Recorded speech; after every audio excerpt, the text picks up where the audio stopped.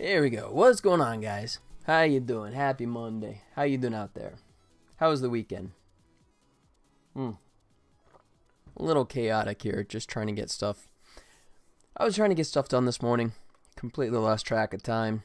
Saw myself frantically trying to get this stuff put together. I think I'm in decent shape now. But that was a little nutty for a few minutes there. Alright, so if you remember, we left off. I was working on the gameplay trailer. Got through most of it over the weekend.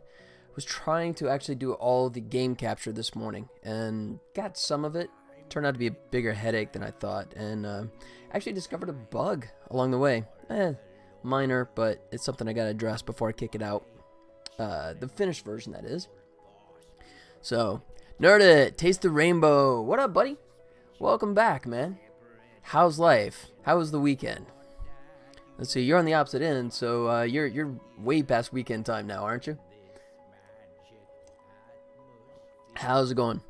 So, actually, let me clarify. So, you were talking about that Alienware. Is that something you already ordered, or is that something that you're thinking about ordering? I'm just curious where the status is. If you got that, like, on the way, or is that, like, what you're planning on getting? But, yeah, by the way, man. Welcome, man. Welcome, Nerd It. Hey, hey. So, where am I? So, do I have this loaded? No, I don't. Let me bring this back up. Open recent. 4. Am ordering it soon. Awesome. Cool, man. Yep. Beast of a Machine. Should be pretty fun. Very cool. Relink files. Alright, I think I just renamed it. I hope that's what I did. Speed up. Uh-oh. Did I delete one by accident? I might have. Alright, we'll have to see how much that breaks. Setting,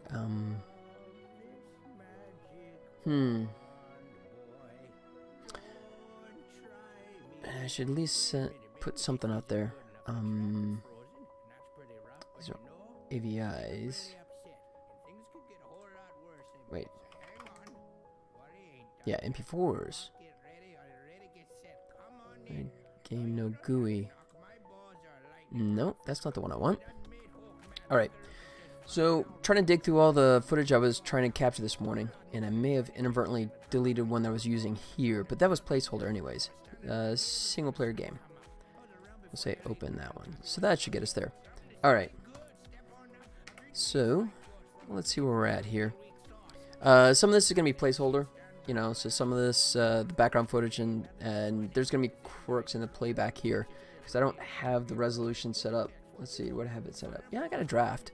So some parts it may stutter step, and that's just because it's playing through the editor, but this is where I'm at this point. So we go, welcome to Volley Village, ready for some real-time arcade action. Just drag to aim and fire. So I got that. Let's see, we got hit all the bouncing buildings, and then of course we're going to replace this footage with some stuff I just recorded this morning. And then that demonstrates what it looks like when you win the game. And then send villagers to do repairs. And I recorded some footage for this, so you can see the guys going out. And it's kind of like, wait, bring some guys back so they can load the launcher. Keep an eye out for power-ups. And then I demonstrate, I have all this done for speed-ups. Fog bank. And I'll be dropping that in here in a little while. And then we also got sleep spell. Alright, and then this is chewing because I got a lot of effects on that one. And then unlock new launchers. So we show that stuff off. And then here we'd have the video of the level editor, which I've not recorded. I'll do that a little bit later. And then I demonstrate we can play locally, or we can play online with random matches. And then I can show like the random match menu system, and then the when you challenge a friend, the menu system when it pops up. And then here I'll be demonstrating, and this is as far as I got, all the different various forms, you know, iOS versus Android versus PC versus Mac, you know, and then mix and match all those kind of things. Excuse me. So that's where I'm at now, and I'm kind of disappointed. I didn't think it would take as long as it did this morning to try and record all the footage that I needed, but I kind of misguessed that one significantly. Yeah, I wasn't anticipating it to be such a brutal thing. I guess because I have very specific ideas of what the video needs to be doing, and trying to coordinate that and then, you know, still play both sides of the game and then still be able to record it and then have all that and make it look natural. Yeah, that was a bit of a crash and burn. So I'm going to have to take a few more stabs at it. I was watching Bo Burnham. Oh, Bo, funny guy. He was singing a comedic song that had a deeper meaning about his life hidden in it. You could play it on stream. He only drops 5 S words. It won't be heard. It's really good. Oops. Let's see. Which one is this? Oh yeah, I saw this one. Yeah, I was actually an early Bo fan back when he was just doing the stuff up in his attic of his parents' house, and him and his keyboard. Yeah, and I think that one's on Netflix. I think I've watched that one before. I watched a couple of his performances. Super funny guy.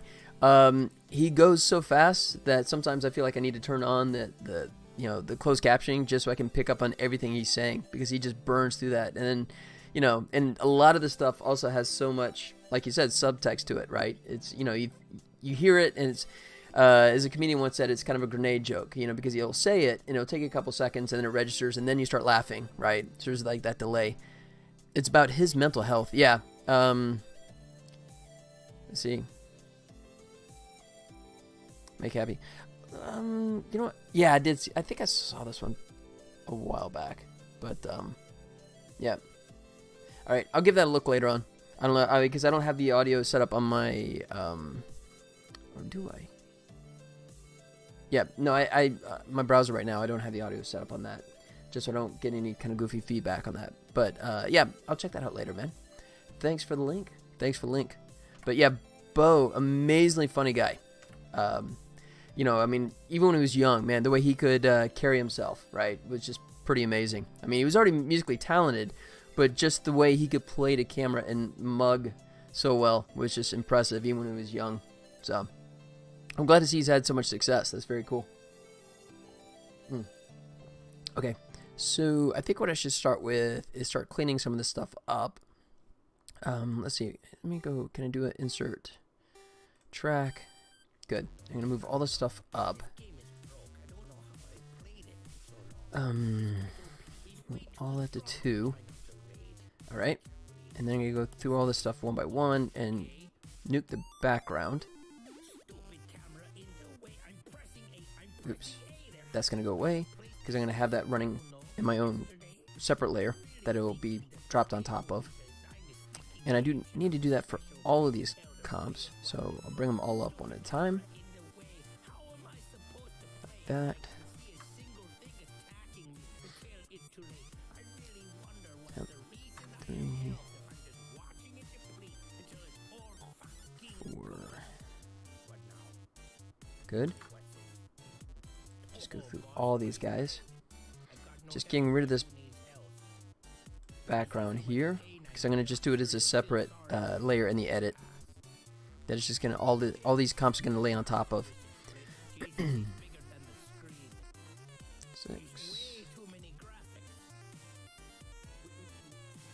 7, is this one? Alright. And I may try and capture some new footage. I just don't know how much luck I'm going to have trying to capture new footage while doing the stream. That may be just too much, even for my Monster Machine to handle. So I don't know if I'm going to be able to do that or not. But if nothing else, I'll go back to the game. There's a couple little fixes I need to address anyways. So if I run out of tasks on this, there's still a few things I need to address anyways. So this will probably take up a good chunk of time. So we'll focus on the edit, at least for a while. So that's cool. Alright, so now, gameplay. Let's see, let me come to my folder for where I recorded all my stuff. Let's go over here. Fraps. Movies. Alright, here's all the movies I recorded. And then it'd be the MP4s. No GUI, that's the one I want right now. Excuse me. Okay. And then this one I'm going to call...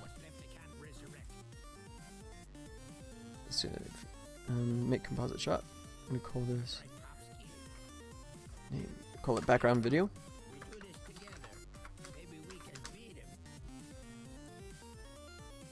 There you go. That's good. Okay.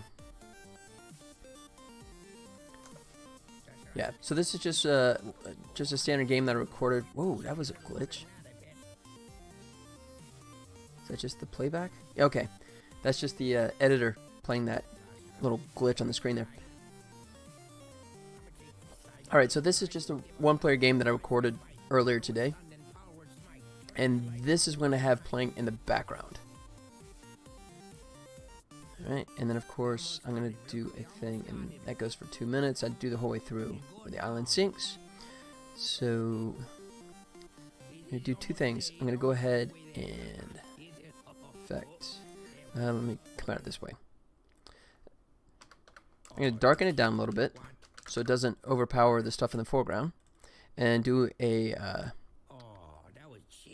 slight blur on it as well. Both are just things so it doesn't detract from the foreground footage. Alright, yeah, just like that. And then brightness, contrast, let me...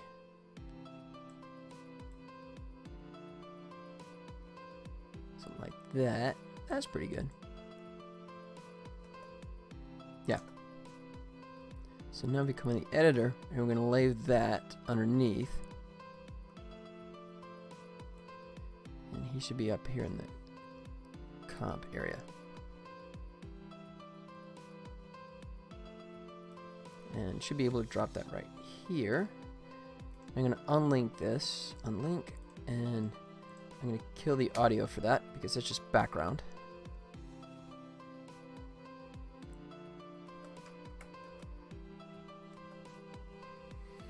Alright, and I guess what I want to do is have that initially be completely solid and then go into that blur. So we'll do it 1 second. So let me come back to here and then dial these. Let's see, let me zoom in a little bit. And I guess we'll start at half a second in. No, I'll start 1 second and then I'll go for half a second. That guy. Yeah. And then that guy. It's gonna be 1, 2, 3, 4, 5. Like that. Boom. Alright. So now these guys. Oops. Drop back to the defaults. There. Yeah. So it's the same as no effect. Okay, good.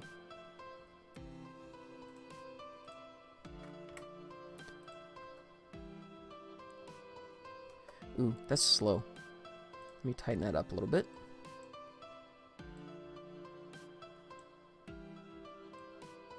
Make it 1/3 of a second. We'll try that.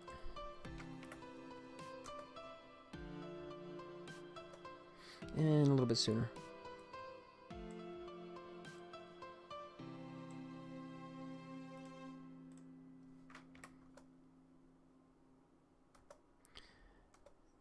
Be a little, you know, that's a little too much on the settings there.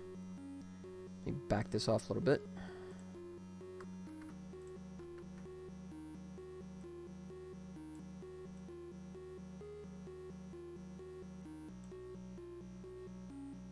-9. Yeah, that might do it. Let's take a look. It was looking a little too washed out there. That's better. All right, let me check the timing now. A little bit sooner. And I think we're there. Bump it by about 3 frames. Yeah. Oh, you know what? Actually, maybe I'll save it for this point. Maybe I'll save it from here, right? And then I'll add the effect there. So that's 214. So let me come out to here. Here. So I'll have this effect happen when the first tablet is swinging into frame. Might be a bit cleaner. Yeah. Yep, I like that. That's better.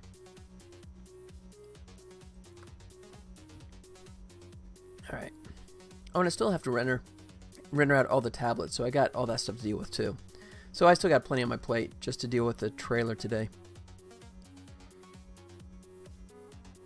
Alright, and I have... Let me check him.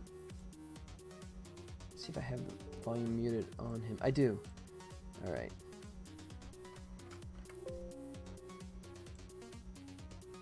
So let me close all these guys now. Done with them.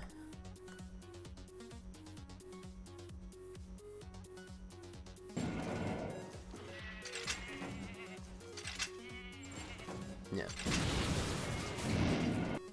And of course I'll have the music. I can drop that in too just to kind of get a start with that.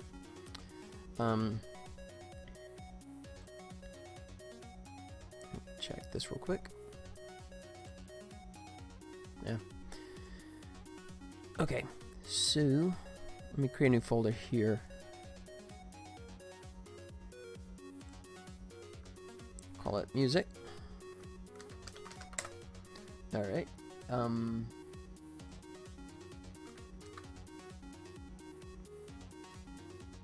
So I'm going to borrow this from the game, but I'm going to move it over to that folder. So I have all this stuff on a gameplay trailer folder, so I don't lose anything. All right. And let's go assets. And where do I have my music stashed?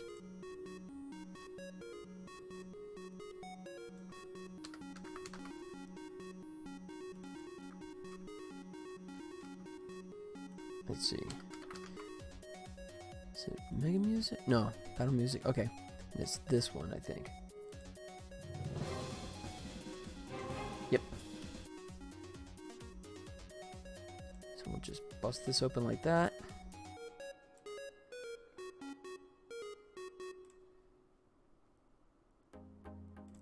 And we'll come back over here to this folder. Make a new one here. We'll call it music. And copy them over. Good. Let's go back to the editor. And now we have a music folder, so we're going to drop them in here. Like so.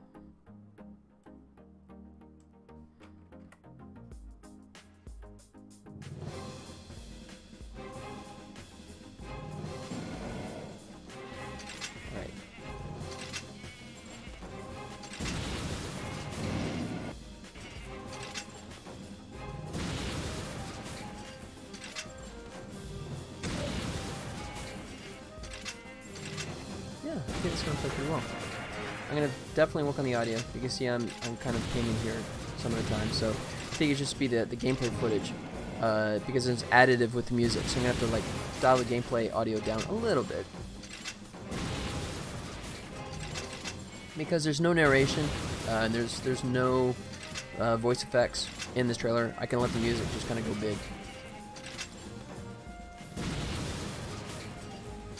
Cool. And yeah, my runtime is going to be right around 1.5 minutes, which I think is about the sweet spot for doing a trailer, because you want to get in, right, just quick as possible, totally sell all the points of the game, right, and then get out, and hopefully that's enough to get people interested. Right, so I like that. It just times nicely when it comes like I planned it. Yeah, sure. That's exactly what I was intending to do. Why not? Yeah. Okay. Go out wide here. Alright, so for the time being, I'm just going to mute him. Oh, no, I could do it this way. There. Because I don't need to hear him or this as well. Okay. So just temporarily, I'm going to knock out the audio for these guys. And let's see, did I knock out all the backgrounds all the way through? I guess I did. Good.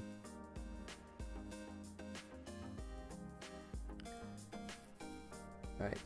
So, I guess the next big decision I have to make is I can either do the... So I'm going to do the tablets as rendered in Lightwave in 3D. So there'd be pre-rendered graphics. So my choice is to try and embed the video in the render, or have a point in space and let that actually be where I just take the video and then composite it here in the editor. Excuse me, that would be cleaner, right? But then I have to worry about it being actually in the right spot. So I guess what I should do is do a test. So let's start that.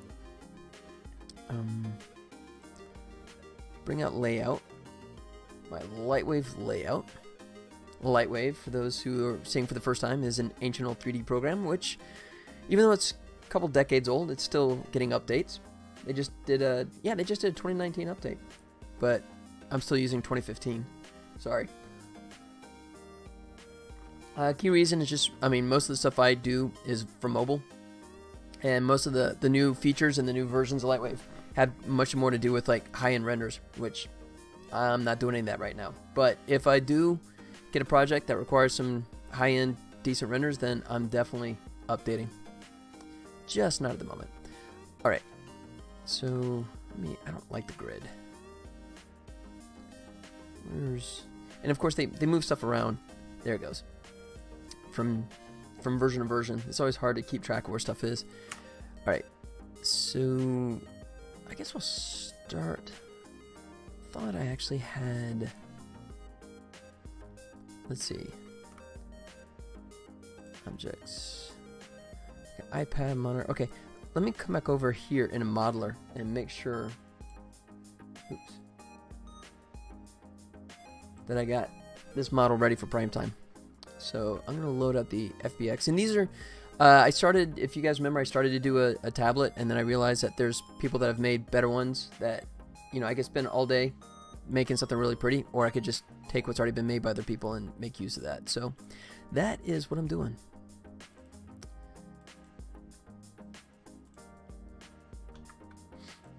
Yep, this is a finely crafted little piece of Android tablet. So the one thing I want to do is go copy new V. What I just did was that the original version was split out into layers, which is really nice, except for the fact there's just insane. Oh, it's not that many. It's 15 layers. So I just went ahead and consolidated them all down to just one layer. It's just, you know, the materials are already split out. You know, not exactly well named. Default 1 through 14. That's okay. That's not fantastic, but it's fun.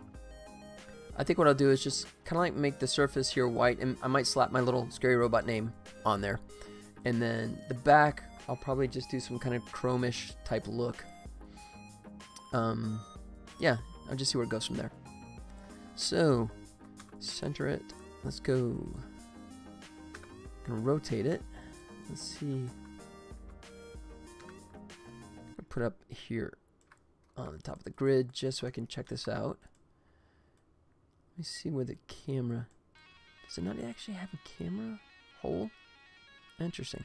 All right. Well, it's probably at the top, and there's the little hole for the back camera. So I guess we can assume that this is the top. So we'll treat it as such. All right. Oh, you know what? I got so far behind I forgot to do my little announcement. Let me bounce over here real quick. Come one, come all. Streaming now. Come by and say hi. Since some people actually missed the announcements through Discord, which or through Twitch, which I have some of those turned off as well. So I'll throw it up on my Discord there. Yep. All right. Good. Okay. So this is gonna be our screen. Now there's a couple ways I can do this. I can either make it white to make it totally stand out,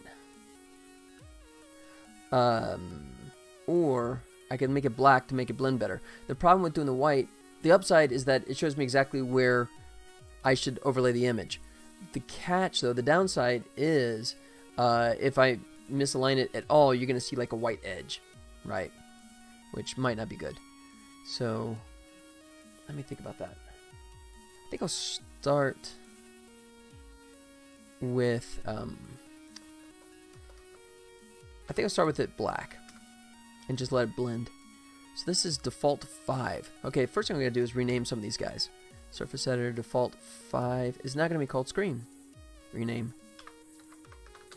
Screen. Good. Kind of, oh, wow. Okay, there's 2 layers there. Wait, there's tons of layers. Hello. Really?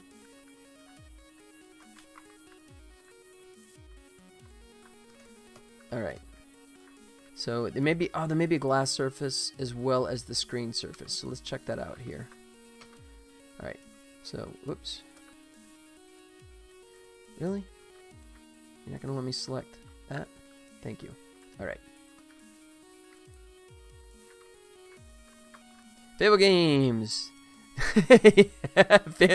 Discord notifications work. They do, don't they? Yeah.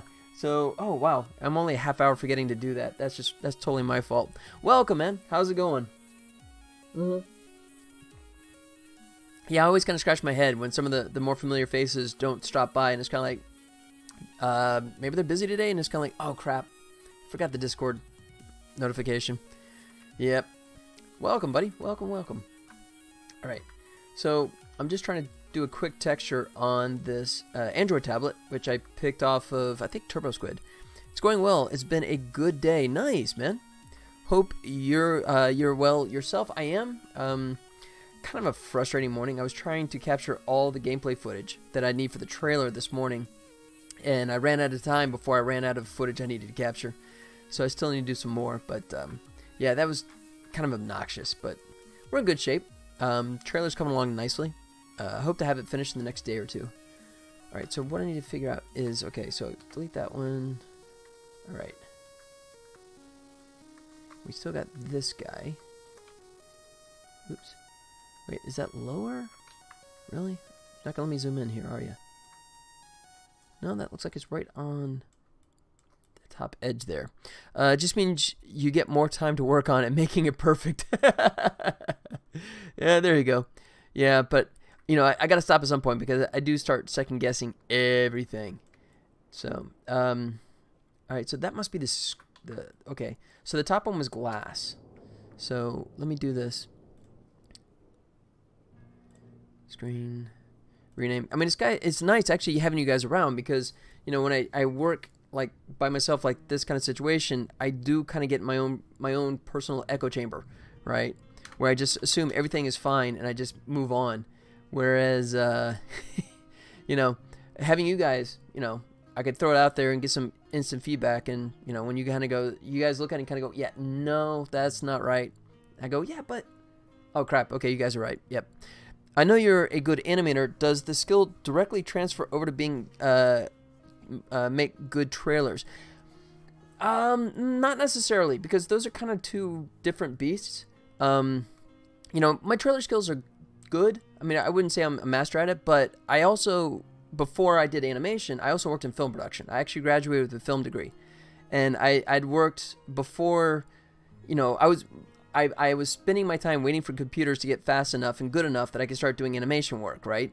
And so in the meantime, I worked in film in all aspects. I worked from my first early job was working in a camera rental house with Airflex cameras, right? So I learned everything that film school never taught me about cameras, lenses, and all that equipment, you know, filters and everything, right? And then I worked in various aspects. Then I worked as a second camera assistant, which means you're responsible for loading up the film magazines, and then also taking care of all the lenses and stuff like that. And then I shot some stuff myself, and then I went into post-production where I started working as an editor, you know, and did that for a while as well. And then finally, the technology caught up where animation was possible in 3D, and then I jumped all over that, you know. A master of all. I don't know. Yeah, I'm not sure about the word master in there. You know, I would put more the jack of all trades, master of none, maybe. I think that's probably closer, because I've never really sort of been properly trained in much of anything that I've done. So it's been much more of a, you know, by the seat of my pants sort of kind of approach. But yeah, I've managed to fake it this far, you know, for the last several decades. We call movies films over here in the UK. I find it funny because I bet kids nowadays don't understand why Right. Yes. Yeah. Have you seen that new flick? The new what? The new. Oh, okay. Yeah. Yeah. Well, it's like, yeah. I mean, video too. That's another term. It's like, yeah. I was watching on. Yeah. Should we videotape this? And it's kind of like, I mean, do you even say videotape? Oh, yeah. Videotape. What's a videotape? You know. Oh, put tape on the SD card? Why would you put tape on a memory card? I don't get that.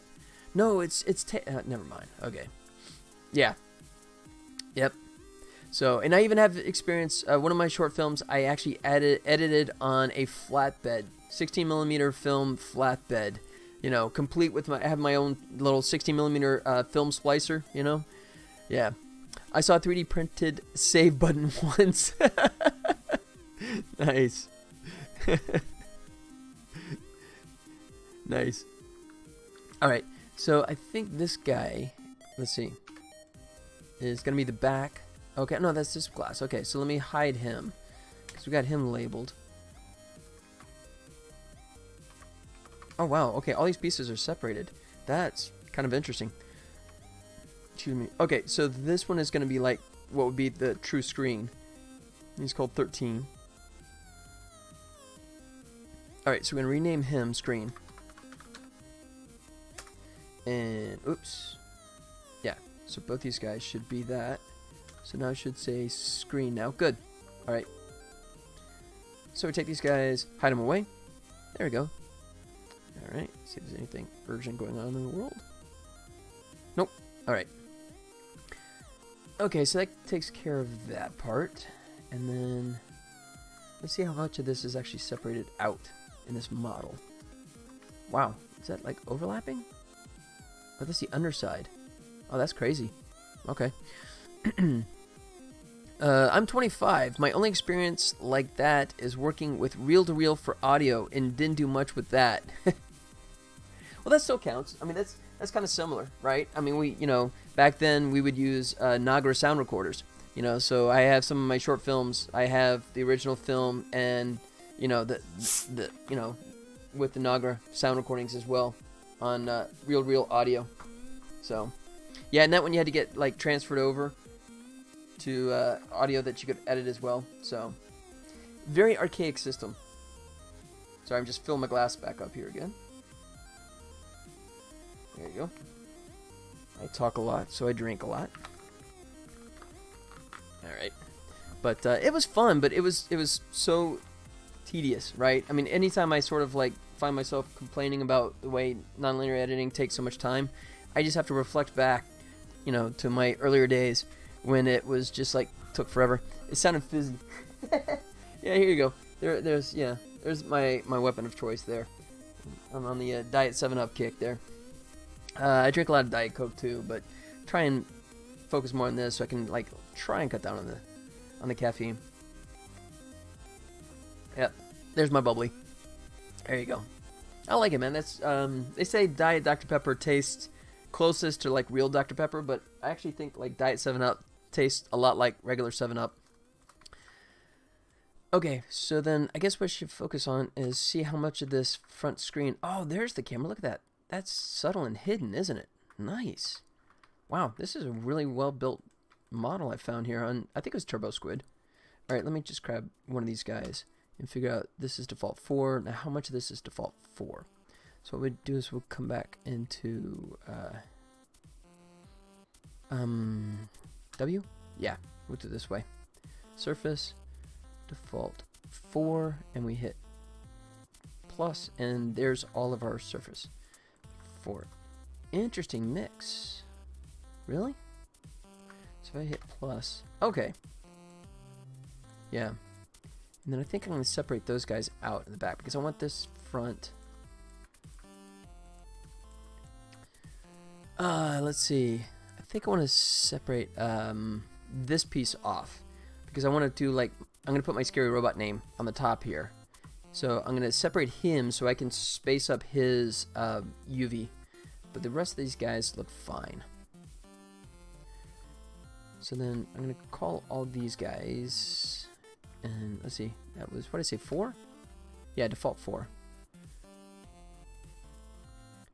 So I'm going to rename this and I'll say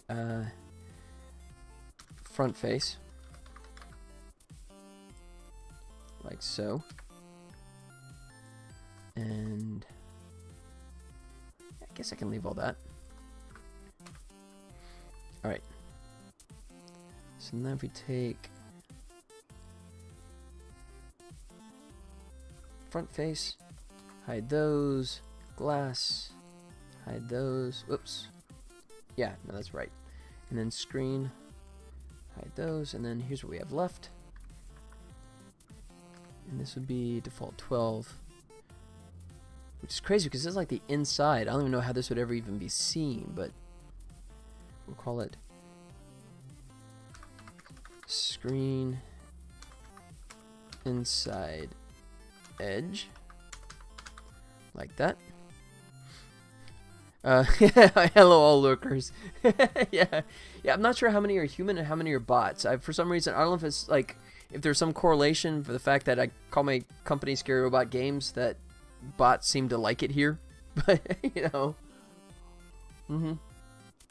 But yeah, so for those of us that are human, hello to you guys, and for those of you that are bots, I don't have to say anything because you can probably read thoughts anyways. I'm gonna start programming and use you as a live podcast. No, dude, no, man, go to work, go do your thing, and I'll just be plugging away. If anything exciting happens, I'll shout, so you'll know. So, yeah, get to work and feel free to lurk, man. I'm just going to plug away. And I'm free. I'm totally happy with talking to myself. You know, at least this way I delude myself the idea that there's a reason for doing it, right? So, you know, because I'm going to do it anyways. All right. Oh, I got a bunch of buttons over here, too. This is crazy. This is way... I think they could have probably combined some of these materials, but happy to do it. Oh, the normals are perfect without any alteration. Well, I think I'm just looking on the wrong side there. There was another model that had... I have an iMac model that some of the polygons are completely busted. But so I'll have to do some cleanup on that. But this one's okay. It's just a pain going through all these different surfaces. So... You said if anything, you'd scream. Oh. I got it. Yes. I'm slow to the party. That's good. Alright. So we'll call this... this is 7 default. So we'll rename him... back lens. Like that. And make him go away. Alright, and who is this guy? Wow. Alright. We'll call it interior. Port interiors. How about that? And this is default 1. Oops, wrong thing. Rename. Port interiors.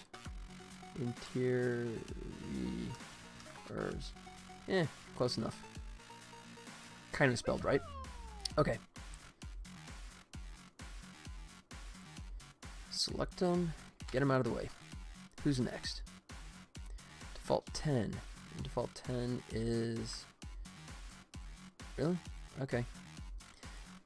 Wow, they just absolutely had to separate everything here. Alright, so this would be rename, call this SD card interior. Okay.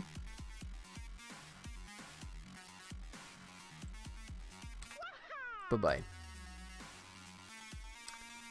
And audio plug interior? Oh, that's crazy.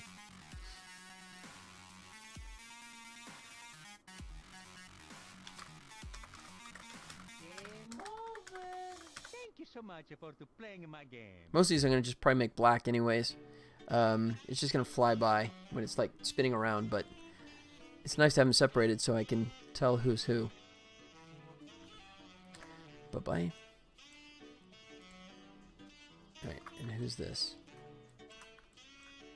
That is screws. Wow. Interesting.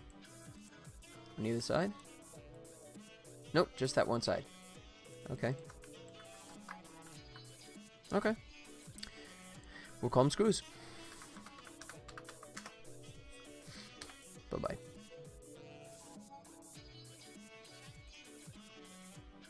There we go. And call this back. Default 2.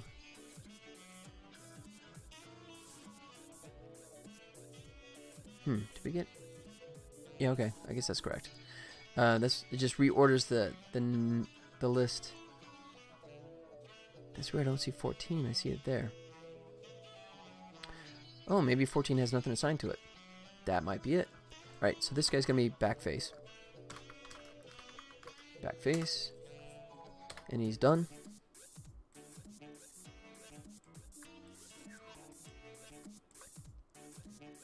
Edges. Alright.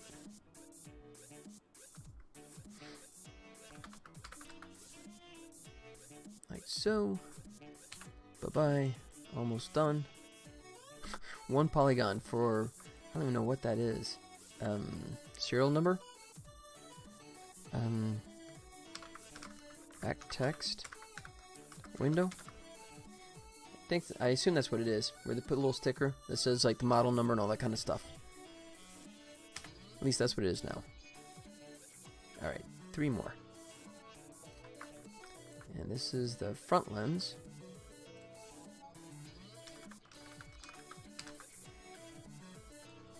Excuse me. Alright. Dos más. And these would be... not even sure. Oh, USB connection. Okay.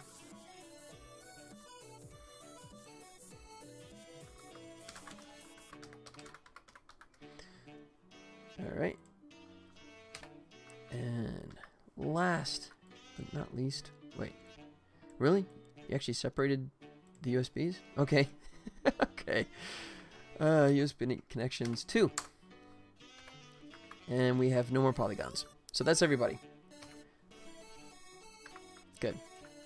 So now we got the surfaces all spread out. And I should save this before I lose it. Objects Android. Android tablet. There. And do we have a UV on this? I hope. UV channel 1. Let's see what this bad boy looks like. Is it all sliced up or is it all on top of each other? It looks like it's all on top of each other. Look at that. Jeez. Okay, that's kind of crazy.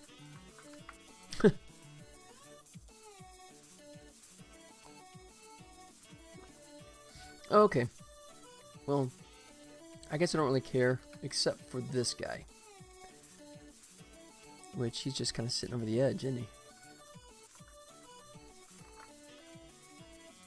Wait, is that truly an angle? Or is that just the UV is that messed up?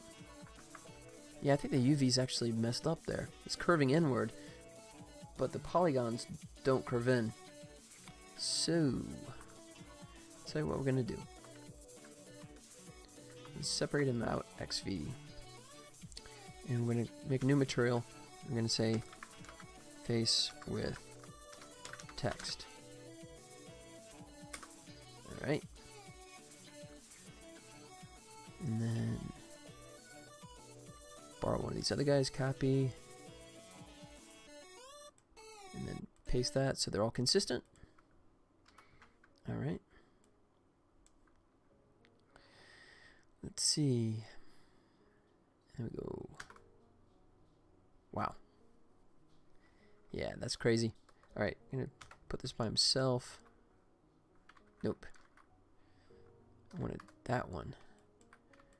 Where's my UV? Oh, wow, it's way down there. That's insane. They just, like, completely went wonky with the scale. Okay. Well, can't complain. I mean, it's actually a pretty well-made model, especially considering it was free. But, let's see. I definitely have to do some tweaking here for this.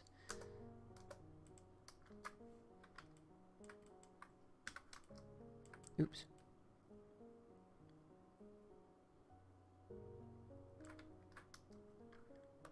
Try it this way. There you go.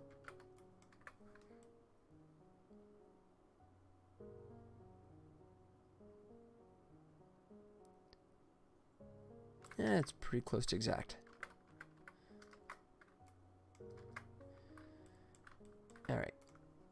Do the same way. These guys, get him so he's pretty much aligned. Like that. Okay, that's good. Video done? How's it going, buddy? No. It's close. Here you go. I'll give you a quick rundown. Fire this up. There's still some placeholder stuff. I need to capture some new videos, and I'm in the process of making the tablets, but just about done. I still got to do the final screen, but here's a rough. You can see the progress here.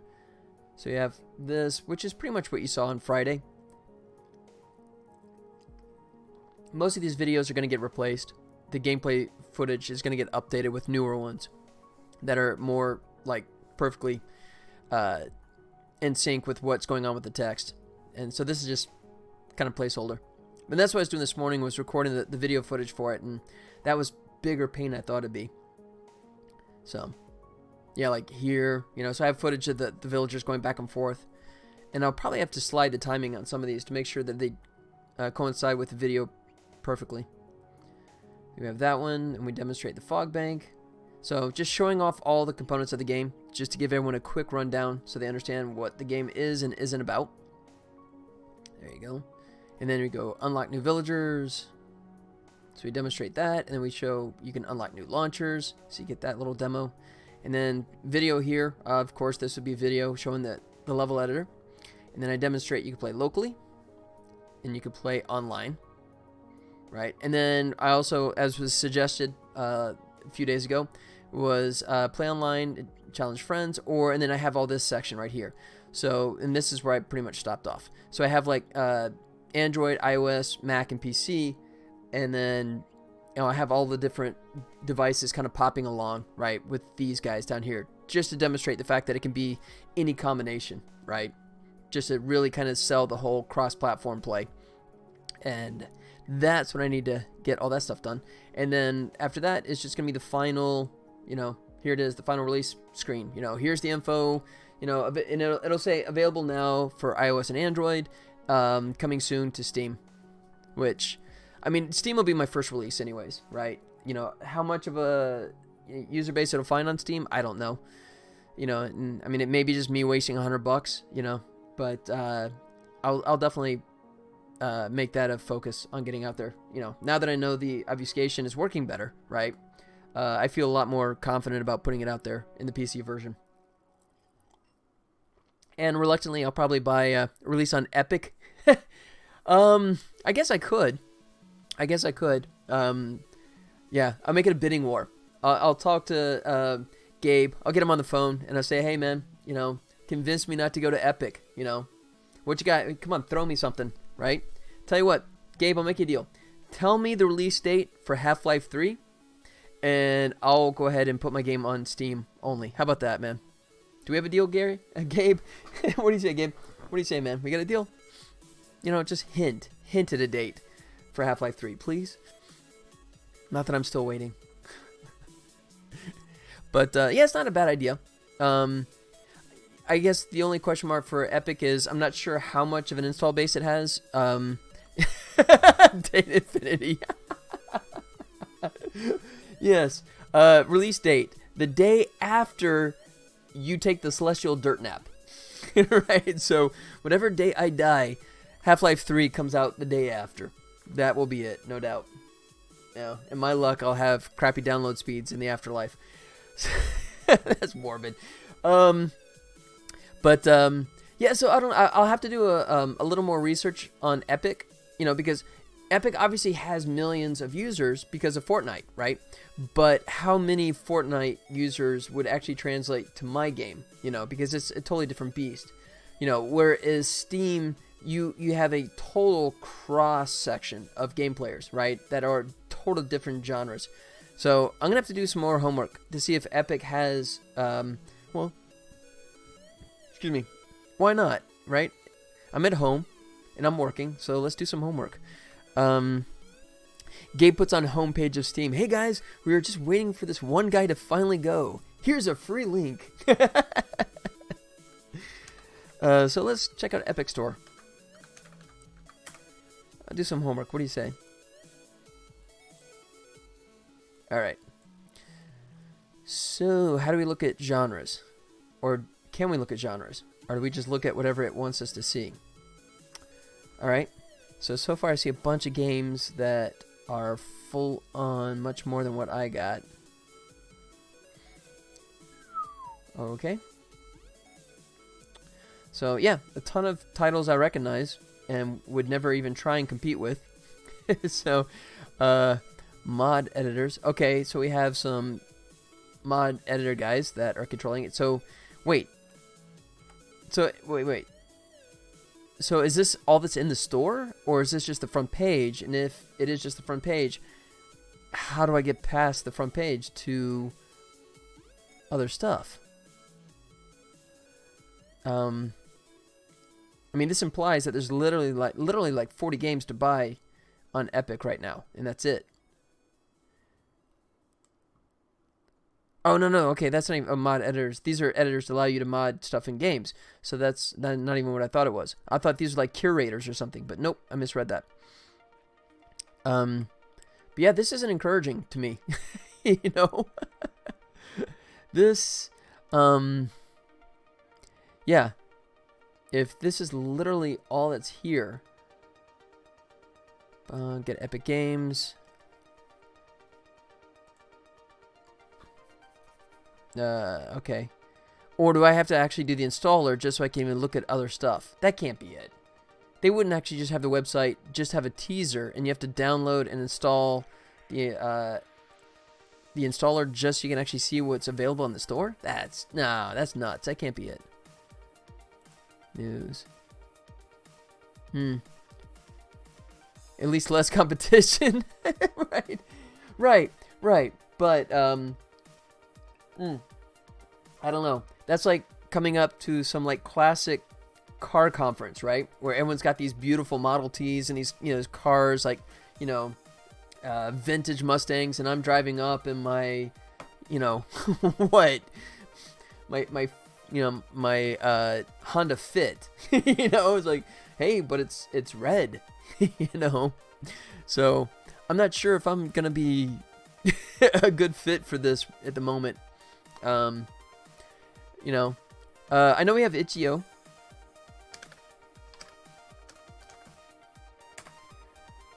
But I don't know, what does Itch.io have for in-app purchase stuff? Do they have their own SDK? That I don't even know. Itch.io IAP SDK.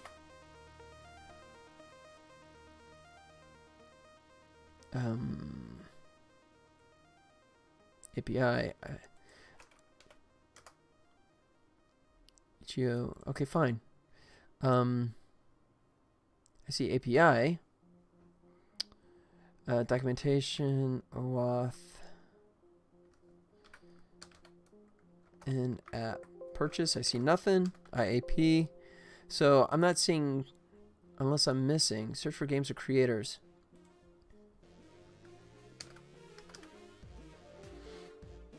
Itch.io in-app purchase.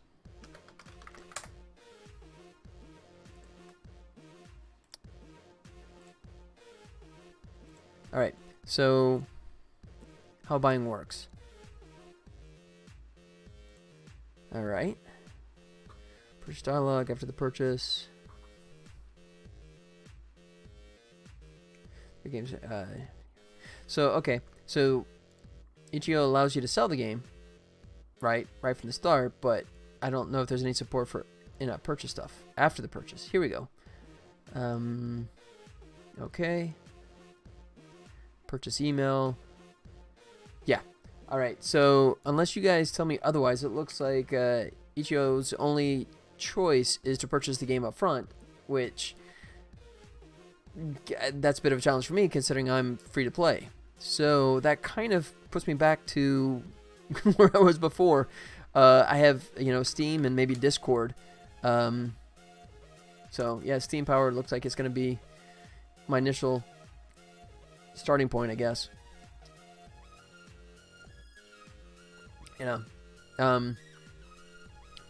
Let's see. I don't know. I guess I could even have. I guess I have it on my webpage too, right? Just with my own custom installer, if it ties into Steam. Anyways, blue screen. Start up your own store. Long time no see, buddy. How you doing? Yeah. Yeah, I'm not that adventurous. I know this guy that's over in Culver City that's got that cojones to actually open up his own store like that. That's way too much bravery for me, man. I don't think I could even consider doing something like that. But more power to those that are willing. Speaking of which, how is Blue Screen doing, buddy? How you doing over there in Culver City? Things good? You doing any more tournaments and that kind of stuff? Getting the people in? I hope. Yeah. So. Oh no! Seriously? Oh no! It died. I'm so sorry to hear that, buddy. Oh, that sucks, man. Okay. So, I mean, oh man, that place is awesome. Yeah. So, for anyone that wasn't far enough back when watching when I was doing the streams, the end of last year, when I was in LA doing the freelance work, I set up shop there at Blue Screen. I've picked up the ashes and downsized to my own thing and share a PC repair shop. Oh, that's cool. Okay. And I hope you're still getting like the freelance work too to kind of like, fill in the gaps. But damn, I'm really sorry to hear that, buddy. I mean, that was I love that place, man. I mean, I was doing like the crazy hours, right? I was doing like, 8+ hours worth of animation work there in LA, and then, picking up and then coming over and hanging out there in the Blue Screen and just doing my stream over there. That was fun, man. I had so much fun over there. It's for the better. Yeah. Okay. Just smaller. Yeah, yeah. Well, I'm totally sorry to hear that, though. Totally sorry to hear that. But, yeah, well, I'm glad you're able to pick up the pieces from it, though. But, oh, man, that sucks, buddy. Wow. So you'll enjoy this, actually, because since you were there when I was working on that other project, so I ended up bringing that project back home with me, and I ended up just finishing the last bit of that freelance animation work, just a week ago, if you can believe that. I finally finished the last episode of the season, and, that show is actually going to be coming out pretty soon, and once it does, I'll talk about it publicly, but, It's just amazing that, I was there in LA working on it, and that was back in, November, December, and, here we are, the beginning of February, and it was still dragging on, but, it was a whole season's worth of stuff, but finally totally done, so I'm excited about that, because it came off well, and so the interesting thing is they told me to hold on to the little box, which means that I'm still going to be able to do hopefully more animation work for my old friends there at Zoic, and still be able to do it from home. So that's great. So I can do like animation work for television, films, or whatever, from the comfort of my own home here in Vegas. That would be nice. Well, I'm still trying to make the games too, so I still got that going on.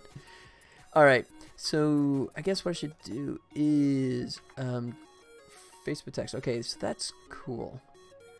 All right, so let me throw up a temp here. Say 512 new. I'm going to say 2048. I'm going to go really big with this because I want the text to be nice and clear. And most of it's going to be wasted anyways. Okay. We'll try that, and we'll throw this, just put it in the middle and make this text black because I can. And then change this back to my favorite font. Grobadov, whatever it is. I never can pronounce it correctly. Grobel. Yeah, Global Doll, whatever that is. It's one that I bought ages ago. I bought the rights to it, and I'm just using the stuffing out of it. I really like it. So I'm going to say this like scary robot. So like this is going to be the name on the tablet. You know, it's going to be small. It probably won't get picked up on much at all. But, oh, you know what? I can abuse this, can't I? Or maybe not, because I'm going to have to split this up if I want to do it that way. Yeah, maybe. So let's try it this way. If you unify these guys. Or maybe not. Because it's going to break the other points and it won't merge. Alright. So, sorry, just thinking out loud here.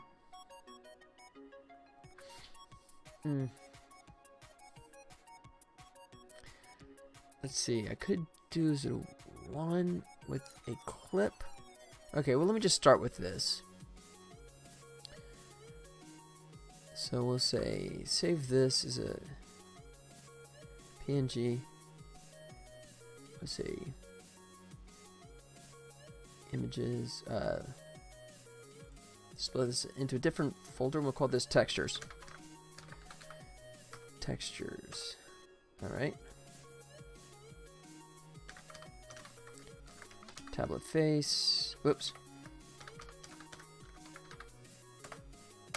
Done. All right.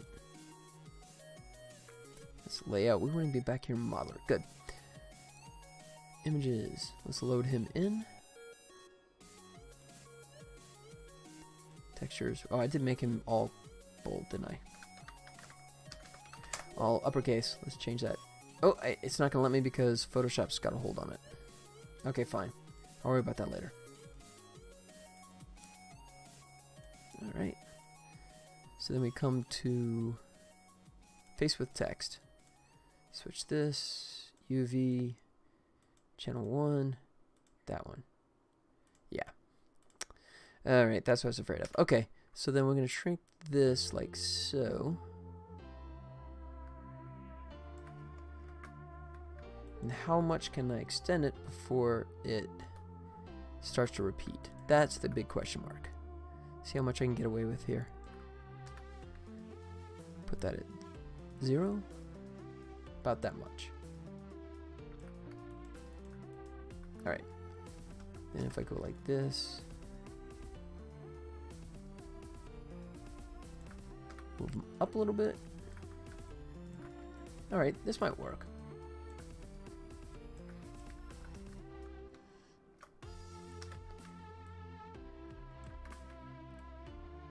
Yeah. Alright. So he's good. Let's save this. I'm going to version up because I want to merge all the points, and I'm not sure how that's going to mess up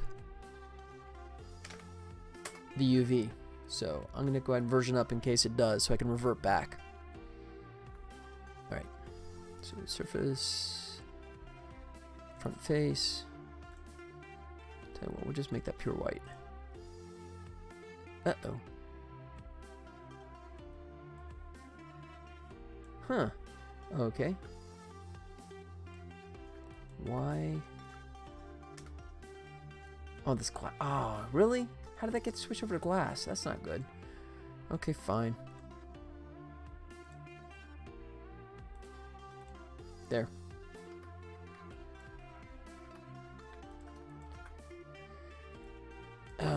Okay, no, I'm gonna fix this because that's just not right.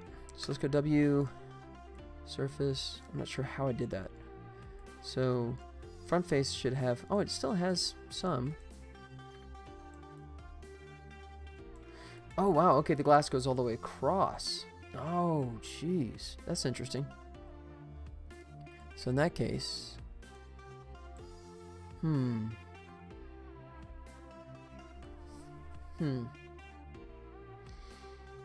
I guess I'll just leave that then. I'll treat the glass, because I'm not really going to do any kind of transparency stuff with it. So I'll leave the glass as the front face.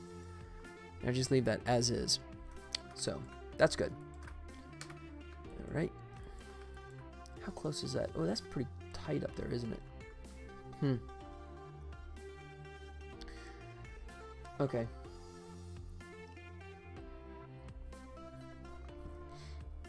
Alright, so just out of curiosity, let's throw this over into layout.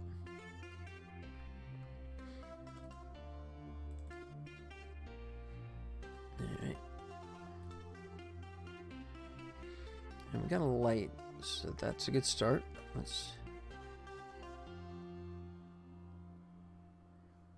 Yeah. It's so close to the edge. Alright, so here's what we're going to do. I'll fix that. UV texture.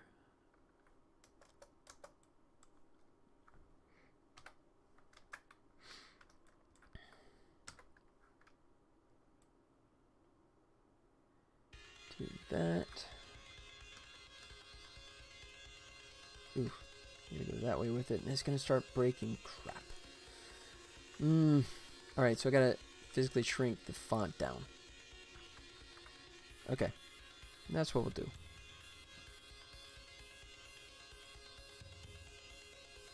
Alright, so let's go back here. And I'll copy this so I can come back to it if I need to correct it. I'll go and rasterize it. Zoom in, let's just say about that much. That's still pretty good.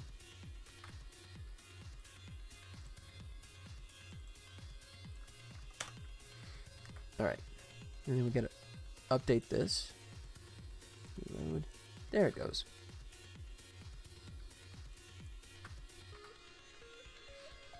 Alright, let's see what that looks like now. Let's come back over here to layout.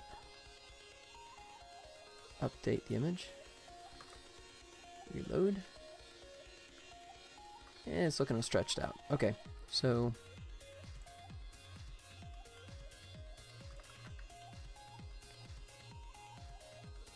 there you go. Alright. Say that's perfect right there.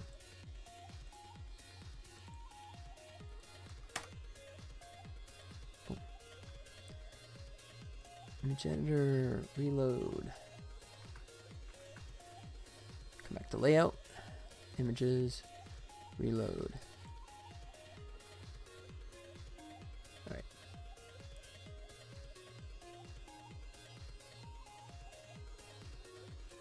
Okay, so I'm gonna, just so I can do this for testing, what I'll do is, whoa, that's actually the whole screen? Really? Huh. Okay, so I'm gonna have to move that. Because I'm gonna play with the screen here, but I don't want the text to be hitting. That seems awfully high, but okay. We'll live with that. So what I'm going to do is come back in here in the modeler. And I need to get the text off of the edge of the screen here.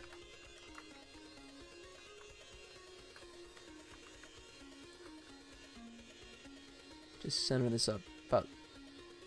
That's pretty good. Good. So I'll call this screen.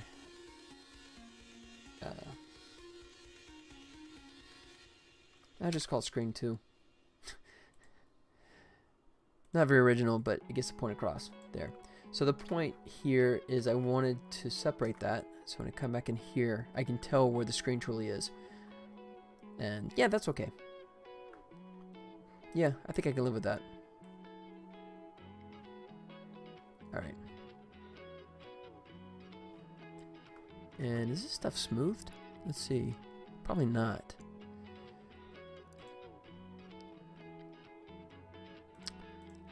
Let's see. Screen inside edges, screws. Alright. Did I lose a name here? Calling this default 3. Interesting. Thought I renamed him. Tablet edges. Maybe I didn't undo and I kind of went too far back. Alright. But I want that smooth for sure. The back. Front face. Back lens. Tablet edges. Whoa. Wait, why is that USB connects to? That's not right. What's up with that?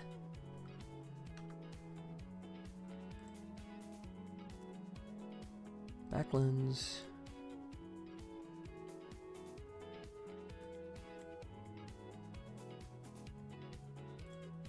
Really? That's peculiar. I'm not sure why that all got grouped together, but okay.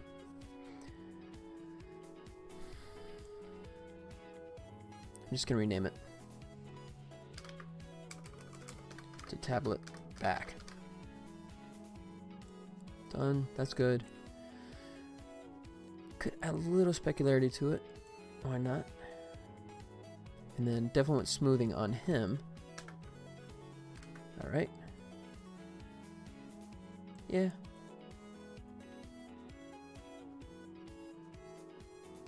That's not bad.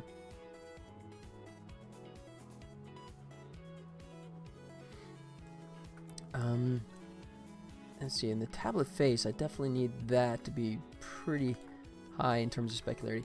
Alright, so I still got the HUD running, the hub in Lightwave, because I didn't bother to rename that, and I hate that because it's the way it connects modeler and layout, and it tends to be quirky. So what I'm going to do preemptively is I'm going to close this out so I can make changes on here and not worry about it stepping on the other one's toes. Because this one I can see the lighting better. So let's go Surface Editor, front face, specularity, glossiness. Alright, let's try that. Alright, and I'll do the same for screen 2, screen.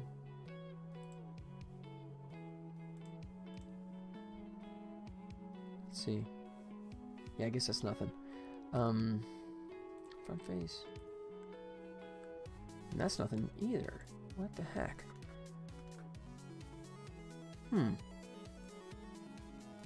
Alright, so it's not that. Oh, it's glass, isn't it? I forgot. It's glass. Okay. So, and then what I'm going to do is just bring this down a little bit so I have somewhere to go with this. To like here, maybe? Yeah. 212. There we go. Okay, now we got a little shiny action coming off of there. You can see right here as it rolls across, you can see that lighting effect. So we need to copy that over to text, front face with text. So it's 66.577.5.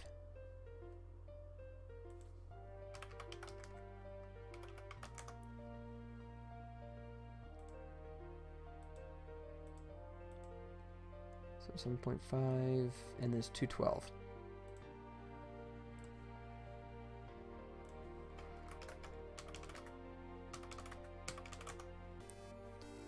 Done. Now it should be. Whoop. Oh, because of this is. Oh, because it's a texture. All right, so that means I gotta modify this guy, which is no big deal. Just as long as we use the same one. So I'll drop this to 212 as well. Done.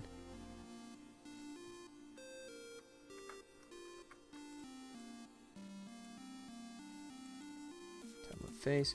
I'm also gonna save it as the PSD. In case I want to mess with it in the future. And modify it. Okay, so now let me reload him. And it should be perfect. There he goes. Yeah, there, now you can see that the light raking across it now. There you go, see that? That's what I was shooting for. I could get sneaky. This would be kind of cool. I want that to be like reflective, but maybe not the text. So, let's see if I can fix that. It may not work because it may not be consistent with the rest of the edges, but let me try. Let's say UV channel, tablet. There it goes. That's exactly what I was shooting for. There. So then when it goes across, there.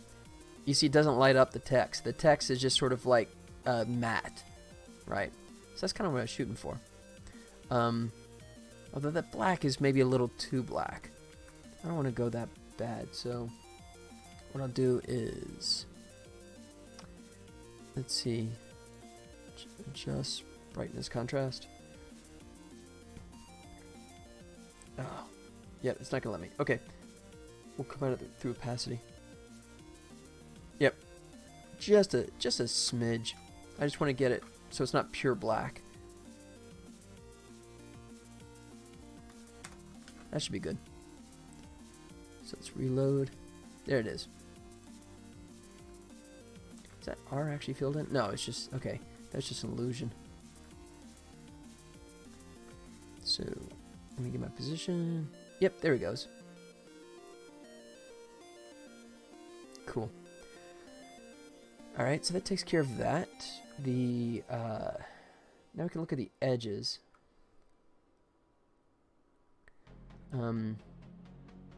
Tablet edges.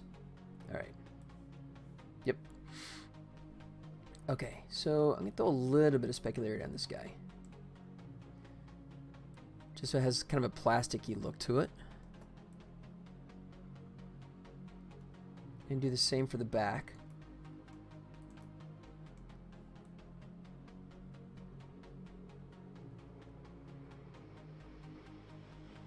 Yeah. Alright, and then back lens, I'm going to make that black, but very, very shiny.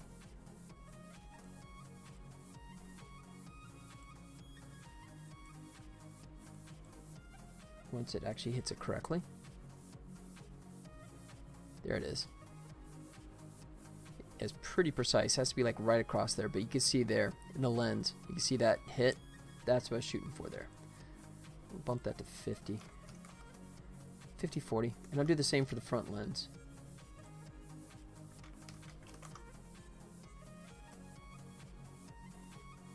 Like so. Whoa, where is the front lens? Oh, the glass is blocking it, I bet. Okay. Crap. You know what? I'm not going to bother. I'm just going to leave it like that. That's fine.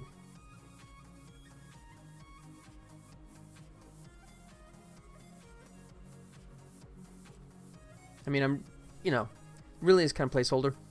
I'm more interested in just, you know, selling the fact that it's an Android aspect ratio kind of thing. It looks like an Android tablet and is playing my game.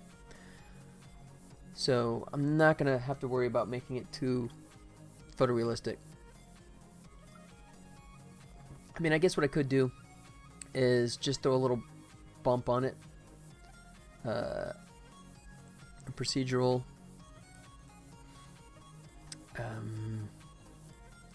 This is the back, isn't it? Oh, that's front face? Oh, crud. That's wrong. I want it on the back. Tablet back. So I'm just going to see if I can add a slight bump texture to it just to give it a little life. Procedural. Now it's insanely too big, so let's go 0.01, 0.01, 0.01. Like that. Alright, right idea, but obviously way too much. So let's go 10. Better. So let's drop this to... It's getting there. Alright, so that's good. It's still...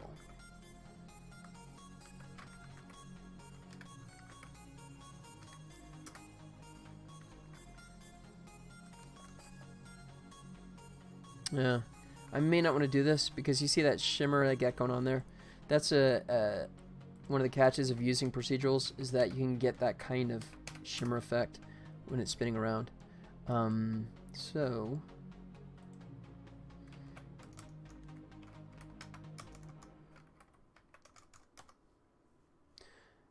I'm gonna open this up. Maybe try something different besides. No, actually, that wasn't too bad if it was stretched. That's kind of an interesting kind of pattern, but let's try something different. Crumple. Yeah. Alright. I'm still going to go back to larger. So I can see it better. If I invert. Yeah. Now it looks like cauliflower. it's a cauliflower tablet. 5.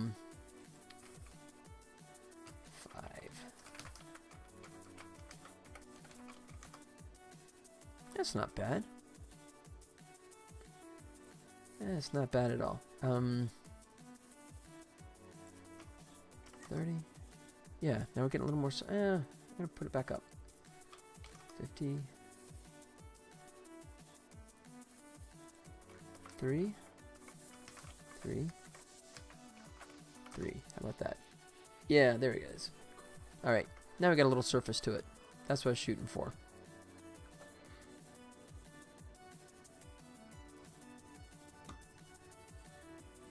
Yep. That's still a bit much, though. Alright, now that I've seen that, I'm going to cut it in half.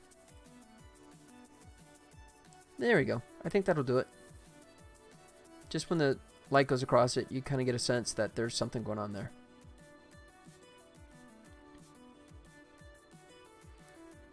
Alright, and then I may add something to the edges just to break up the specularity on the rubber.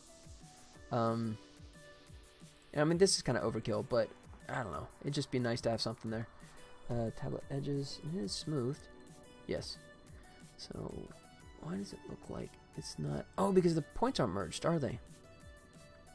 So let me do this. Let me go File.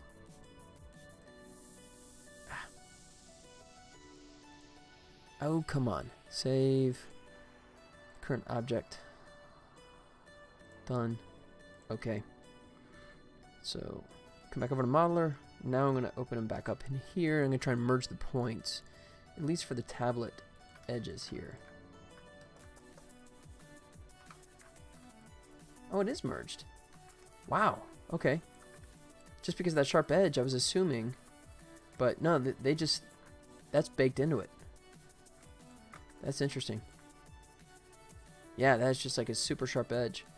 Huh. Okay, never mind. So you can see this is what I was talking about. Position. There. You can see how the lighting produces a super sharp transition between the light here and the dark gray here.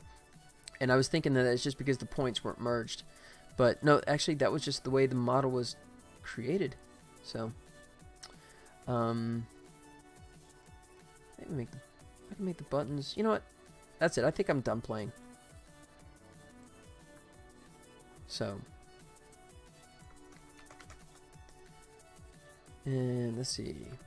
Scary Robot, that still looks a little squished. So, we'll take this bad boy. Kind of come in like that. Update that PNG.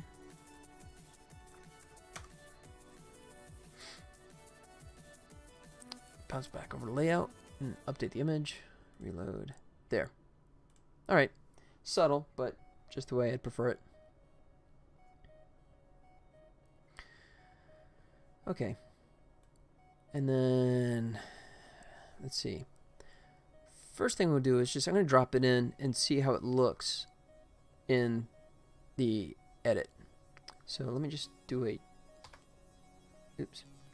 Just do it F9, do a quick render here. Right, and we should have an alpha clean. Yep. Right. You know what? Let me play with the light here just a little bit.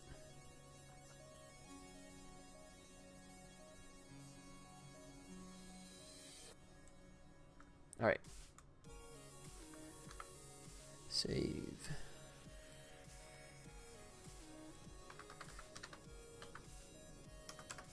Scenes. Folder. Android tablet.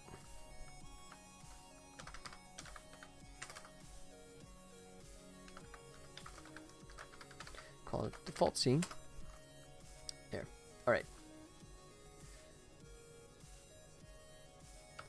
Do another quick render like that. And then save this off as a PNG. If I can find it. There he is. And renders. Create a new renders folder because I'm going to be rendering a bunch of these guys. And I'll just make a test folder.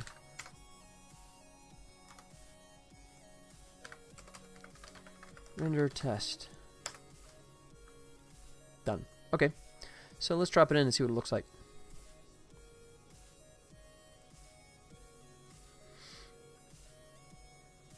Nope. Wrong place.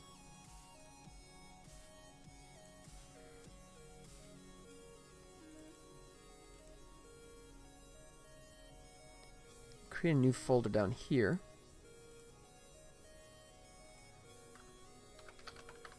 Call it renders.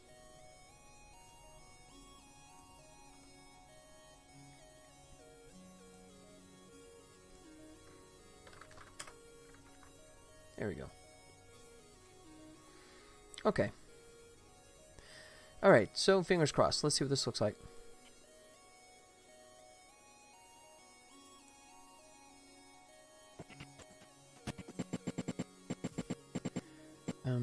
Oh, let me turn this back on for the time being so I can see this better.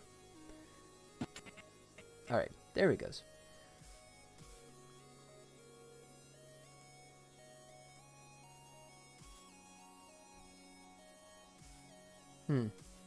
You know what? That doesn't look like 16 by 9 to me at all. Well, there's our first issue. That's more like a 4:3. That's more like a iOS aspect ratio. Why did I not notice that before? Crap. Alright, that I'm definitely going to have to adjust. Because I completely consider Android to be much more of a 16 by 9 type structure. So that's kind of a crash and burn to begin with. And I got no I got no anti-alias on my render. I got to fix that as well. Alright.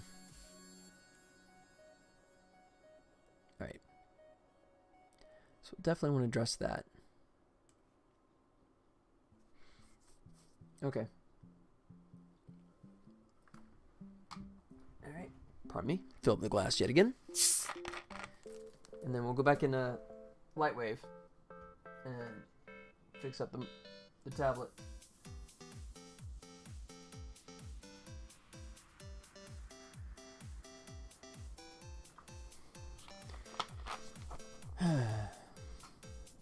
Okay.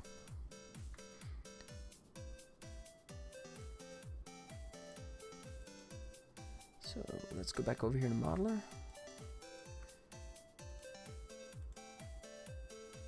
Did I make the changes on this side? See, this is what I'm talking about. I don't know if I made the changes over here or over the modeling side. So I guess I'll hit save and just hope for the best. Alright.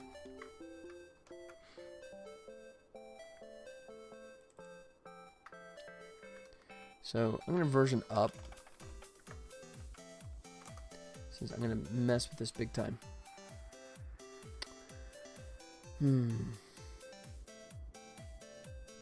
So I can do it one of two ways. I can either stretch it out or compress it down.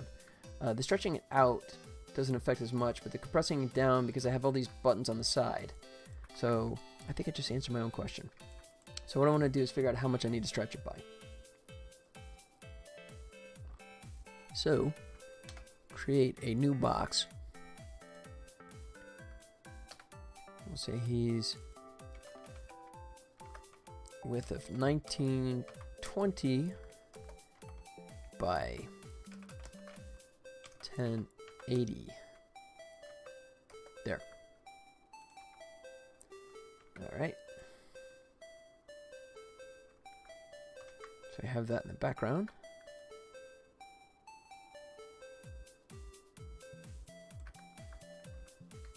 All right.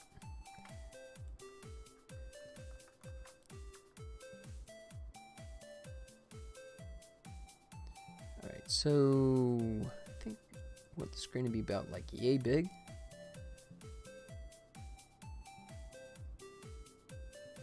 I think that's right. All right.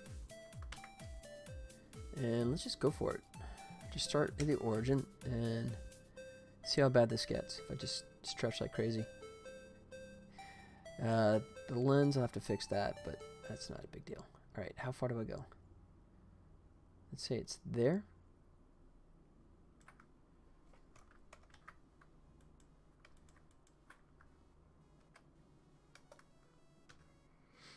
Let's see. Q.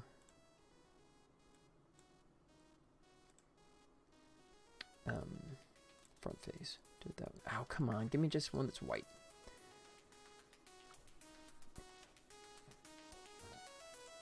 How about that? Okay, good enough.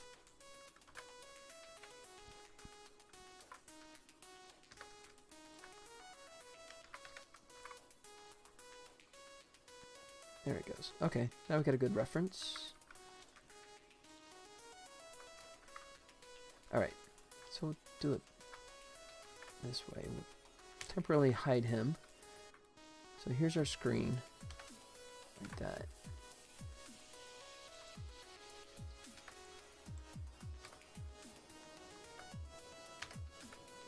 Okay, good. Now we can be precise about this. Oh, we were close. Went a little too large, but not by much. Did not muck that up too bad.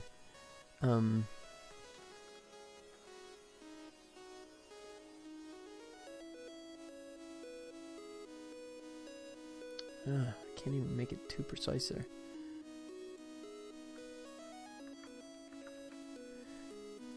Okay, so take this, invert the selection, and I can't see crap. Okay, so that doesn't work.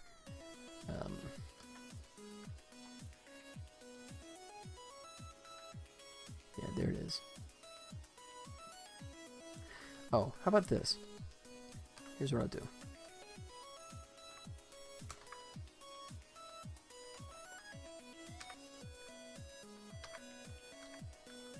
Put in layer 4, toss it like that. Go wide. There it goes. We'll do it that way. So now we have this lines here to help with the reference.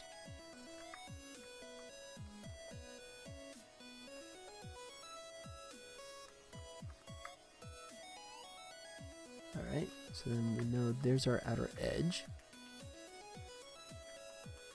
Wait.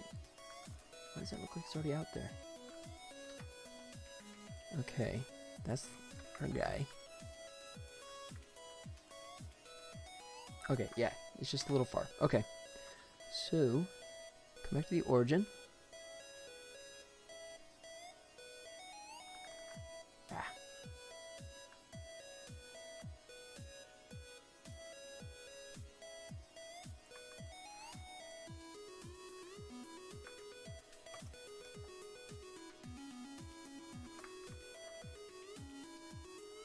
Alright, yeah, I think that's going to be close enough. I think that'll do it. Alright, now the next question is how stretched does that look? Yeah, it looks pretty stretched. Okay. Let's see how much we can fix in the UV and how much we have to go back into Photoshop. Yeah, we have to go back into Photoshop.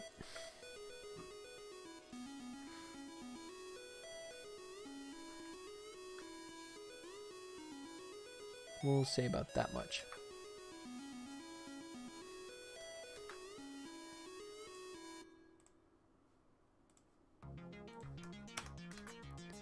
Alright, and let's reload.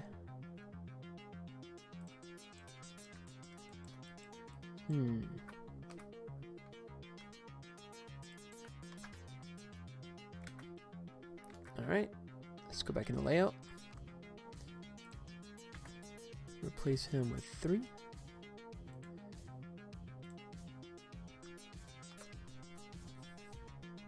Alright.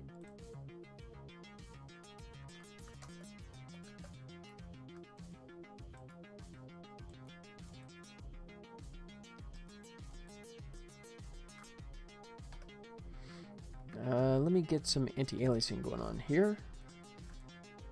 Properties. We'll say Yeah, 32. Why not? It's one frame.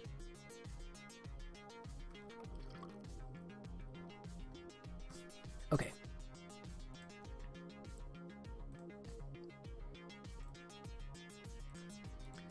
So, in theory, this should automatically update just like that. Good.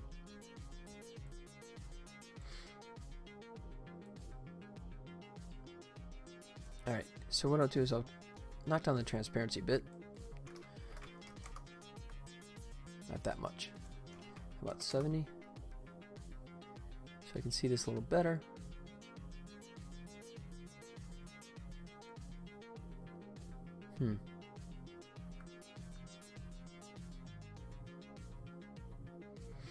That's strange that our screen is still kind of nutty in comparison.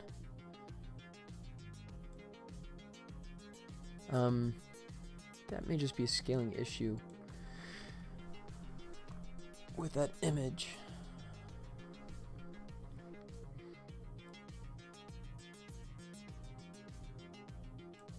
Let's see.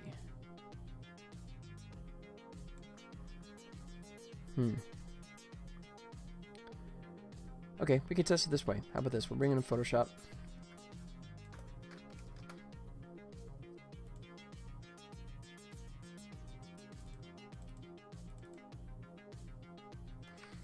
All right.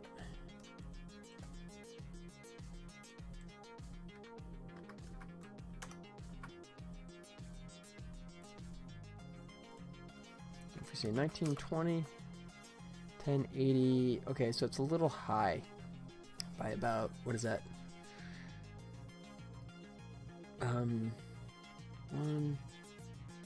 Yeah, only about 1%. That's not too far off, but it is off.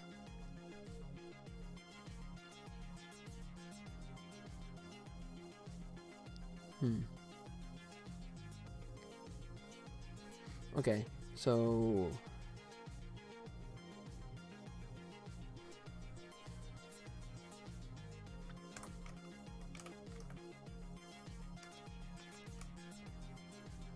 divided by 1088 would be 0.992. All right, I'm gonna get really precise about this, I guess.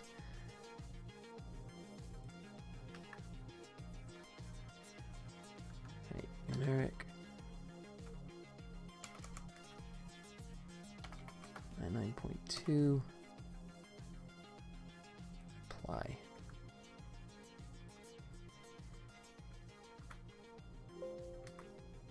All right. Oh, unless the camera, maybe I had a rotation on this. Hold on, before I start messing too much. Nope, no rotation on the camera, and no rotation on the device, so that's not the culprit. All right, let's try this again.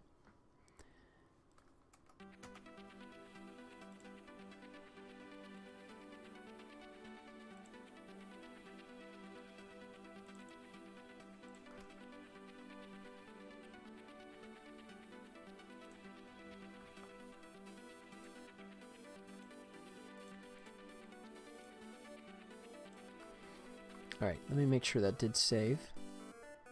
Photoshop likes to hang on to the file sometimes. Let's see, 241. Yeah, I guess it did. Okay. Do it one more time just to be safe. All right.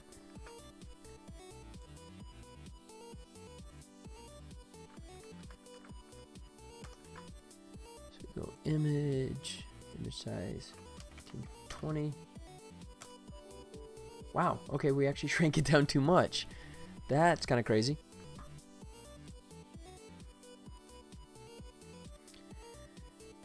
It was close, but okay, so that's weird. 1077 divided by 1080. No, wrong way. 1080 divided by 1077. So 1.0027. Am I obsessing now? I think I might be obsessing. 0.27. Apply. Yeah, I'm just kind of getting nuts on this. Okay, this is close, I will let it go. I promise.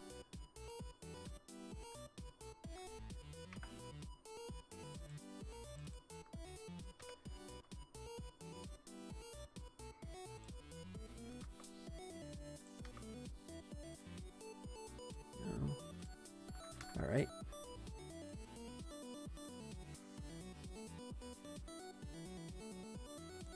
Two. Save this. All right.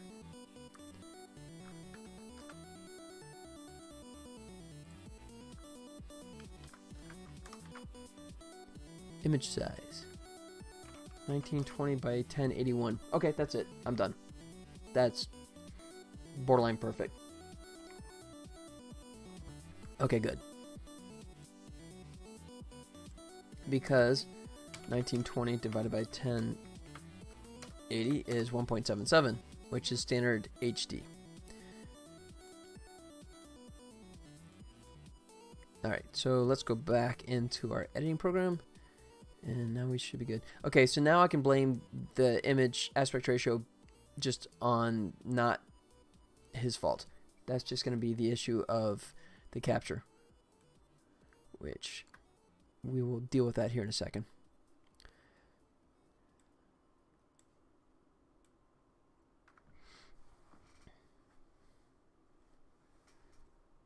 Like that.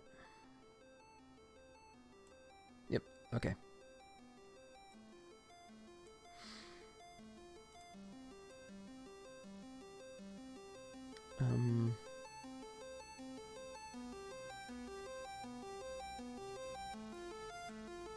Good.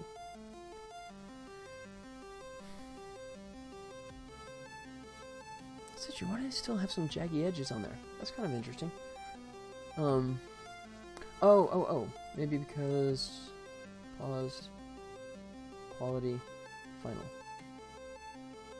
No, I still got some jaggy edges there. That's peculiar.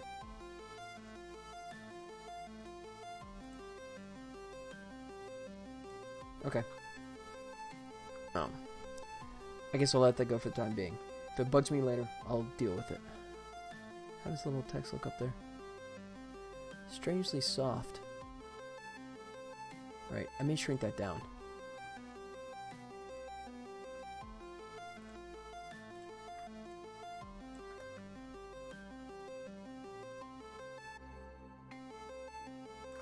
Oh, wait, I can do it the other way, can't I? No, I can't. Alright.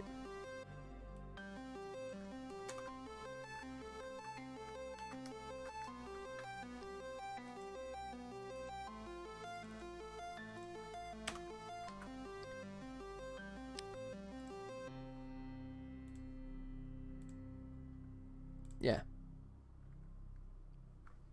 There he goes. That looks a little more realistic.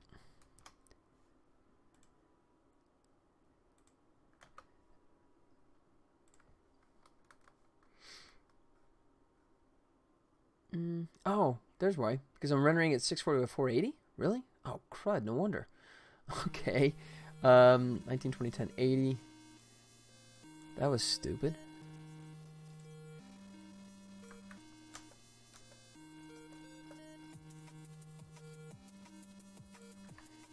To the object. Position. There it goes. Alright. Yeah, I was rendering at like 640 by 480, which it defaults to. I didn't even pay attention to that. I'm thinking HD. There it goes. Default scene. Let this render for just a moment. Yeah, so that 32 anti-alias, I could drop that down if I wanted to, but when I do an animation, I'll definitely lower that. But for this, I think it's fine.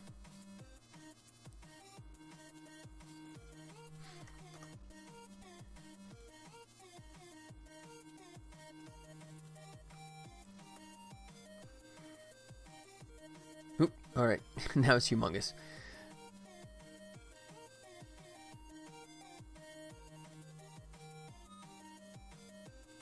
All right, do the opacity again so I can scale this properly. Whoa.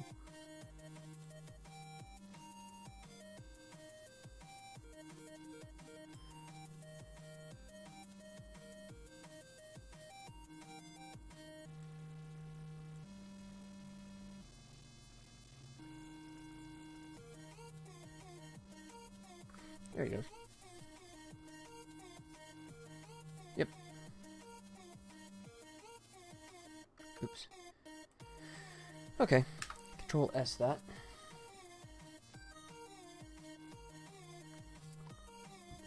So, now the next question mark is, how do I want to approach the animation for this stuff? Alright. So where's my... Let me drop this on top here.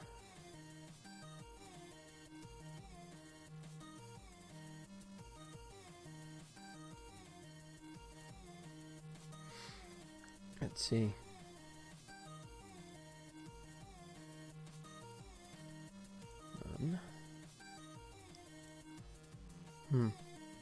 Don't know why the aspect ratio is so off there. Hopefully that's not something I'm missing, but maybe that's just because it was a test screen grab that I did without doing proper aspect ratio. So that's what we're looking at, it being something like that. And then if I want to go nuts, I could add a little bit of a glow to it.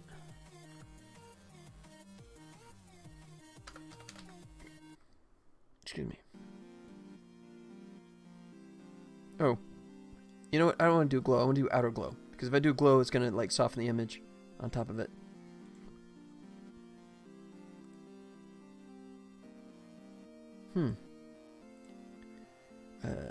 Let's make it a blue to match the water.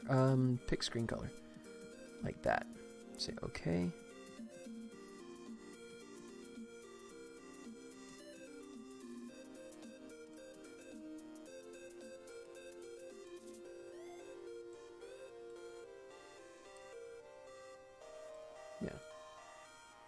Yeah, so it's just a little bit of a glow on the edge there.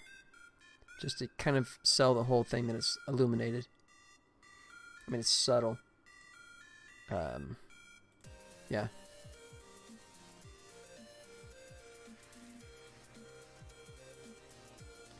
Might be overkill. We'll see if it's worth... it might be like a slight increase in rendering time, so I may turn that back off, but... I'll leave it off right now. Okay. So now we have our tablet, and...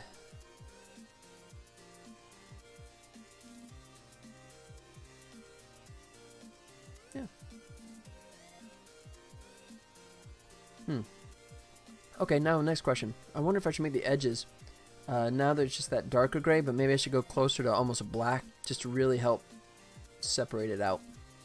Because right now it's kind of blending in with the gray face.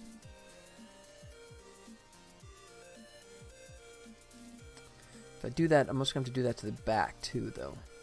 So let me try it. Can always go back.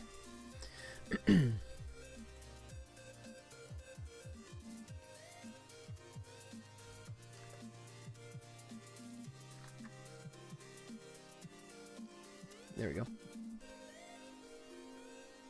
Okay.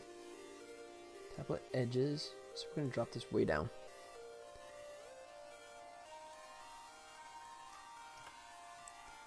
$30? Yeah. Do the same with the back.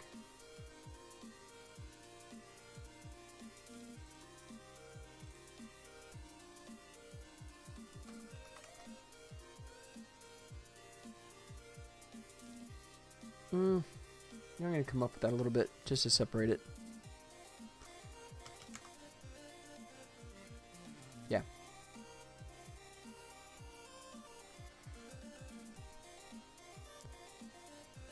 Just say save all objects. Yes, done. Okay. Put them back here. F9. You know what? Let me drop that. Drop this back to 16.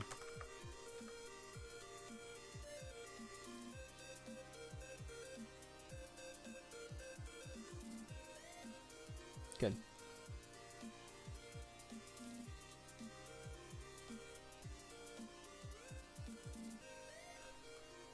Okay.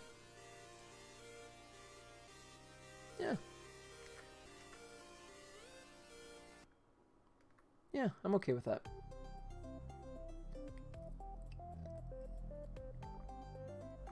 I mean, it's not going to win any photoreal awards, but I'm less worried about that. I think it's good enough for the gameplay trailer for sure.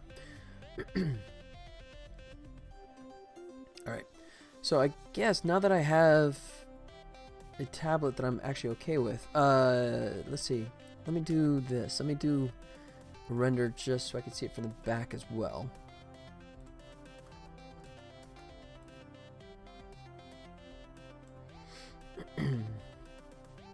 Oh, let me do this. Keyframe. There. Put them back like that. There.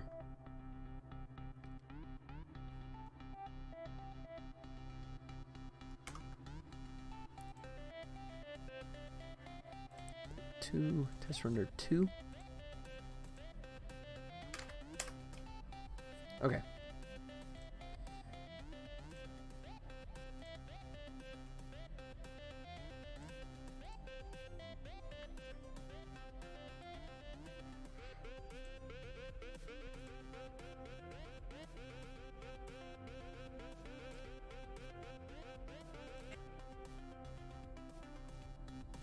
Just those at the top here just for a second.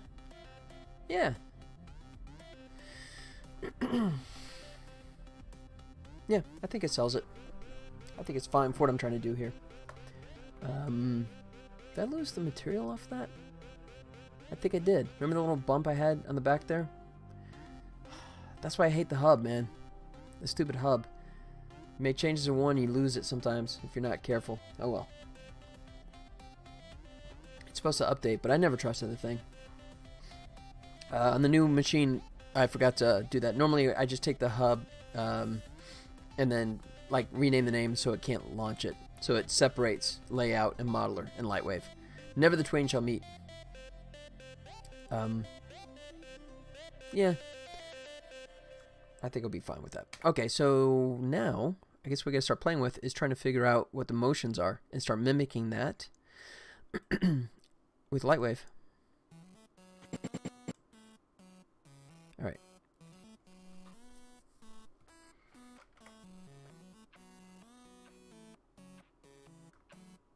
So that's the first move right there. That's in 1.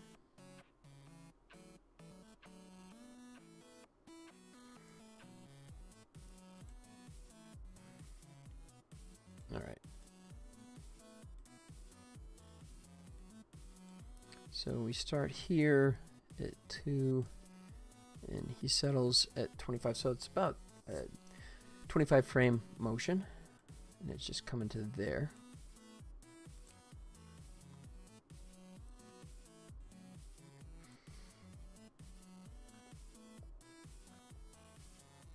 Oh shoot, the other thing okay, so I'm gonna do this. I'm gonna do a test, 25 frame render test, because what I also need to try and do is figure out if I can export the motion and tie the screen to that motion. Otherwise I'm gonna have to render the screen in the tablet pass, which is gonna be like brutal. If I want to try and adjust stuff, that means I'm gonna have to re-render it every time. So hopefully by exporting the FBX motion with a null, I should be okay, in theory. Okay, so that's 25, and that brings us to there. Okay, so let's come back here. Windows, backdrop. Let's do my usual bit. We'll say, make this scene a little prettier.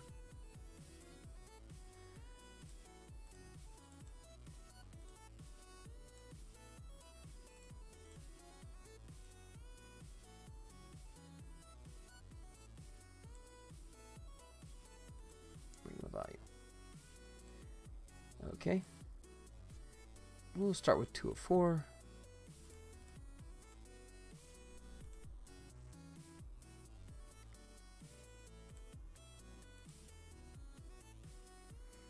Stick, global, alright. Ambient occlusion, that's good. Alright. And what I'll probably also do is switch the light from just a distant light to an area light. Get a little more realistic lighting action there. Switch to area. Oh wait, area or dome light? Maybe dome? No, I'll start with area. Alright. And then, so this really is dependent upon distance, so I'm going to bring him closer. Like so.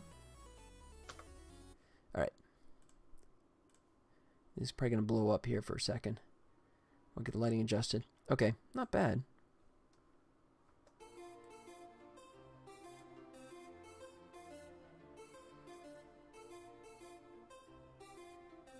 Yeah. That's fine.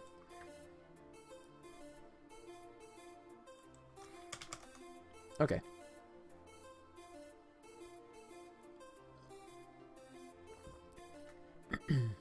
So, let's go ahead and save this as our first scene.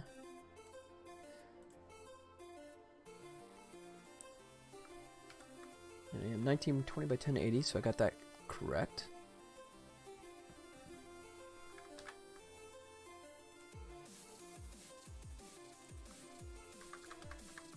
Call it section 1.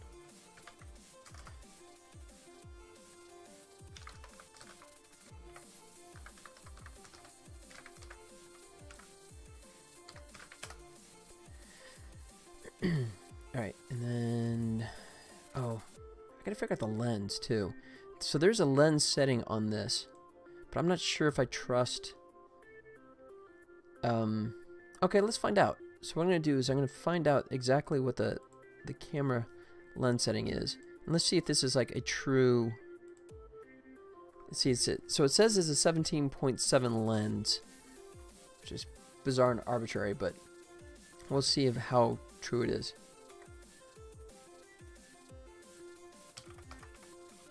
Alright. And we'll say the camera position is at origin. Let's just assume that's the case. And the object has to move here. Alright. So then, in theory, if we get the object position, that should be matching. So 42, 96, 1040.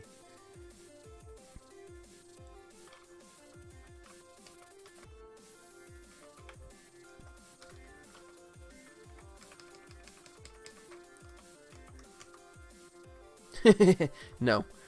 10.4? Really?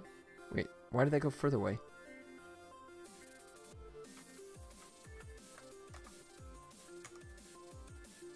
Interesting.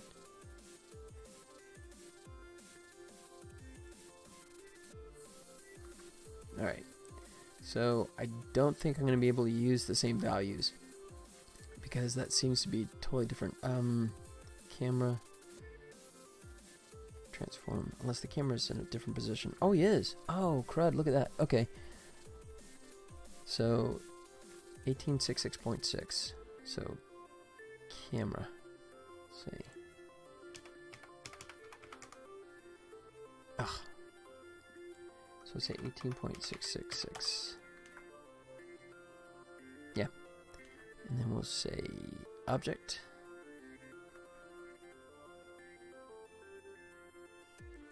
Is... Alright, so I think I have to reverse this, actually.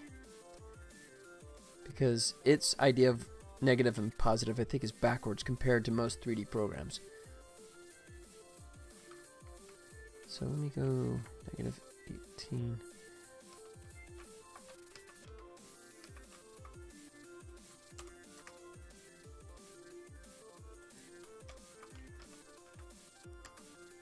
Alright, so 186 meters, and then that should be 104 meters. Nope. Alright, maybe it's a scale of 10, or 100 rather. cameras, so let's drop him to 18. Object.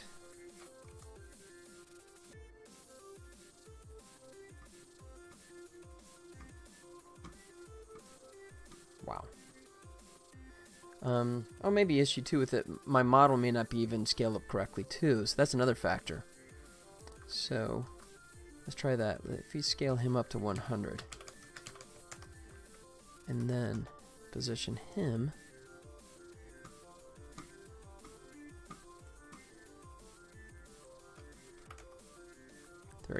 Hmm.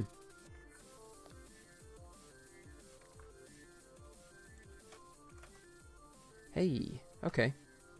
So it might be just a scale issue. So see if you say 10.4,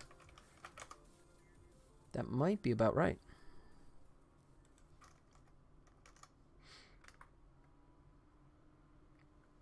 And the rotation, we should be able to match that. Okay.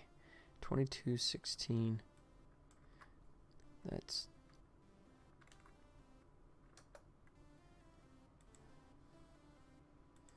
22, 16,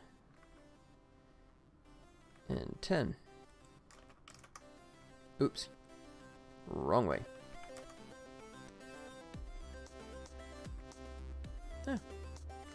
That's actually pretty close. Better than I thought it'd be.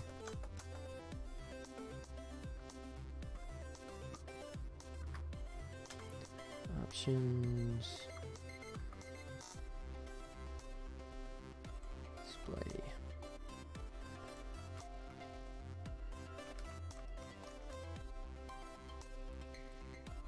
There it goes. Okay, good.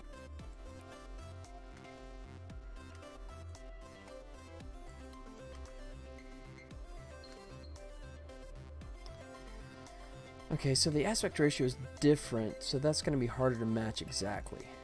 So I'm going to kind of just wing this a bit more.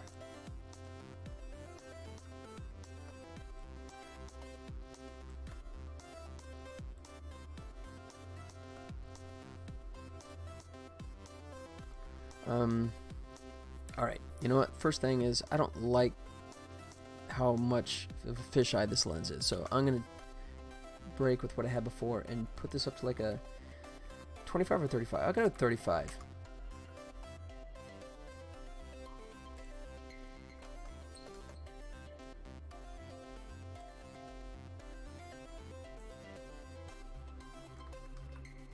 Yeah. Alright, I'm happy with that. The text is there. Try that.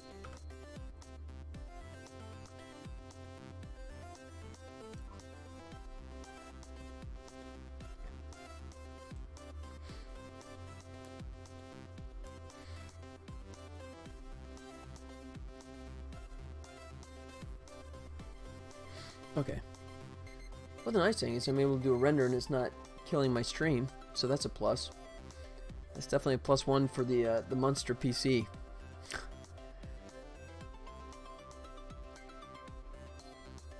Okay. Take this out of VPR. PNG. We'll call this Section 1 Test Render. Alright, and because it's 1920 by 1080 HD already, we should be able to just drag and drop this puppy and put it right in. At least in theory. So, Hannibal! What up, buddy? Welcome. How you doing, man? How's it going? Just working on the trailer, which is now the Endless Project. Let's see. Boom. What's new with you, man? How's your weekend? Anything exciting? Alright, fingers crossed. Doing good. Just finished watching my newest addition to the film collection, I Worked. Oh, wait. Did I lose? Okay. Intro of Blazing Saddles on the big screen. Oh, man. Yeah. A true classic. Don't know if it's my favorite Mel Brooks movie, but it's definitely in my top 3, I would say. Young Frankenstein, or maybe the original producers with Zero Mostel. We did a movie party for that one. Oh, sweet. Nice. Yes. Yeah, absolutely. Just so much, man. Mongo alone, man. Mongo, when he punches out the horse.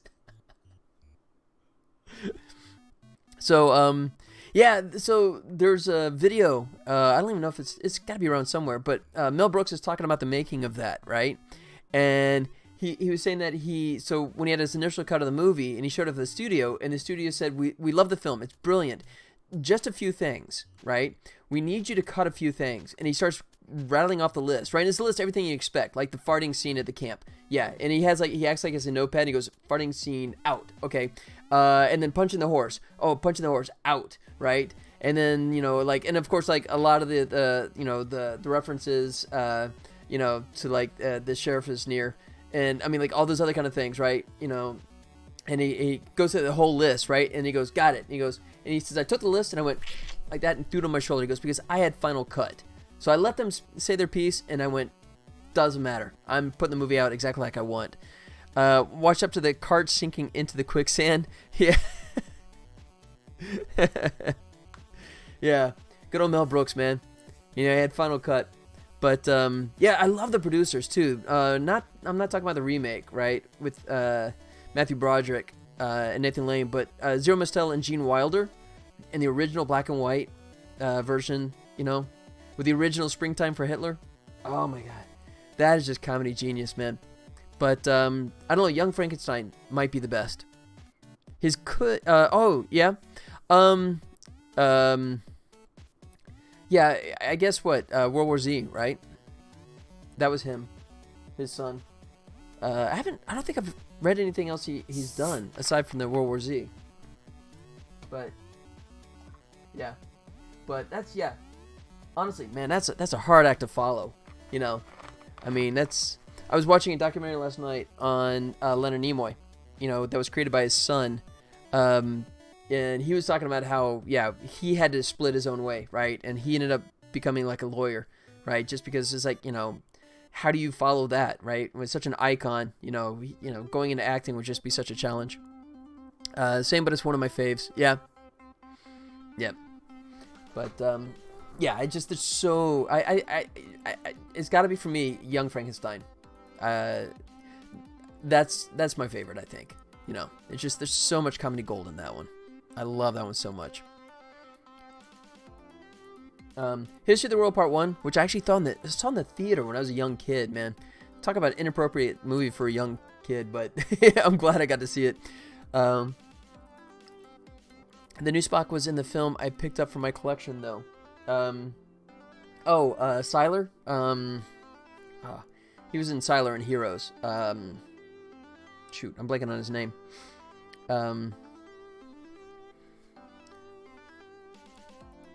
Hotel Artemis. I've heard of that one, but I have not seen that one.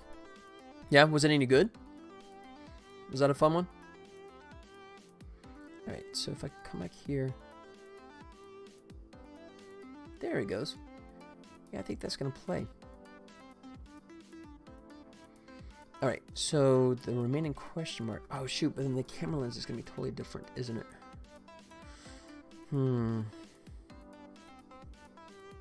Let's see.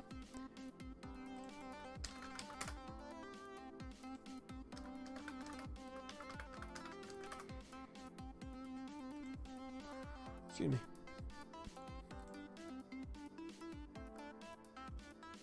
Oh, wow. Okay. Hotel Artemis. Jodie Foster. Sophia Boutella. Huh. Okay. After the first viewing in the theater, I was like, it's not that good, but fun. After watching, it gets I get a lot of little things in it. Yeah. I like those. I like those movies where you can come back and pick up things that you missed the first go around. It's worth it alone for yeah. Yeah, I was not really knowledgeable of them at all until Guardians, you know. I liked his turn in the remake of Blade Runner. I thought he was great in there. Just much more subdued, right? Like, I mean, because of the outfit and, you know, the hair, the wig, and the stuff he put on him, that it actually took me a couple seconds to realize who it was. You know, at first I didn't even make the connection, right? You know, just playing such kind of like a broken man. But, yeah, that's cool. He's always a fun actor. Yep. And, I mean, Guardians 1, man. He and Rocket absolutely made Guardians 1, I thought. They were just so great in that movie. Okay.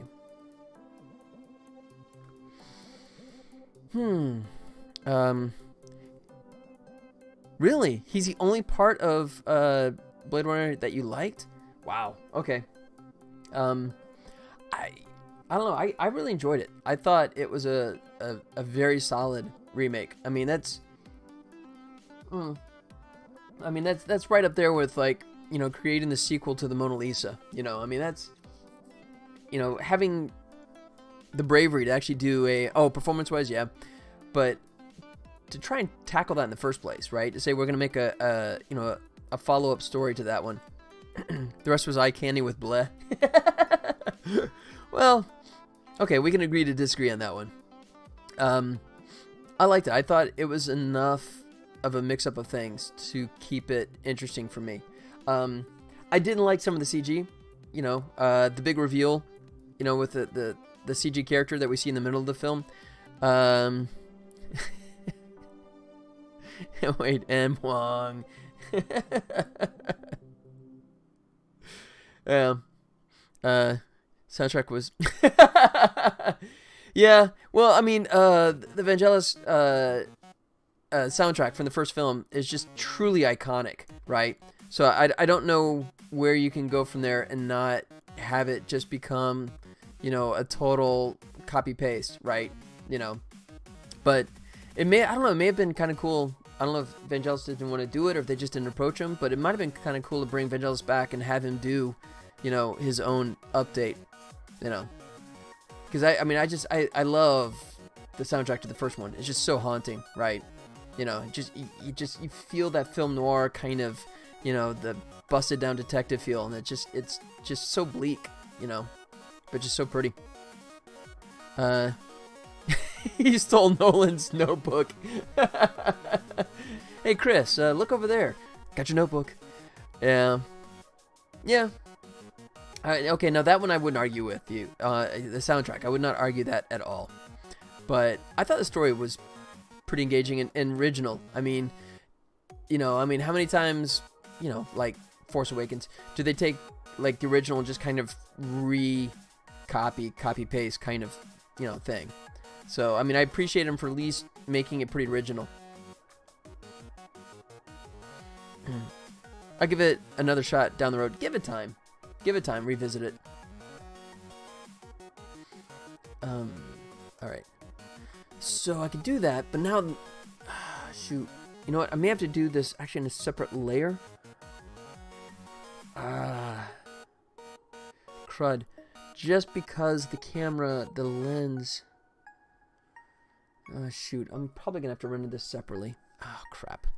I just didn't like it. Yeah. Not all movies work for all people. I went with a blank slate on it, too. Well, I mean, that's all you can ask for, too, you know? Yeah, I mean, I've had that both situations, right, where I've had high expectations for something, you know, people have built it up, and then I've been disappointed, you know, or then people have talked it down, and then I went in and it's like, yeah, that's not that bad. However. Alright, so... let me see. Okay. Oh, I could do it. Oh, really? So that one did work for you, huh? Because the reviews on that on Alita have been so, and Rodriguez for me it runs hot and cold, so I didn't know Yeah. Yeah, my wife is anxious to go see that, so we'll probably go see it pretty soon. But have not seen it yet. But that's cool. I'm glad you enjoyed it. All right. So let me. Okay, I can do a test this way. It sees where the Ghost in the Shell failed. Well, Ghost in the Shell, to me, failed in tons of ways. You know, it wasn't terrible, but it was nowhere as good as it should have been in my book. Yeah. Yeah. I mean, I was, you know, hoping for something good on that one, but I'd have to go back and think about it. There's just certain things that happen in Ghost that it just had no logical explanation, and those kind of things bug me just like crazy. I mean, it was a fun eye candy movie, but I just didn't think the story was all that, unfortunately. All right, so let me try this. Go back to layout. He's good. So what I'll do is I'll go file.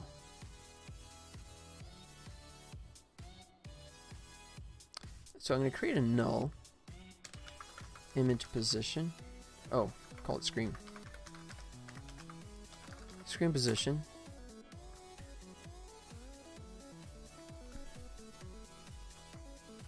Alright, and then we're going to take him, options, motion. Alright, I don't want to parent play. Okay, I'll just do it. Parent that. And then zero him out. Like so. Like that.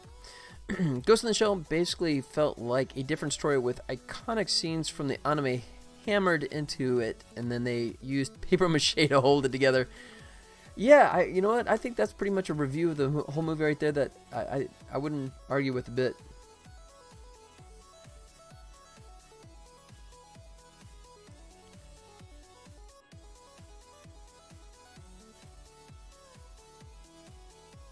Right there. Right, so I just say it's right there. It's -6 mm. That's what we want. Yeah. I can't remember if you were around when I said that we did get to go see the new Spider-Man movie, which the Spider-Verse, and yeah, I really enjoyed that, man. I was very surprised. I mean, my friends had talked it up, but I still had a really good time on that one. I thought the story was very, you know, once again, an origin story, but they still managed to make it distinctive, right? And very original, I thought. So I thought that was a lot of fun.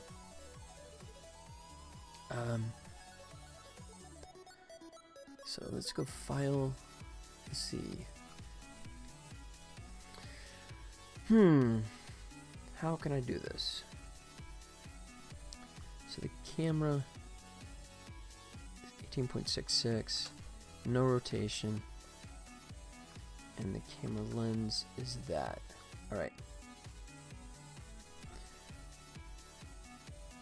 Alright.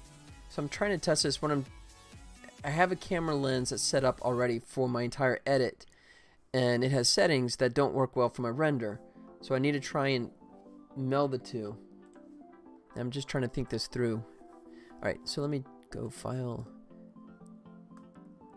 export FBX for just this guy.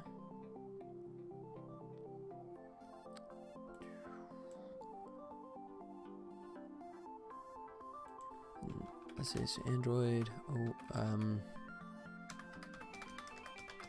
Screen position 01. That's not where I want it. Excuse me.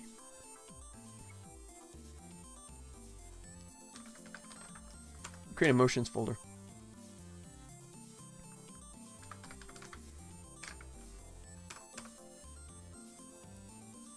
That's scene 01, section 01.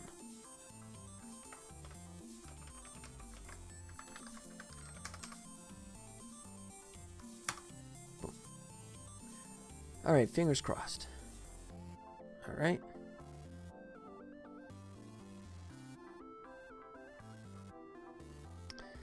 So, let's do a new comp.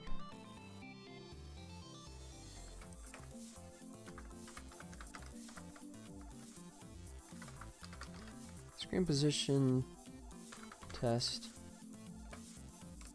So I got to see if I can export my motion out of Lightwave and bring it into the editing program and have it line up. Alita has the key aspects from the anime though.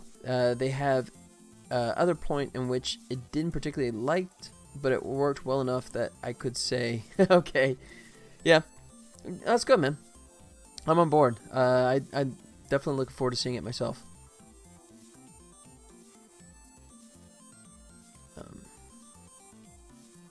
Alright, so I need this guy.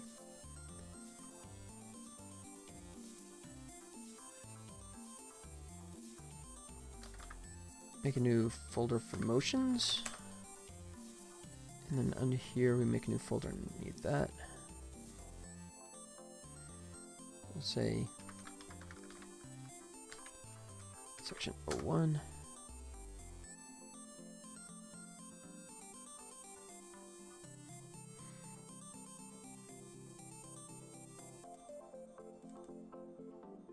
Alright. Wait. Why is it not even letting me? I thought it did FBX now. You told me about Spider-Man. We had a discussion about Kingpins. Oh, that's right. Yep. Sorry. Yeah, we did talk about that. You saw Happy Death Day 2. It also made me happy. Okay. That's cool. Yeah, it had, I saw the commercial for it. The whole Groundhog Day meets Final Destination, I guess is the best way to describe that one.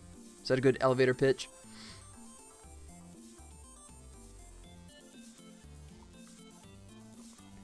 Yeah, I'm pretty tough on horror films. Most horror films I'm not a big fan of. You know, I don't think it takes much to scare an audience by just going boo at the right time. So, and I think a lot of them just kind of have very weak stories.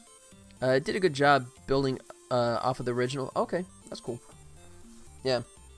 So, yeah, I don't make much effort to see many horror films. I frequently get disappointed. Alright, import 3D model animation. FBX. Okay, there it is. That's weird, so I couldn't drag and drop, but I can import it. You can tell this is a new feature when they don't have it set up that well. Gameplay trailer. Whoops. Motions. Section 1. Hey, it did work. Alright, so then if I drop this in... No? Okay. So, then how do I actually apply that? If I can't actually...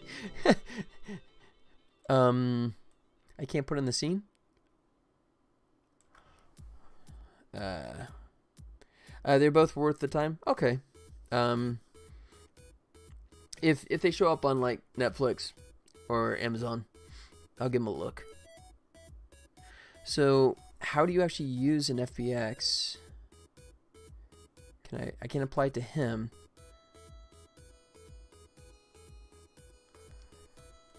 Is that something I drop in the editor?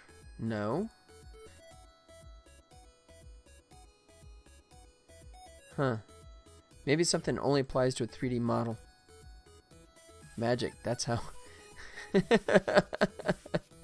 Yeah, power of positive thinking, I guess. No, the only thing I could think of is that if you have a 3D model, but no, even that, because this is for all intents and purposes, this is a 3D model.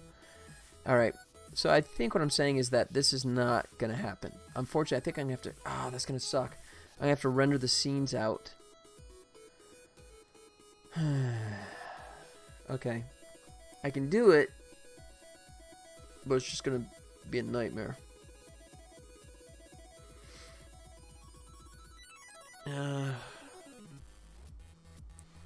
Just gotta get the timing right and all that kind of stuff in each one of the image sequences. Alright, let me think on that for a second. Alright, I think that's a good time to have a contemplation moment, otherwise known as a bathroom break. Hang tight, guys. I'll be right back.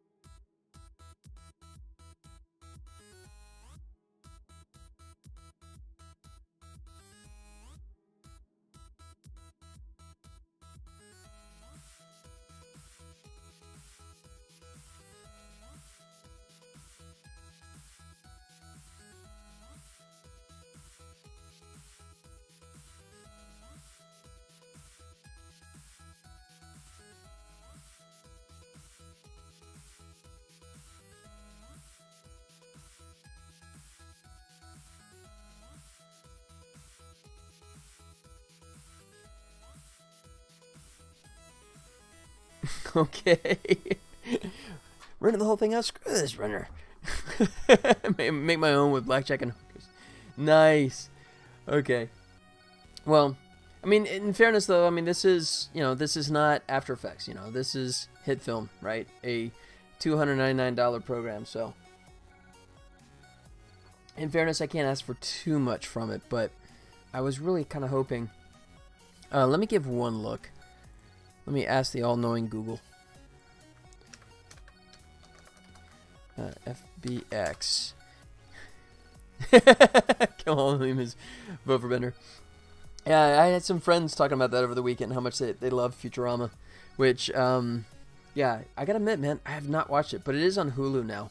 Hulu is sort of like, now that I got that 1-year subscription, that's sort of like I'm catching up on a bunch of the shows that I never got around to seeing in the first place.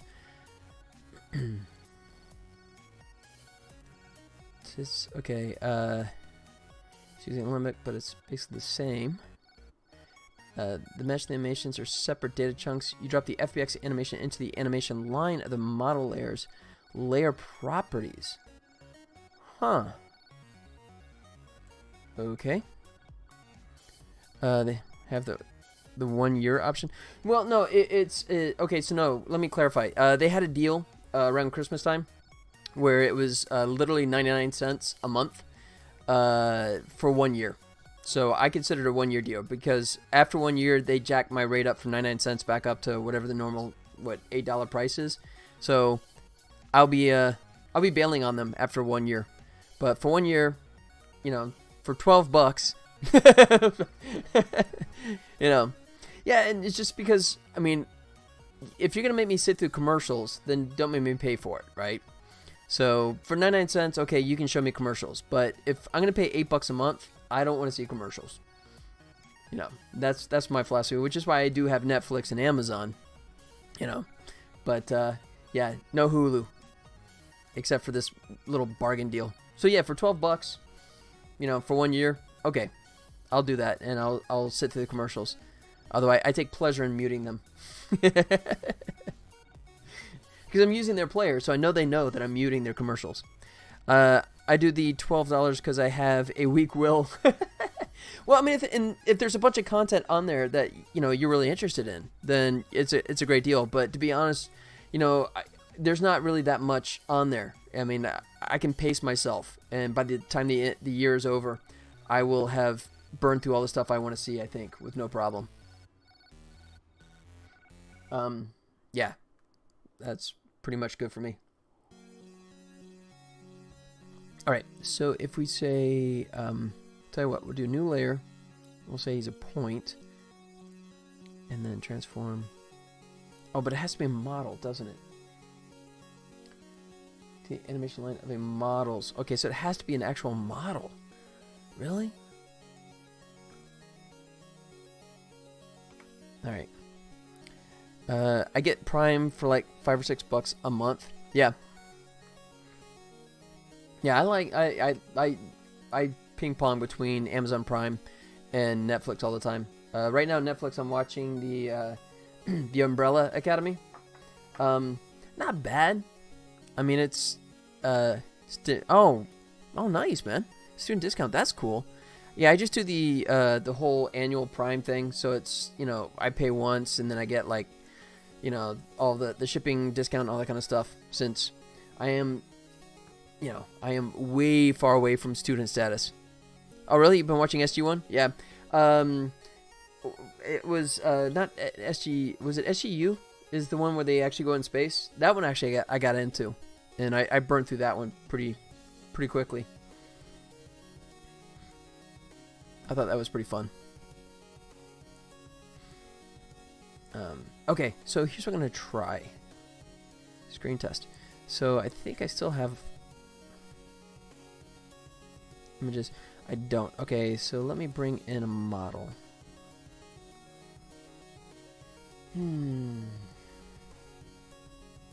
Okay. Oh, I can I? I go import.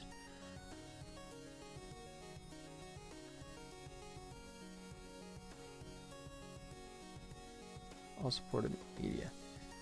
So we'll try it this way.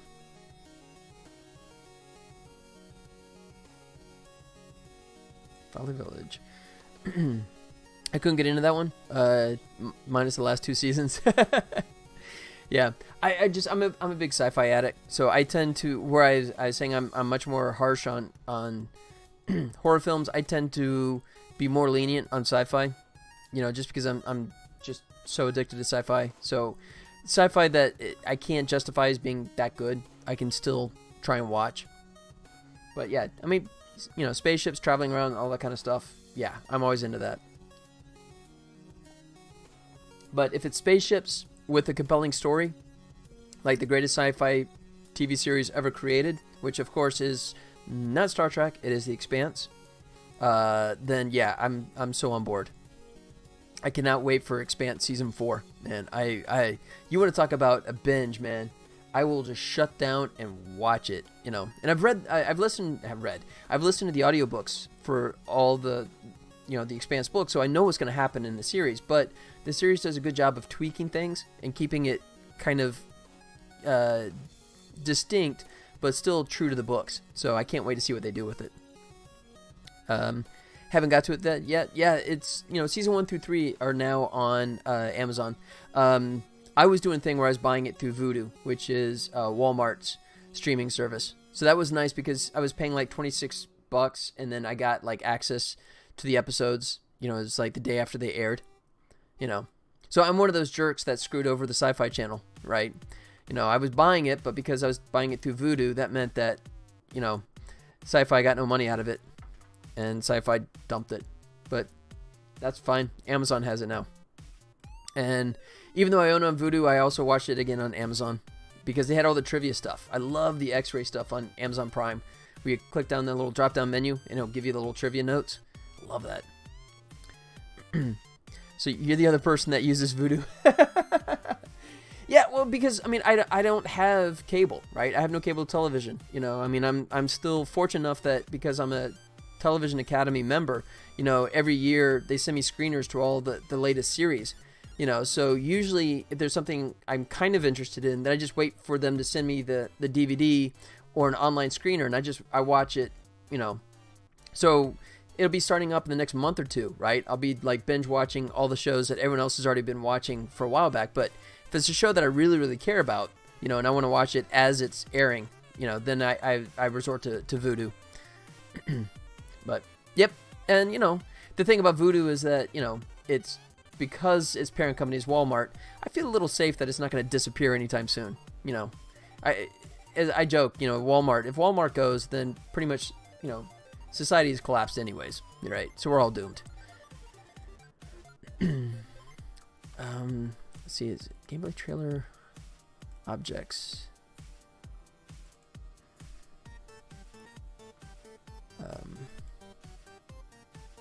Really, I thought, okay, wait a second, now I'm just losing my mind here.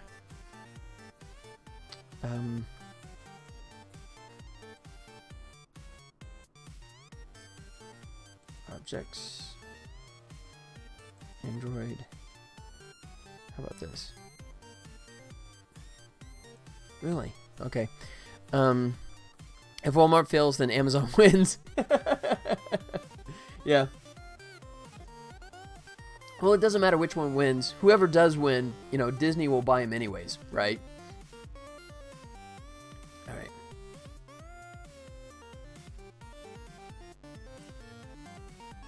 Three model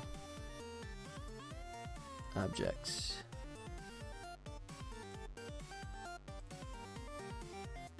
So, okay.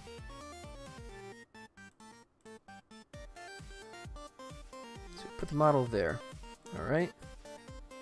Models, Android, animations. Okay, so that's where we do it. So if you go motions and drop it onto that. Huh. Kind of almost worked.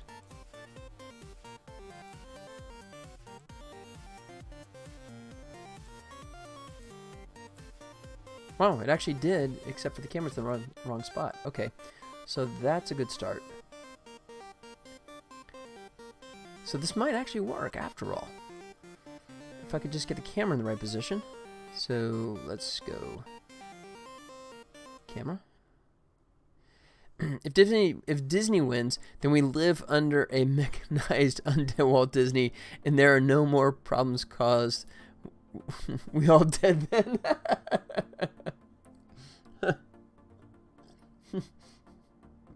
Well, I mean, if you look at it, man, the mouse already owns pretty much almost everything, right?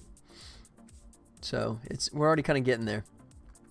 17.7. Really? Oh, wait. So the model should be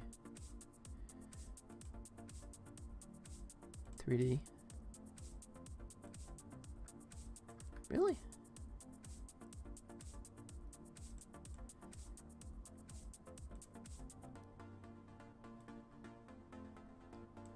Huh. Camera.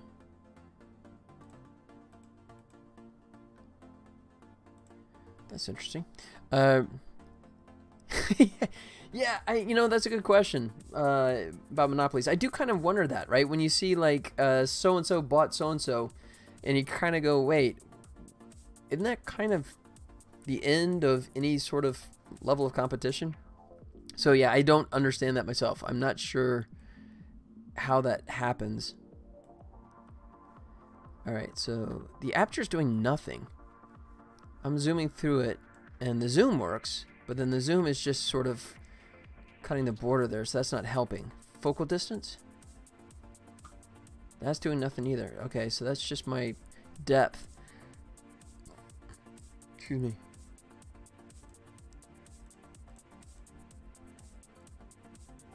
Alright, so that's bizarre that the camera's doing... no. Okay, fine. I'm still waiting to witness the franchise wars. Okay. Are you talking about like Marvel DC? The great crossing of the... You never cross the streams?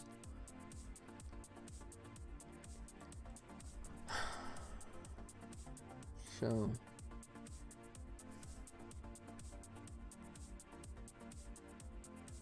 Transform. Oh, wait. Yeah, so... That's weird. So that's not moving at all. How about you?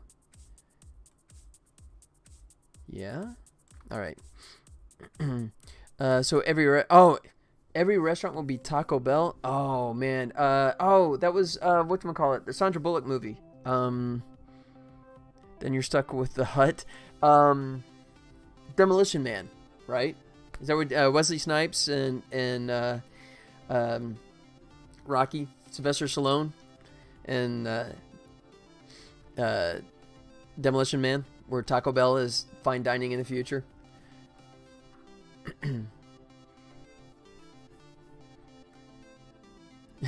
Many joy feelings. Alright, so then if I do Z, that does that. Alright, so I have no idea what's going on here. Alright, so let me just see what my settings over here are, and if that's even close to... So camera, 18.6.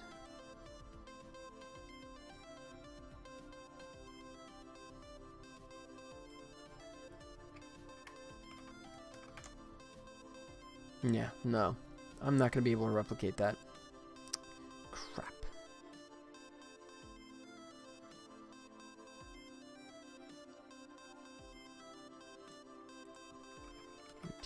.66. Well, maybe. Wait a second. Hold the phone. But then I still got that doing nothing for me.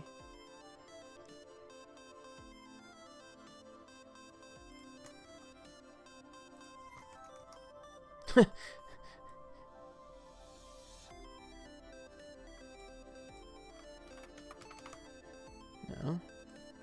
1866.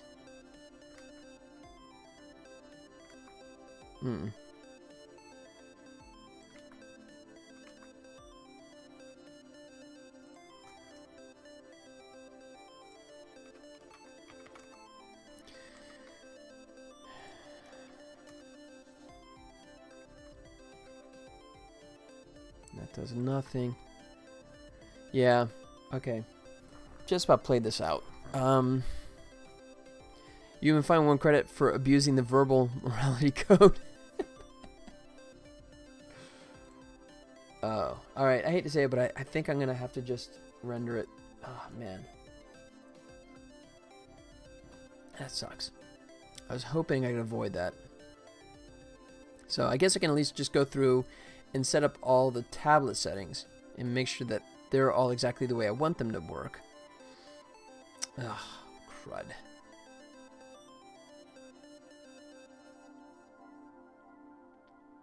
Yep, that's what I'm going to have to do.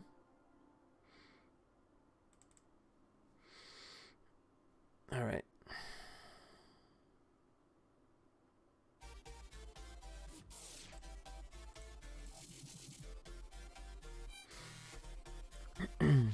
I need that alert as a ring ringtone.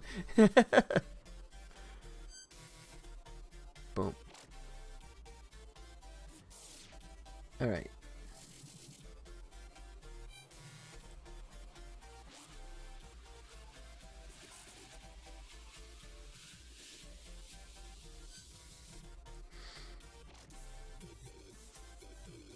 Okay, so I got no other choice. I gotta render it. So, here we go. That's just... I'll leave it, even though it's not gonna do any good. And what did I say that was? 25 frame?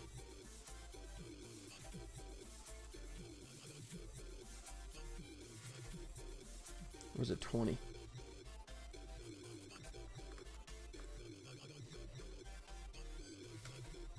Nope. That's about 25. And we are doing 30 frames a second. That's good. Yeah, so here's a telltale sign, right? This is a telltale sign between Lightwave and Maya. Lightwave, I think, has TV in mind. Maya has film in mind. The reason I say that is because if we look at default, Lightwave defaults to 30 frames a second by default, right? Basically TV. 29.97, 30, right? Maya defaults to 24. So Maya just assumes you're working on film, and Lightwave assumes you're working on television.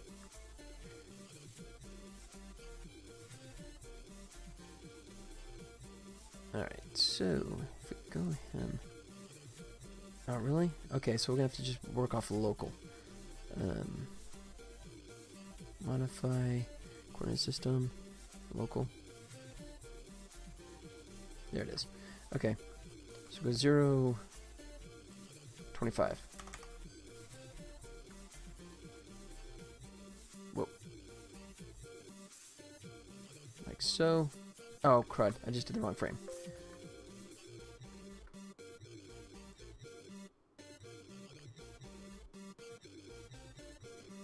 Alright. Now bring up the graph editor. So this is what a graph editor should look like. Unlike hit film, which is kind of a pain in the butt. Alright, so all these guys do that. And we'll just do spline, and it's going to ease in. Like so. So it just goes just like that. Silky smooth. Actually, we could probably push that a little more.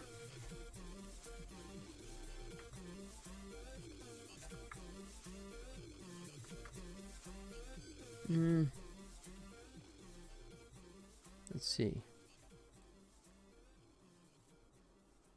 Yeah, let's see what that looks like. Really? Keyboard shortcuts are gone.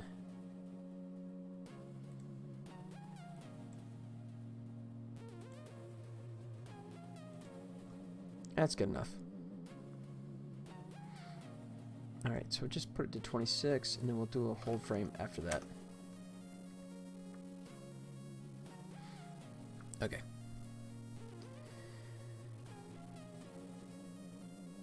Render globals. Output. PNG 32, please.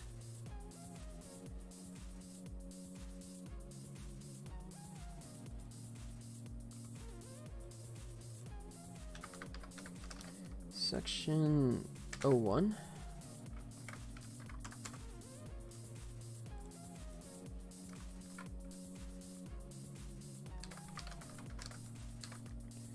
Android 01.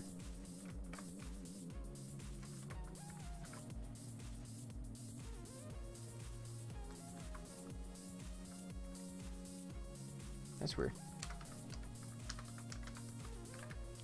Ah, stupid keyboard.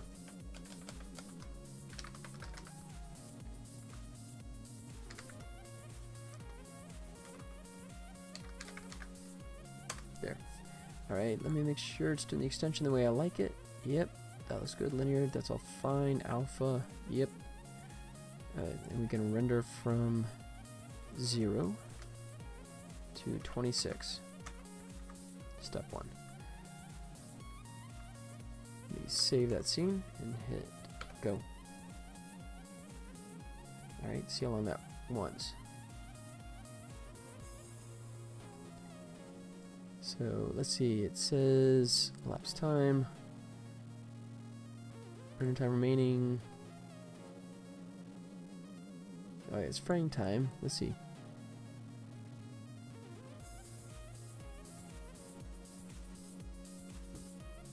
Wait, why is it? I thought I hit F9 instead of F10. I may have. I did. That's my mistake. F10. There.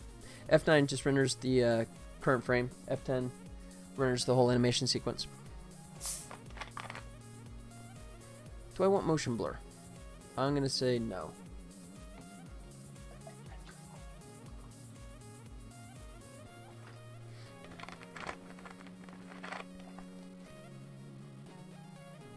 Alright.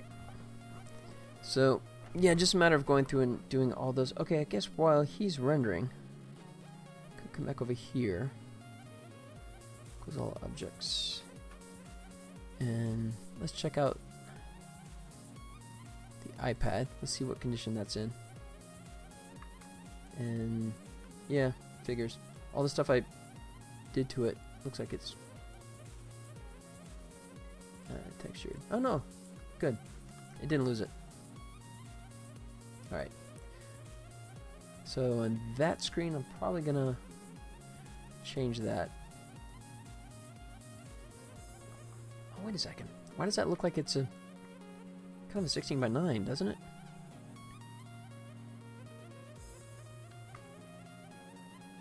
No, no it isn't. Okay. Let's check that. Print screen. Let's bounce over to Photoshop. Go new. Go. Crop that down like so. There it goes.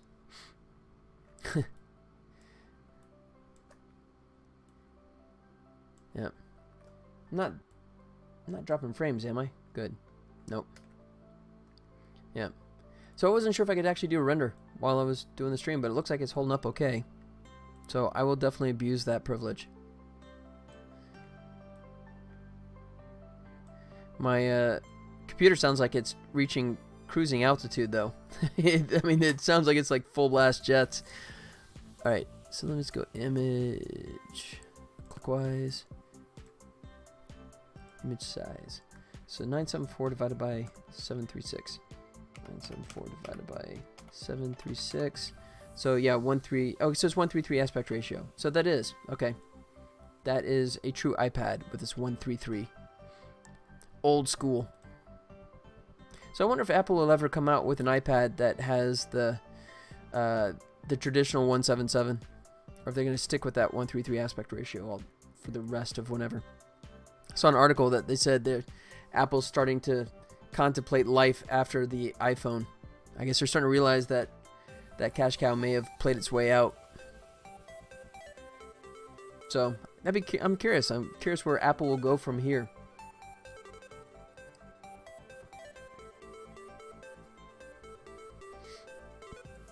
My guess is they'll pursue, just top of my head, but I can see Apple pursuing cloning technology, so they can finally bring Steve Jobs back and tell him what to do. Maybe. Let's see where we at here. Lapse time, 6 remaining time. Oh, that's not too bad. Yeah, about 4 minutes. But it's only like 26 frames. I think I could probably have knocked down the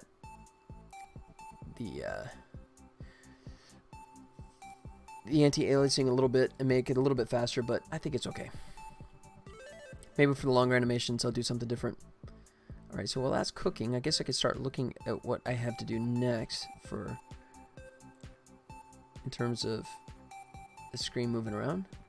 So it just goes, oop. Oof, that's all broken. So it just comes up, fills full screen, like that.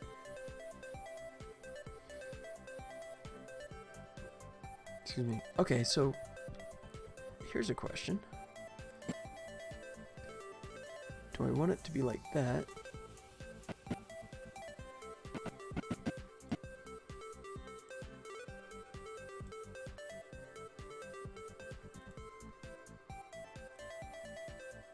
Or do I want it to be like that?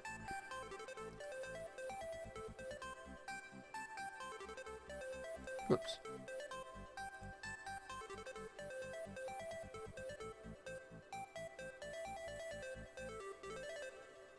All right. Bump this up.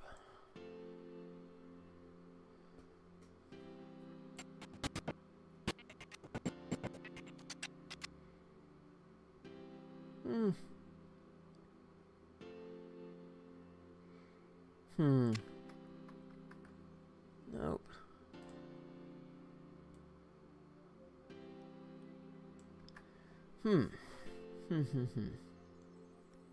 Could put it below. Wonder what this looks like. If he's down there.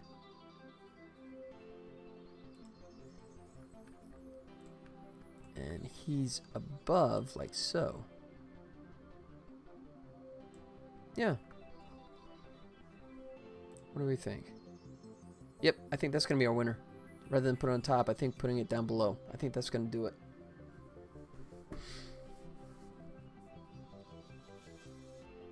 Yeah, it was getting too busy up at the top. And it just, yeah. This makes more sense because we're down here, you're reading this, and then you make the connection to the finger right there, and you're following the action that it's doing. So that, whoa. Alright, I'll fix that. It's just ping-ponging, ping. Alright, let's see where the runner's at. 3 minutes left. Okay.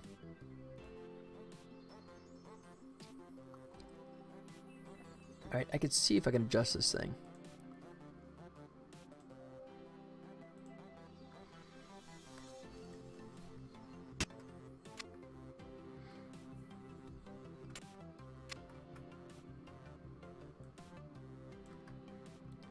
-474. Of course, I got a ton of keyframes here.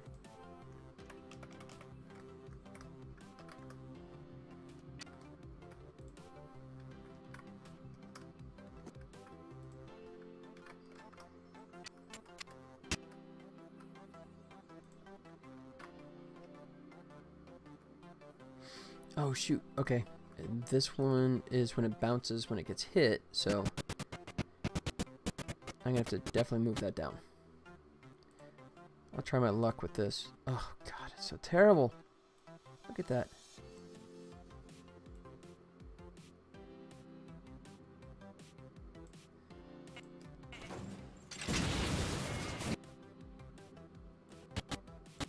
You can't zoom in. Zoom in just breaks. Let's see, maybe I can do it this way. Alright. I guess that'll work.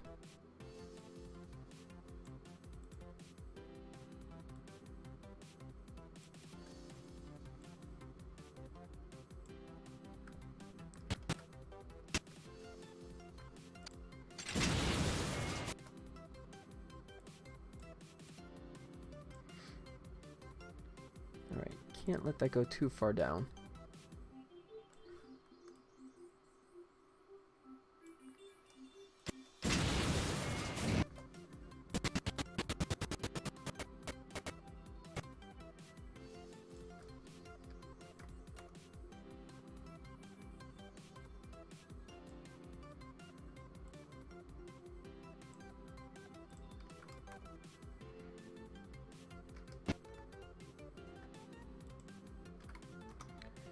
So 4. Yeah. They definitely need to make some improvements to this editor.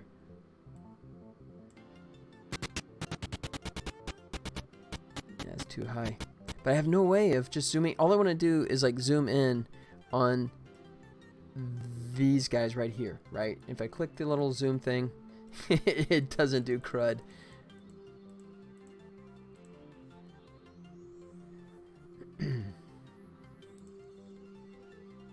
Yeah, nope. And I can't select just one of the two here. Nope.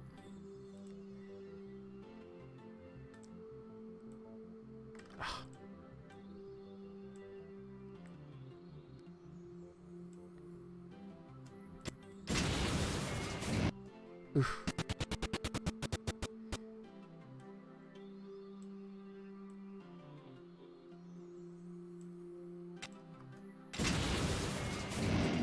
That's better.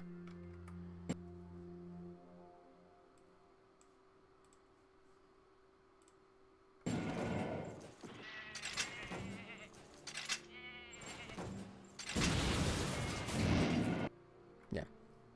Okay, that's good.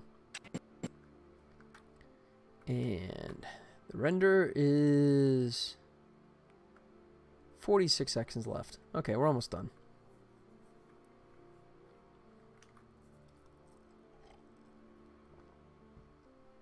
All right, so let me get a head start on what's next. Oh, that's just this bit where it comes up to full screen. Like so. Hey! You do all fine. How's it going, man? Welcome, welcome. Good to see you again. Just working on the gameplay trailer, which now, because I'm in the process of switching from temp tablet stuff to rendered stuff, it's all mangled, but got this. This is what I'm rendering right now. And then all the little gameplay graphics are all pretty much placeholder as well, so I gotta replace all that stuff. Oh, and then that's there. You're checking orders?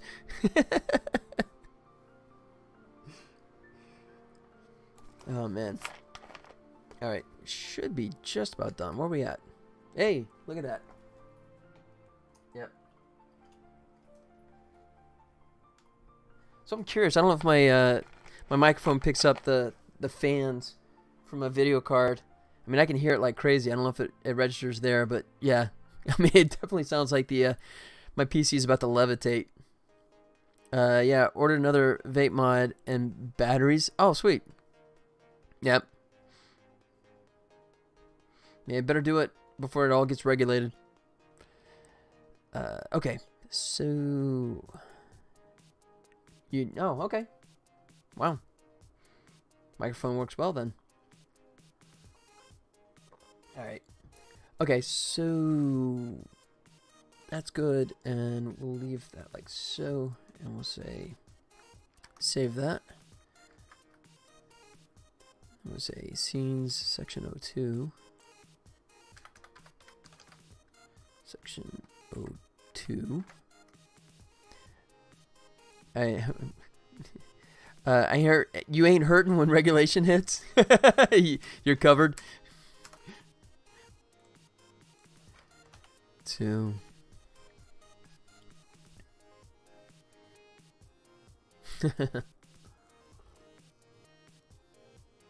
Oh, you got your suppliers there on the other side of the continent. You have skills.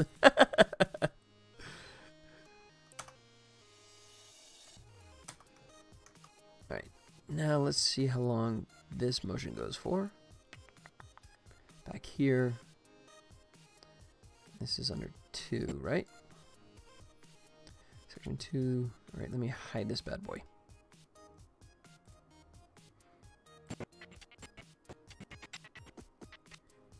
Oh, shoot. Hid the wrong one. Render test hides.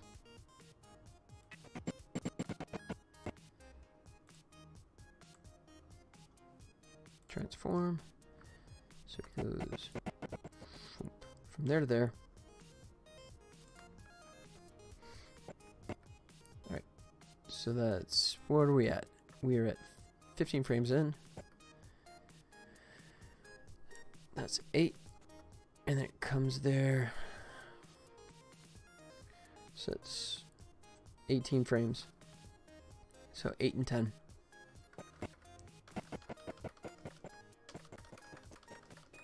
Yep.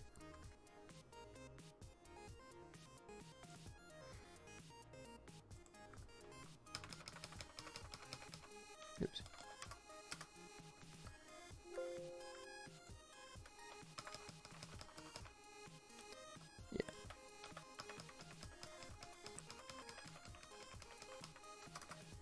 And we'll nuke that guy, and then we'll say 20 is our out. Cool. Alright. I'm going to duck out one more time. Hang tight, guys. I'll be right back.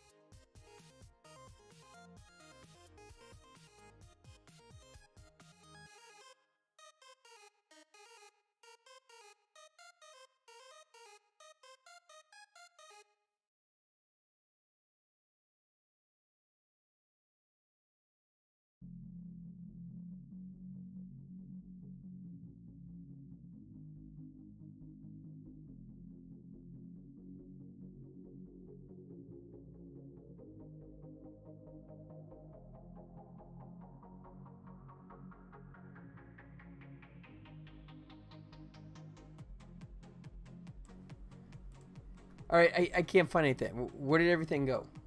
Alright, who messed with all my stuff? Hannibal Grimm rearranges all the things.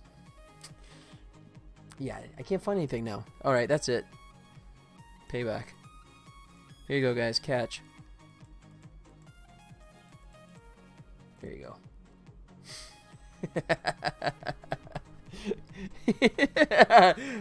I see nothing. I hear nothing.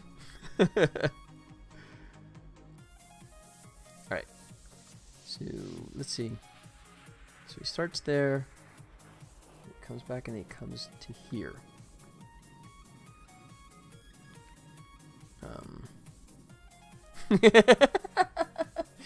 Jawohl, oh Kapitän. Hogan!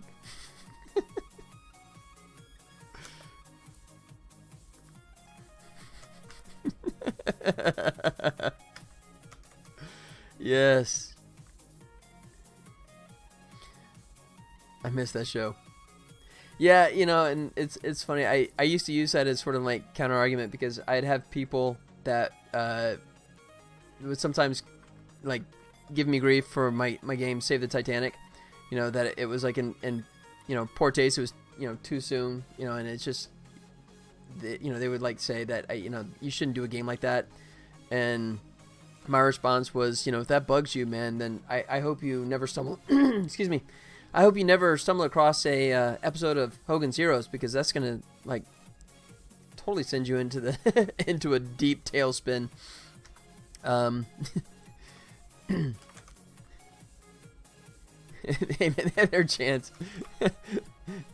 Shayna, they bought their tickets. They knew what they were getting into. I say, let them crash. That's my airplane quote for the day. They failed a perception check.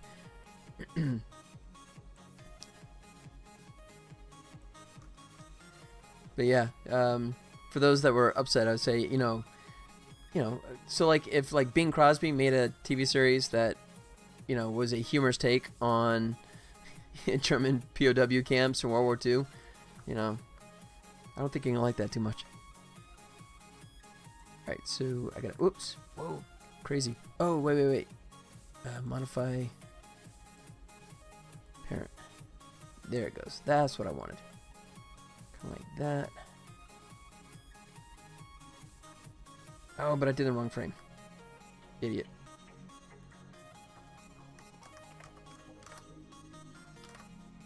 Alright. Oh, really? You got rid of my 0 keyframe, didn't you?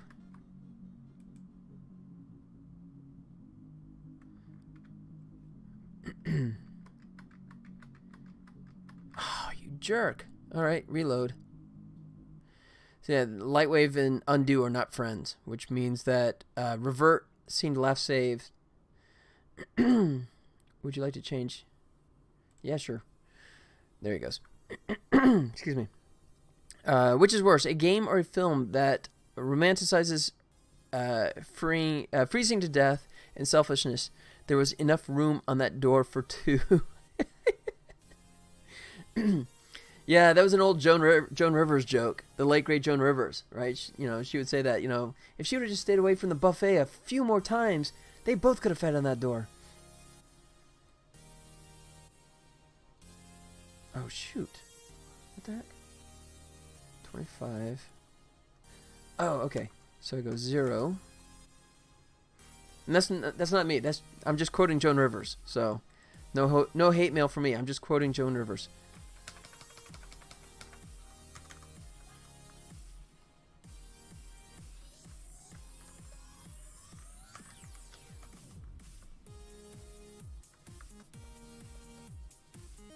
Whoa. Coordinate system. Yeah, it's parent. So why is it going nuts there? All right. So let me look back at this. Under test.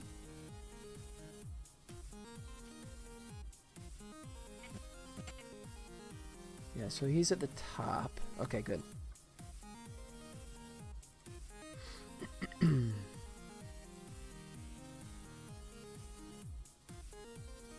Yeah, about like so.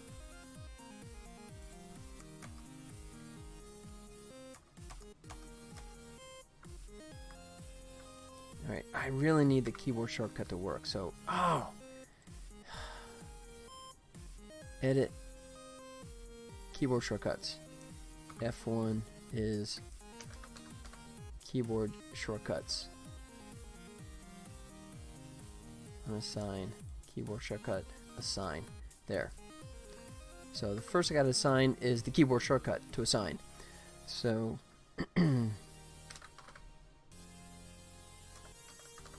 next key find is shift right. That's just archaic. So it should be alt. That's not right. So we go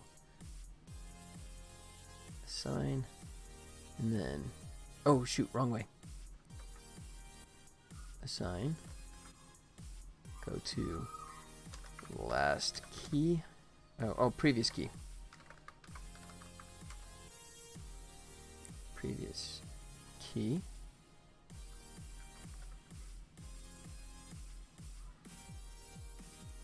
Sign. Done. There he goes. Alright. There. I just made it more like Maya. There he goes. I don't know if they notice, but we are kicking that iceberg to this very day, so meh. Do you see they're making a new Titanic? They're going to create a new one that's going to be, like, supposedly identical to the first one. I wouldn't mind going on it, but I think I'd skip the maiden voyage, just to be safe. Yeah, not a joke. But I saw a picture too where it's like someone failed history class.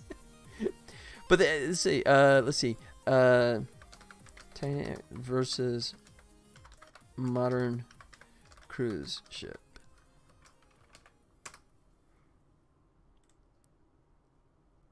Yeah. Check that out. So there's Titanic. There's what a modern cruise ship looks like. So you know, just to give you a sense of scale of what we're putting out in the ocean these days. I mean, just look at that. I mean, it looks like that's a dinghy that's just pulling that cruise ship to port, you know. If it sinks, you're laughing.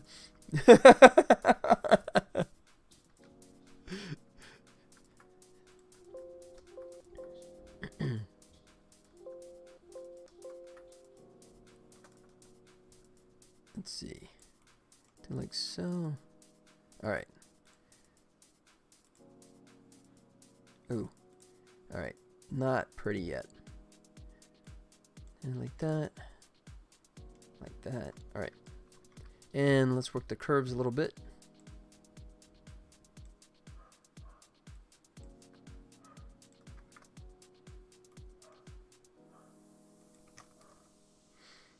All right. And these guys will settle to there. Try that. Oh, you came very close to booking a cruise? I've been on a few in my lifetime, and I actually kind of enjoy them. I mean, it's nice. It's equivalent of like one of those, you know, all-inclusive resorts kind of thing. They have a Star Trek cruise. That's true. Yeah, I have a friend that's been on several of those Star Trek cruises. Yeah, I don't know if I'd ever go on one. They had one that was like an 80s retro cruise. It seems like the price is a lot higher, and you know, you're not really going to get to meet them, right? Pretty much. I mean, unless you're going to pay a ton of extra money, which you've already paid to be there. And to be honest, I'm a little spoiled because they have an official Star Trek convention every year, right? Which is located literally 8 miles away from me. So, you know, if I want to go do that, I could just cruise right up the road and, you know, go see it. All right. So I think that'll be good. All right. And I think that should be the same. Yep. I probably end up hanging out with Marina Sirtis the whole time in the smoking area.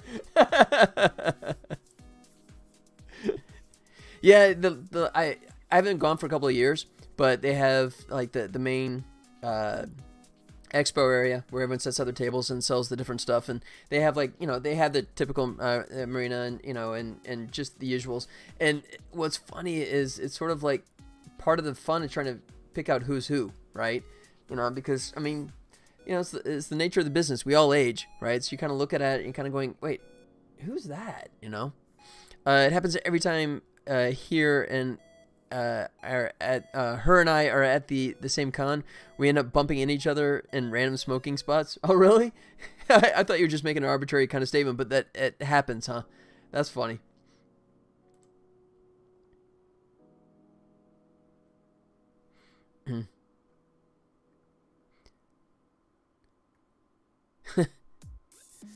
Nope. Yeah, you know what? Pics or it never happened. No, I'm just kidding. I believe you. I believe you. Alright. So this is section 2.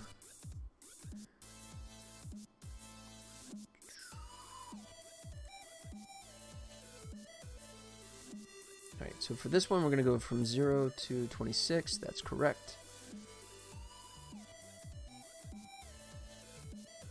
Oh, no, that's not correct. Crud. It's happened a couple of times.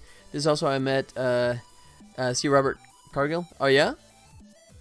So, so there's a plus to, like, being a smart smoker, I guess is the point, right? It's the perk. Nice. Well, here in Vegas, you know, there's no such thing as smoking area. Smoking area is wherever you're standing for the most part. That is one of the things you have to get used to. You walk in the casino, and some of the higher end casinos are better about filtering the smoke, but when you go to some of the off-strip casinos, you walk in the door, man, it's like being in a London fog or something, you know. Or just hanging out in the smoking areas. Yep. You've been to Vegas? Yeah. But minor gripe. No, my only gripe now is that it's cold, man. We got snow. I had snow in my backyard last night, and I'm in Las Vegas. What's up with that, guys? No exaggeration. I'm not kidding. I was like, that's not supposed to happen. Bask in it. Well, I mean, it was gone by like 9 a.m., right? Once the sun came out, the sun just went, yeah, no, and just wiped it all away. You're welcome. Thanks, man. Thanks. I mean, I've seen it snow here a few times, but it usually never sticks. But yeah, we've been hitting some super cold temperatures, which I'm not a fan of, man. I mean, I've said it before, I love heat. That's why I'm here in this town. I'm not here for the cold, I'm here for the heat. So, come on, summer. Let's go. Alright, so I need to move this. Yeah, I need to move that back to 18, so it's in the right spot. Like so. Excuse me. Alright, and then I'll bump this to 19.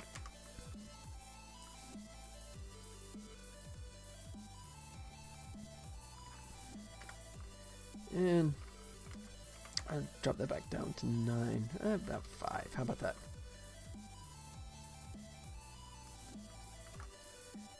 Alright, gotta change the output so I don't overwrite the frames I just did. I've done that before. That's annoying. Output.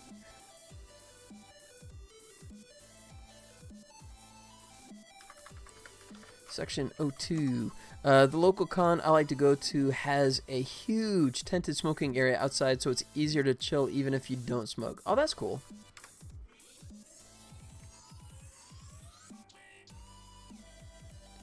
Folder 2. Android 01. Alright. And good, and we're all good. Good. Save one more time. F10. No. 0 to 19. Alright. Hopefully this cranks a little bit faster, since I dropped the anti-alias a little bit. Yep. Good, good. Okay, yeah, you can see here it's saying time remaining less than 4 minutes. That's better. Okay.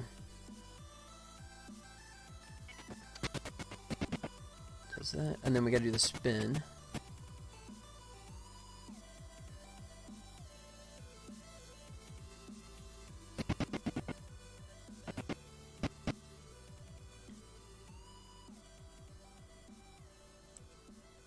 So he goes, oh, drops to there. Let's see. So he goes.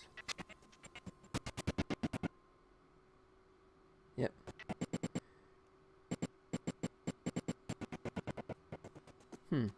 So I didn't actually have a breaking frame like I do now, but I think it'd be okay. Yeah, I'll adjust it if necessary. Okay. So we spin, and he goes to the side there, and he's going to spin back. Oh no, he goes back to full screen again.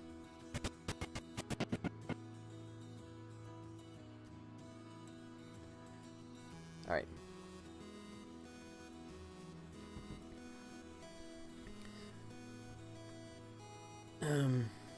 Let's see. All right. So I'm coming up at 4:30. I may wind down because I know this is kind of monotonous stuff.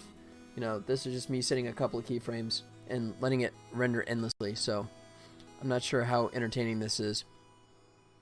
So I may drop off here pretty soon.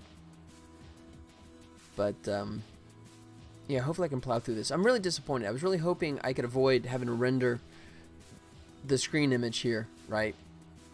That would have made it so much easier if I could just find that point and transfer that motion into my editing program, but that doesn't look like it's going to be an option. So that's going to add a whole nother element of tedium to this thing, but just as long as the finished product looks good. All of them, sir? All of them!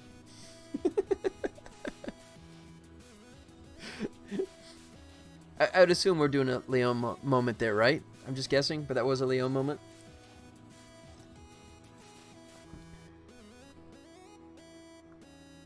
That was my assumption. Jean Reno. Yeah, good enough. Yep. Yeah, it's speaking of Jean Reno, they had the TV series of Taken thrown on Netflix. And I think I made it about 3 episodes in before I pulled the plug on that one. You know? Yeah, no. It's not. No. I mean, the idea was kind of cool. The idea of the Taken TV series is more like an origin story for the Liam Neeson character from the movies, right? Even though it's present day, but it's still kind of like a reboot, you know?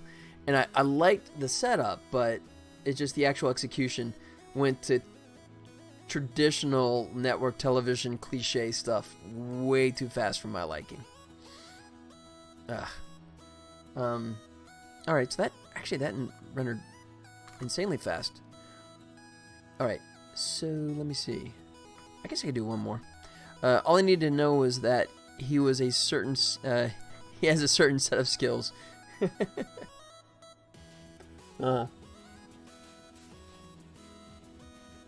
I don't care how he got it right. Yeah. Yeah. Just wish him good luck. And everything works out fine.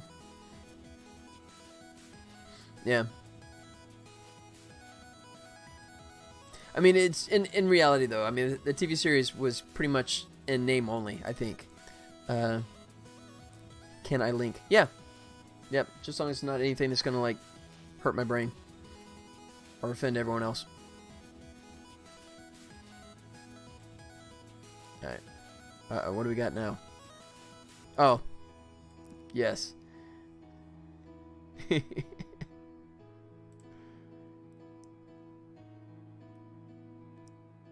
One. I love Gary Oldman, man. Yeah. You have Gary Oldman in a movie, you automatically get 2 stars in my book right from the get-go. I absolutely adore Gary Oldman. He is such a fun actor, man. And that's such a great movie, too. But, I mean, definitely Leon over The Professional, right? I mean, I understand why they chopped The Professional down for the American audience because of our sensitivities. But, you know, the training session in Leon, in the Leon version of the film, when he takes her out and teaches her, I mean, aside from the fact that it's just, you know, it's awesome that you know, he's doing that, but it also sort of helps make it more believable when she has the nerve to do what she does, you know. But yeah, when she, you know, she tags the jogger, you know, and then everyone just starts going nuts. Yeah. But yeah, that's such a great film, man. Such a fantastic film. You know, and Natalie Portman, God, she was so precocious. But I mean, just when she looks up in the little, you know, and she goes, "If you don't open the door, I'm dead." You know. Is it? Okay. So then what are we missing? I mean, obviously some of this stuff, you sure about that? You sure something about, okay. I guess I have to refresh my own memory then. I guess it has been a while since I've seen it, but, yeah, I'd have to go back and look and find out what the stuff was that was missing in the American version. I know some of the more risque stuff, right, where she's, you know, doing some of the other outfits, yeah, those kind of sequences, you know, which, you know, yeah, that's it. Okay, I thought it was more than that, but okay, maybe not. Or no, or no, she goes out on her own, doesn't she? I think that's what he trains her, but then there's another one where she goes out on her own, I thought. But, I'd have to go back and look for sure. But yeah, listen to interviews with Luc Besson where he talks about the origins of that story, and you realize that, you know, yeah, he was basically Leon without the guns. That's it. Then gets caught. No, not when she's in the building. I thought she'd like pull out the sniper rifle again, but I could be off base. You know what? I think that's a great excuse to bust out Leon and watch it again, just to refresh my memory. I gotta see if I get it on Blu-ray. I'm a snob now, man. If I have to go back to DVD, it's kind of like, oh man, I want Blu-ray, man. I want quality, you know. But yeah, pretty sure I have Leon. Yeah, I know I have it in my collection. I just don't remember if it's on Blu-ray or DVD. Let's see. And I got the spin. All right. I don't think I'm going to tackle that now.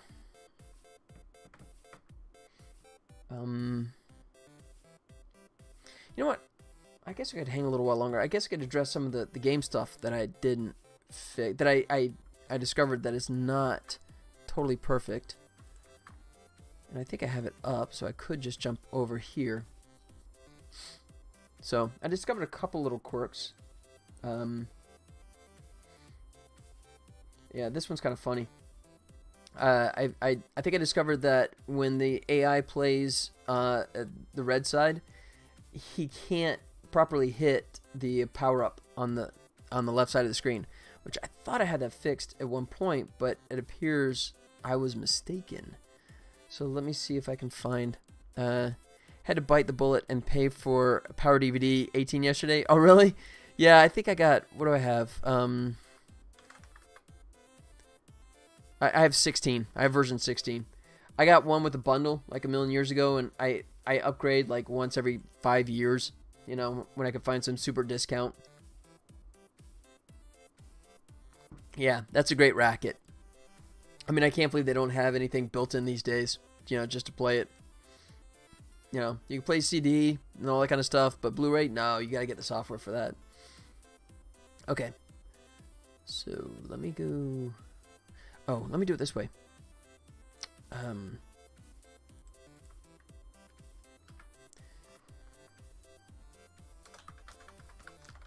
Select online game. Alright. Oh, I guess I should change modes, shouldn't I? Since I'm not doing art, I'm doing science and technology.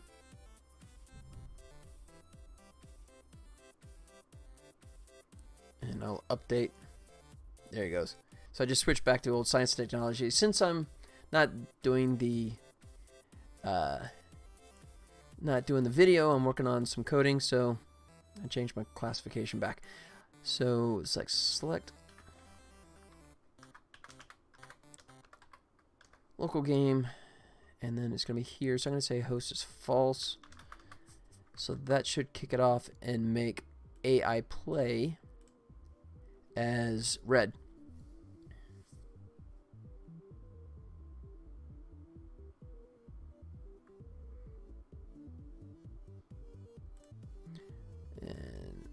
I'll go ahead and go full screen. You know what? Yeah, why not? Alright, so I gotta hope that a crate pops up here and the bot goes for it.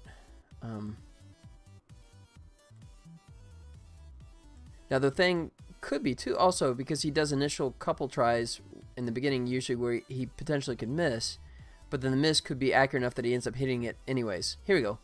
Come on, buddy, go for it. There he goes. Alright, let's see. And he... Anytime, buddy. Fires. Alright, that's one miss.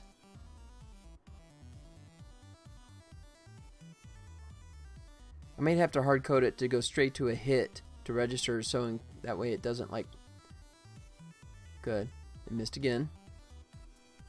What I'm worried about is the random miss might inadvertently hit it. And that's what I'm fearful of here. I want it to get in the point where it starts just firing like that. That might be it. Apparently I lost my copy of Leon while moving over the years. Oh, here I come, Amazon.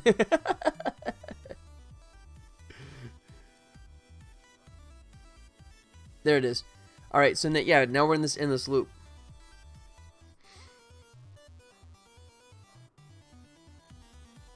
So it looks like the direction is fine. It looks like the velocity is just too much. Oh no, actually that one looks different, didn't it? Oh no, I think that's just the water, because the water's rising up and down, so it's giving a false sense of being the wrong... okay.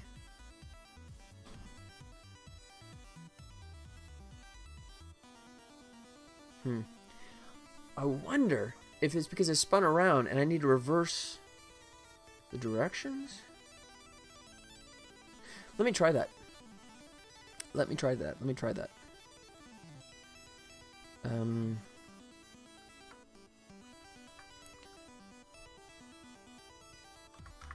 Target side item. Oh no. So right about playing. Power up.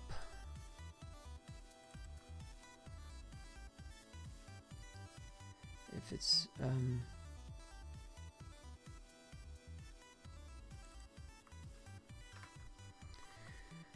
okay, so it should be in here. Aim red launcher.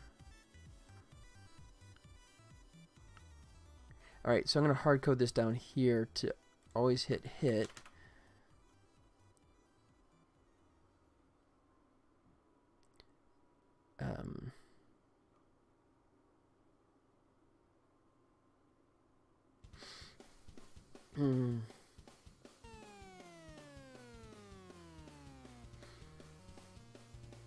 Let's see.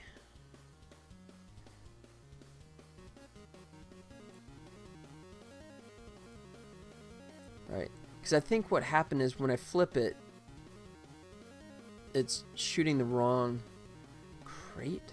So the settings are just a little off. Do I want Blu-ray or on Amazon for movie nights? That's a tough question.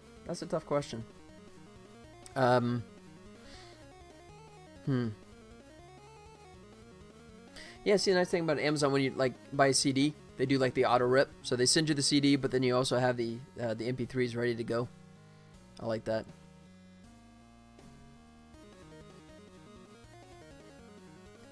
Let's see.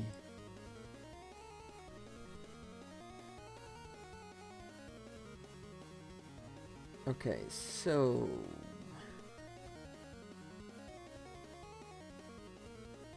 yeah, I gotta. Oh shoot.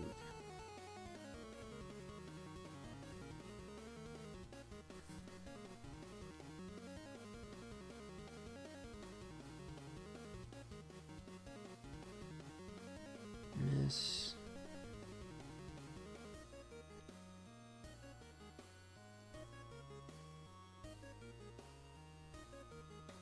Merge out type.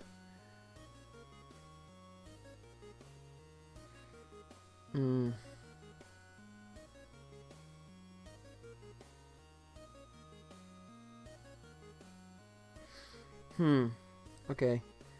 I'm guessing that's the problem, is that it's the wrong... way. Oh, maybe I could just reverse that. Because I just copy it over, don't I? Alright, let me look at this again. I don't know, game controller.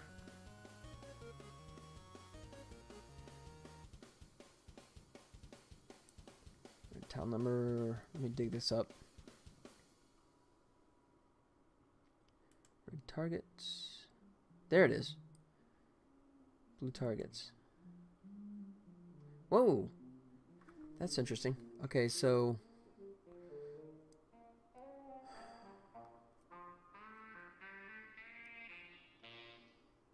Okay. So... I'm not sure which is which, but... So, I thought that works, but it does not. So, this red target. So, let me try... I'm just going to give it a terrible value. See if I can get that to come up correctly.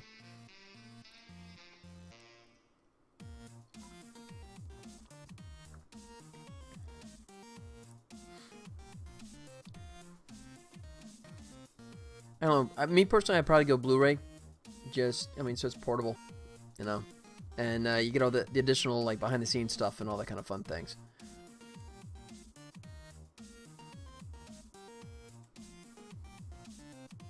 Come on, power up. Oh, wrong side. Stupid. Hit. Beat you. Alright, so I'm just stalling, hopefully getting something on the left side. Worst case, I'll like hard code it and tell it to... Oh, good. So that actually that was it shot that one at normal distance. So, and again, jerk.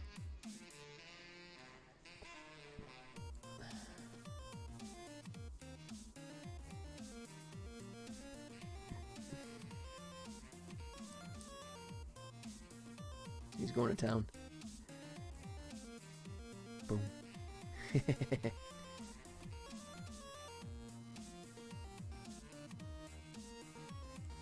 Alright, come on.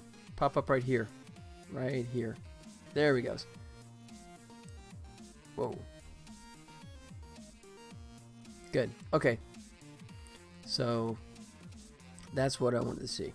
So, we are in the right place with this. So, we put this back to 320.55. And then the perfect shot should be, we'll say, 37? 5. Alright.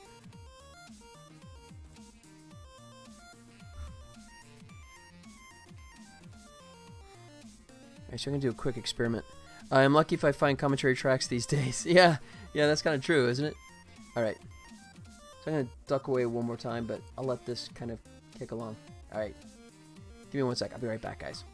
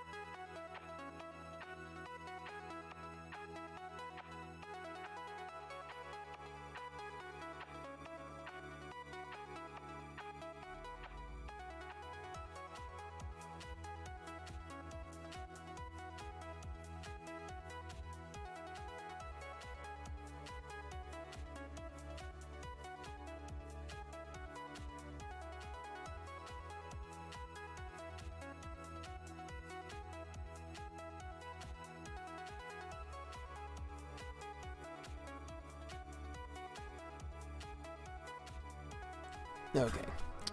I was happy when I saw that Hotel Artemis had one with the writer-director fella. Look at that. What is it? Well, that's cool. Yeah, I love director's commentaries. I mean, unless they're just kind of like self-aggrandizing, but when they have some like real insight, I always enjoy that. Shark Tank has one. Yeah, that's a fantastic film.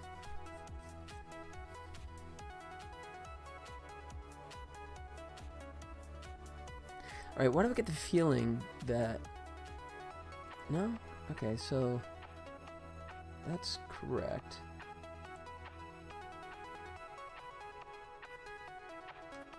I'm gonna just go crazy and make it 15. Yeah, absolutely, it's a great... Yeah, it's a fantastic read. Yeah, that whole... I mean, that was the same Stephen King that produced Stand By Me, The Body, as well, right? Yeah, that was just a fantastic book all around. And, yeah, fantastic screenplay.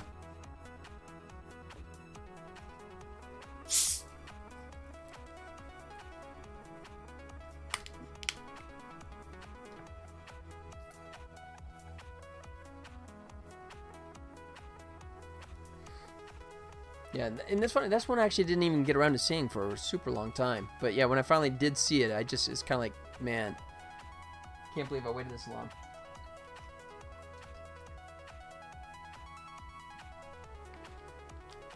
If death sentence? All right, that one I don't know.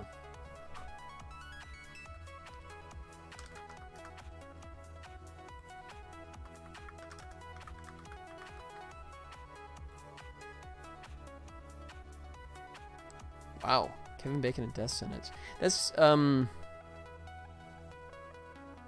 Life.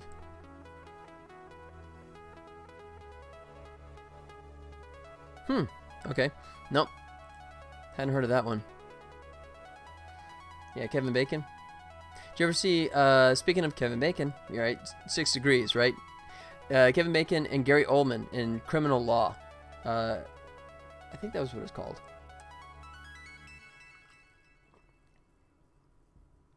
Where it was Gary Oldman was the lawyer, and Kevin Bacon was the very creepy dude.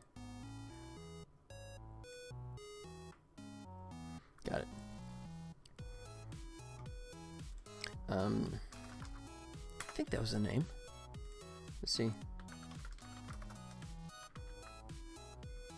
Yeah. Yeah. Apparently, I liked it more than other people. Martin Campbell, who went on to go do the... didn't he go on to do some Bond movies? Isn't that the same individual I'm thinking of? But, yeah, so you got Gary Oldman and Kevin Bacon, and this dates back to 88. Oh, my God. All right, I saw it in college. Yeah, I liked it a lot. I thought it was a really fun, interesting movie.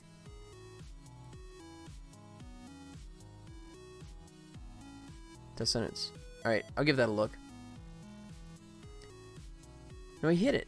Okay, it's not that I mean he did hit it. What the heck? Hello? Pause, you stupid game.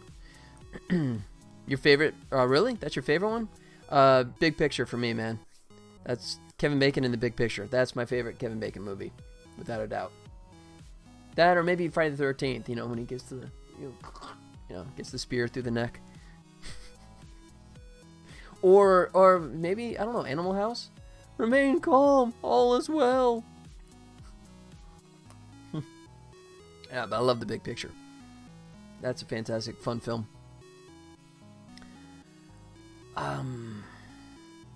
So that's bizarre. Why is it?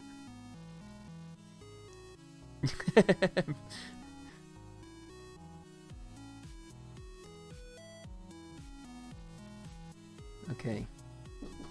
Yep. Oh. We are going to the other house now and come back for dinner. Okay.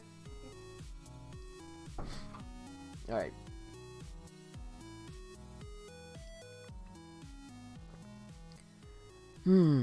So I guess I can trace the value here and figure out what it's pulling from. Should be going straight to hit, right? Because I'm doing hit there. Hit. So it should just be the actual side value. It says red side target, blue side item position. Did I do that backwards? Red targets. Oh, I did, didn't I? No wonder. Crud.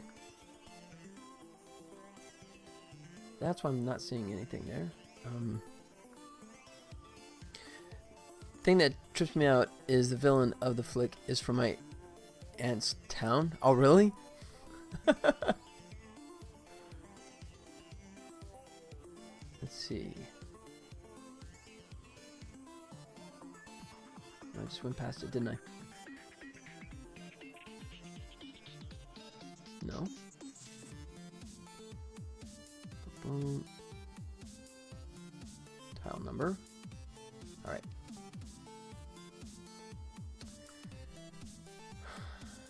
So.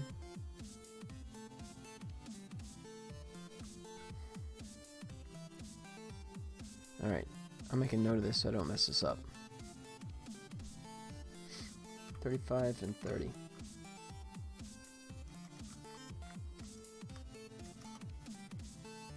See what that does for us.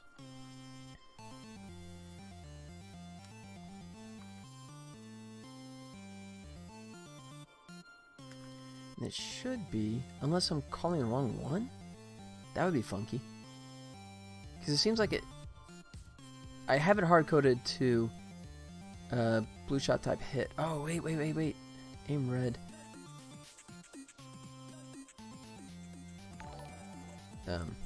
Oh, hey, what was that?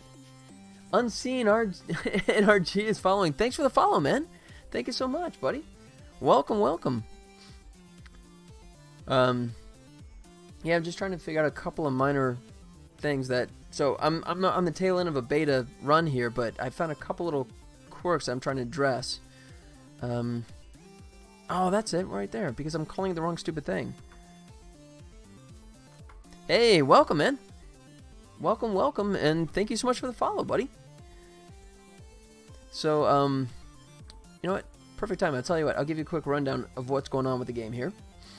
So, this is a game I've been working on for way too long, but it's called Volley Village, and it's sort of like a Angry Birds meets Battleship kind of thing. Online, cross-platform, multiplayer. It's going to be free to play. If you look at the links down below, you can actually try it out. I have a version for iOS, Android, and for PC. And this is the gist of what the game is. Check it out. So, the objective here is it's like Angry Birds, right? You target kind of similar to that, right? So you're trying to aim for the bouncing buildings, because bouncing buildings actually are powering the force field. So if you take out all the buildings, you can lower the force field and you can take out the catapult, right? So that's the gist of it. And the first thing you notice is that it's not turn-based. You're actually playing it real time, right? So that already makes it a little more interesting. You can send out villagers, like the AI is doing, right? And to repair buildings. But then when you do that, you got fewer left on the catapult, which means your reload times go up, right? And so I just destroyed him. Oh, you have these power-ups. This one makes your guys go twice as fast. So if you look at my reload meter, right, it's reloading like insanely fast right now. I just tag him. And you can hit him and make him reset his work there. Just like smack. There you go. Kind of beat him up a little bit. Oh, and little green plus symbols, when they're doing their building, you can actually tap the little button here, and then it'll make them rebuild faster. Oh, wow. That shouldn't be working. Uh-oh. That's a bug. I gotta turn that off. Oh, crud. Okay. So I'm gonna go to the house. Yeah, your mom told me. Okay, and then pig and stop. Okay. Pig and chicken. Got it. Okay. So, that's it. And then, oh, you got one building rebuilt. So, you see that the force field comes back up. But I take that one out. There it goes. And then, so there's 3 different power-ups. There's a green arrow, which makes your guys go faster. There's a stop sign, which puts your opponents to sleep. And a cloud, which covers your buildings in fog. So that's it. And then that's kind of what it looks like if you play an online game. Kind of similar to that. And you can also play 2-player. If you want to play 2 people at the same time on the same device, you can play it just like this, right? You know. And I say it's Angry Birds meets Battleship because you can actually... Oops. Oh, you get free coins. Hit the wrong thing there. You can also go into Customize and customize the layout. So you can put the buildings however you like, right? So you can just, if you want to do 1 by 1, you can place them like this, right? Or you hit random, and it'll just kind of toss them out randomly. Kind of like that. No commentary on Death Sentence. I figured that is the best as Juan has the Fast and Furious paycheck these days. As Juan has the Fast and Furious paycheck these days. Okay, you gotta translate that, man. I'm not following that at all. So that's in a nutshell. That's what Volley Village is all about. I'm in beta at this point. Oh, James Wan. Oh, gotcha. Yeah.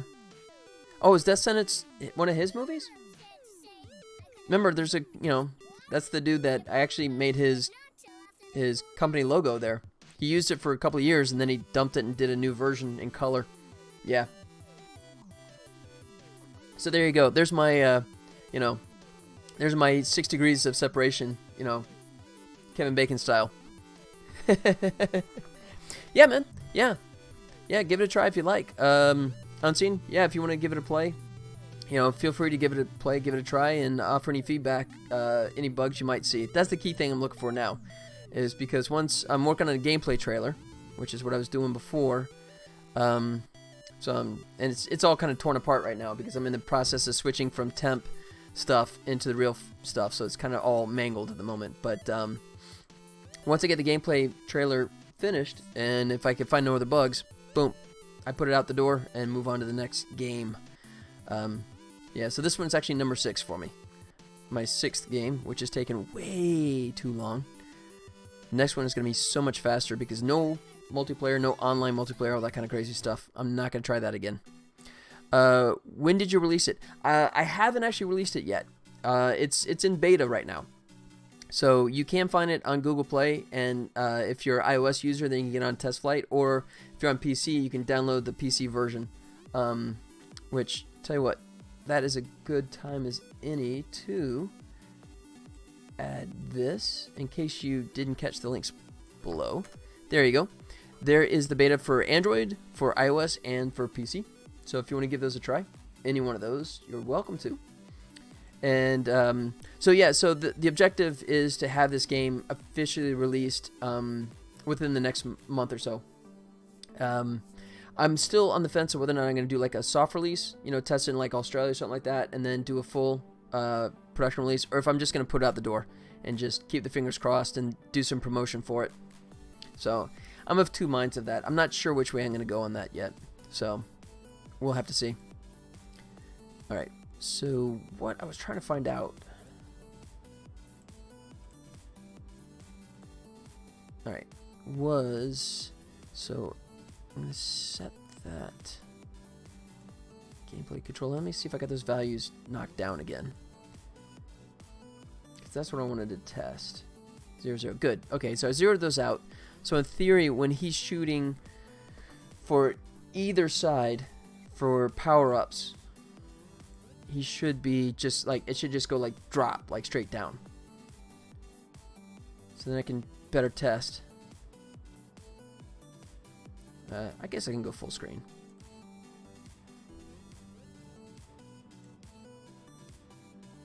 I'll do some damage here. Alright, come on, power up. There it is. Alright, so good. He's going for it, and what? Wait. That's not supposed to be like that. It should be just dropping.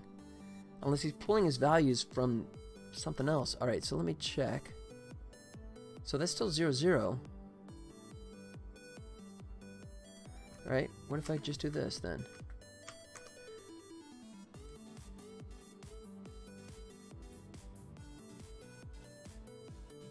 No. That's crazy. It's like getting values from... There it goes. That's what I'm looking for.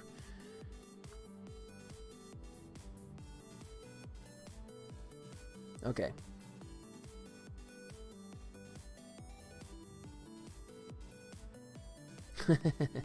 Okay, good. So now I can test which one is which. And so let's say that's 37.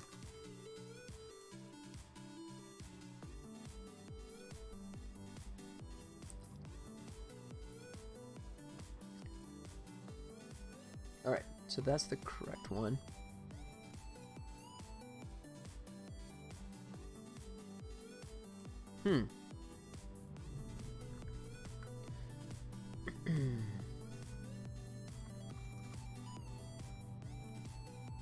I'm so confused. Why does that look like... Huh. Okay, so 37, 38?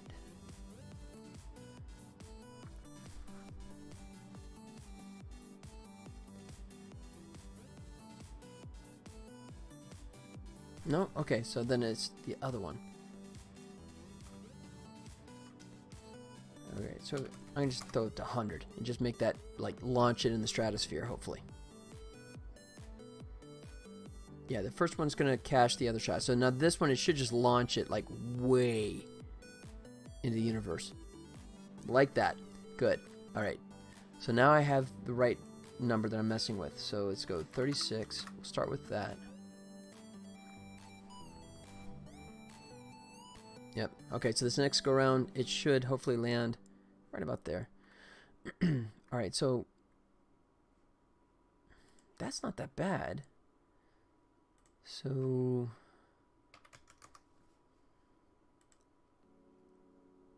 see which way that drives it. Nope, that doesn't fix that. Okay. So let's go back to 330 and we'll put up to 40.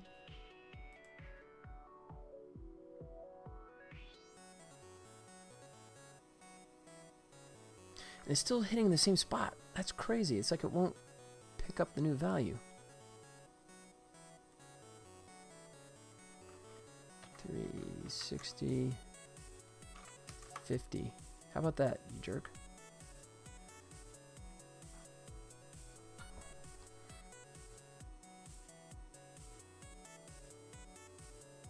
And it's bizarre. Okay.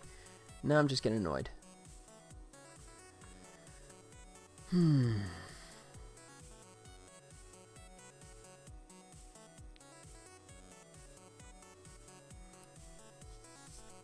Okay, current red shot type is... It should always be hit. So that's fine.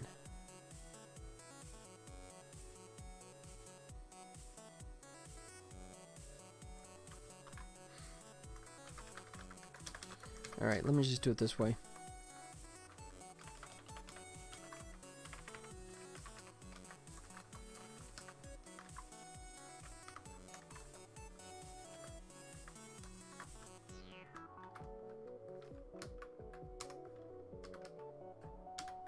So, rather than trying to guess what it's doing.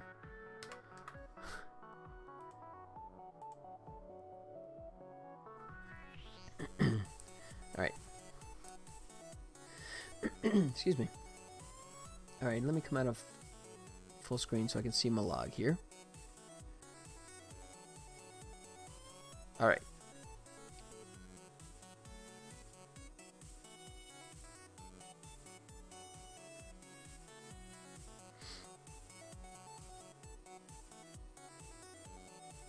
Why did that just go off in the left field? What did I do? Index out of range.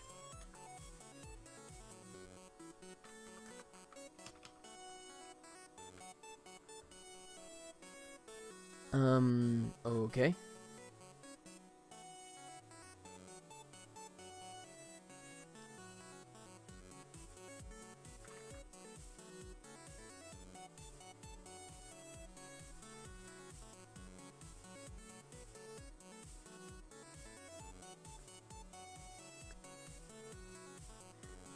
So the situation is that I originally... Wow. Oh, because it's not... Okay, I know why. Let's see. Red shot type.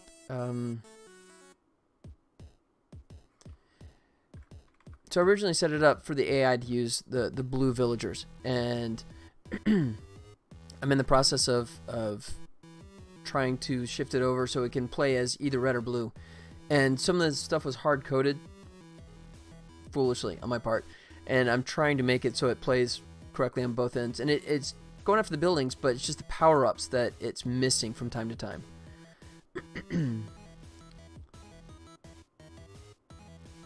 Alright, so then why would it like that? Hmm.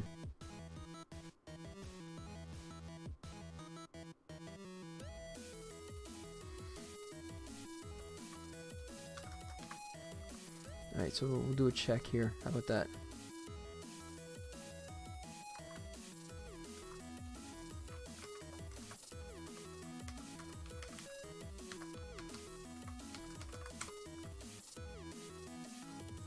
Is not equal to null.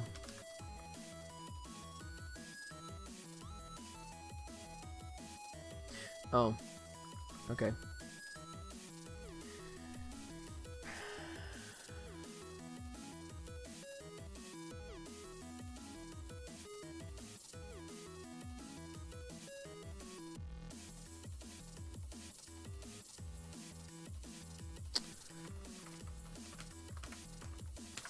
Alright, we'll do it this way.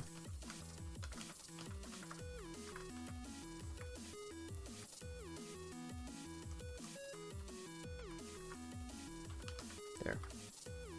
Now that should make it happy.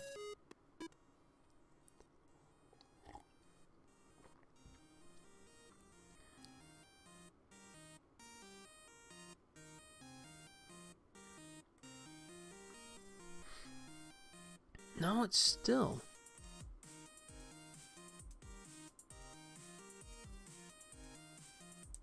Blue side current, red side target. Oh, it's not equal to -1. That's why. That's what I needed right there. Okay. No.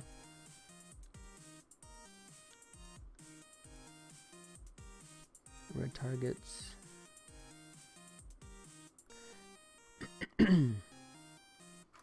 That's my mistake.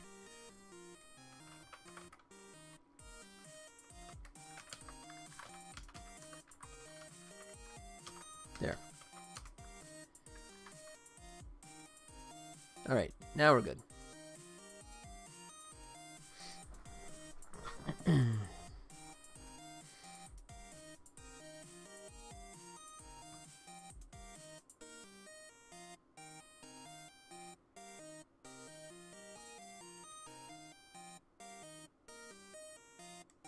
Ugh.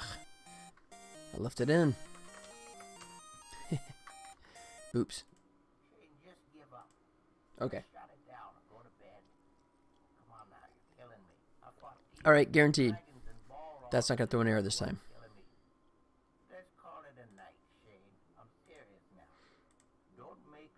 Okay, good.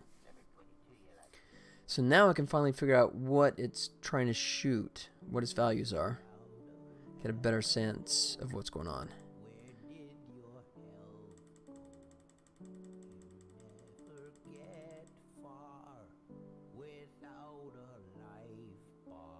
Alright, go for this. Go for this, you stupid jerk. Thank you. Here he goes. Wait, why is it not? Wow, okay.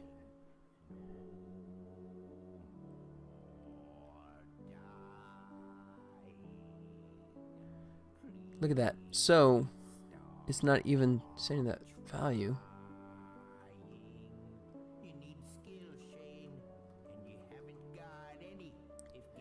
Aim red launcher, so that's right.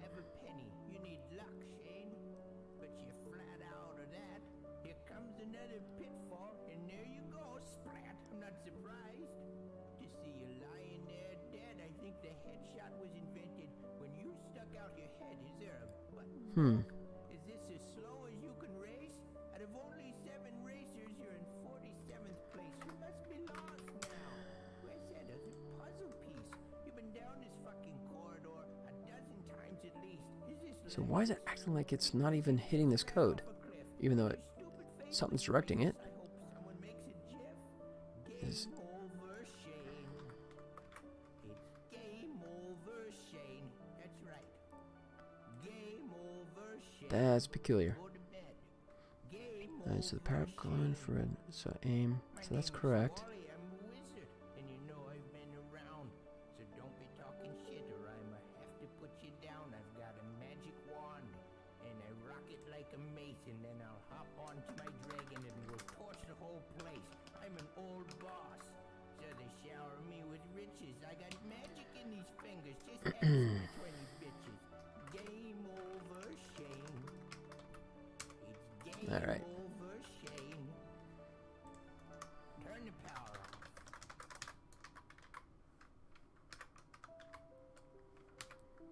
This is my last stab at this. If not, then I may just stop down and just start really pulling this thing apart. Trying to figure out what I did wrong here.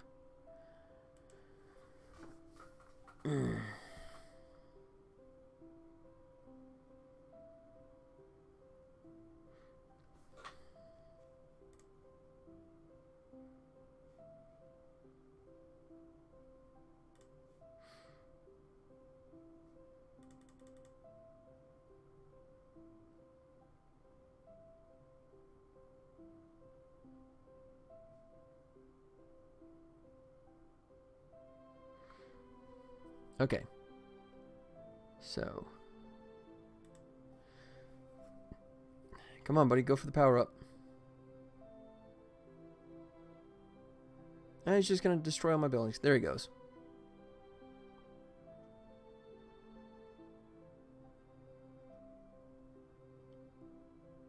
Alright, so, yeah, oh, red side target is -1.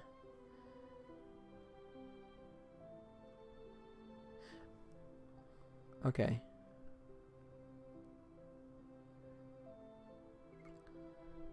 It's -1.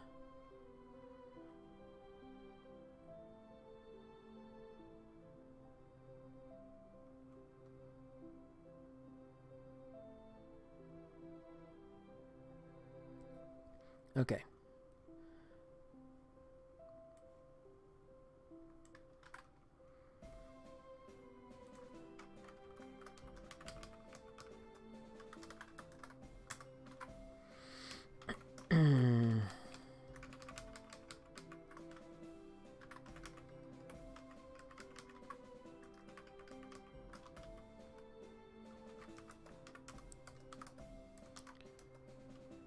Oh shoot, that's Y and that's okay. I'll just reverse that. X and that's Y.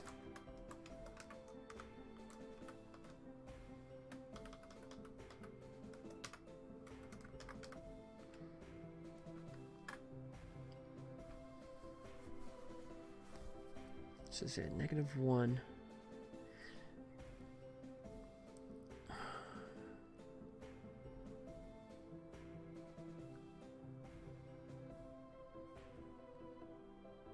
Okay.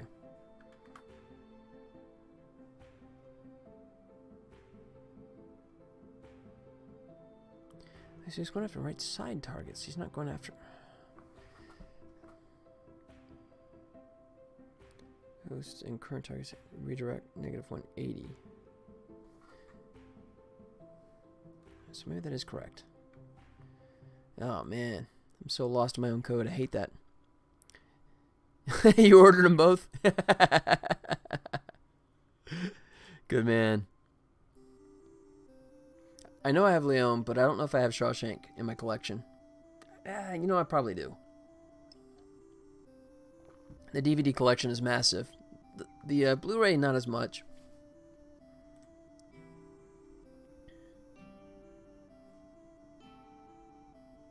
Wait, 39.39. What's up with that? Did I not change it? X and Y.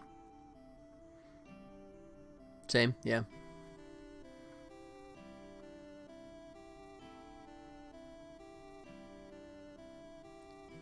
$53.53. What? Why are both values getting the same thing? Red targets.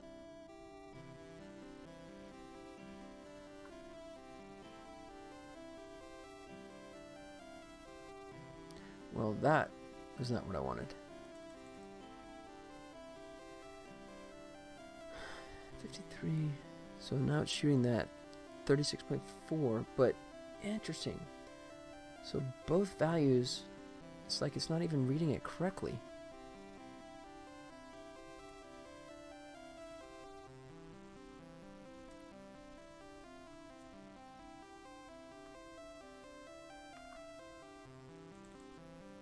Yeah, so it's this one. Oh, because I don't know how to type correctly. There it is. Oh, stupid. All right.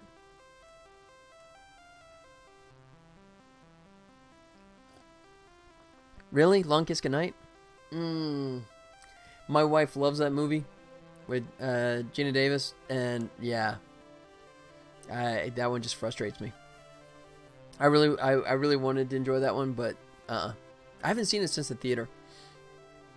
But I don't remember the name of the actor, but the guy that's the old boyfriend. Yeah, Sam Jackson's usually pretty good in everything, but the guy that was in it, he was in another one. It's unfortunate, man. He never really kind of caught on, but he was he was in a movie called 13th Floor. No, not the villain. No, the charismatic guy that's like, you know, the handsome guy. Not bagging on David Morse. He's handsome in his own way. I mean, he had, you know, in St. Elsewhere, right, his wife was Helen Hunt, right? Although she left him, so maybe that's not a good example. Craig Bierko, there it is, who actually played the American version of Lister in the Red Dwarf American pilot, right? He was in the Scary Movie flicks. Okay. Yeah, he got to play Lister in the very short-lived pilot for the American version of Red Dwarf. Yeah, I always liked him. He was also, wasn't he in a TV series too? I think he was in a sitcom. Was it Hope and Grace? I don't know. I know he played a husband in one of the sitcoms kind of thing. But yeah, I liked Craig Bierko a lot. He never really, I mean, those are like the same time frame, right? He had the 13th Floor and Long Kiss Goodnight, and I don't know if he did much. I have to look him up again. Oh, while I'm doing that.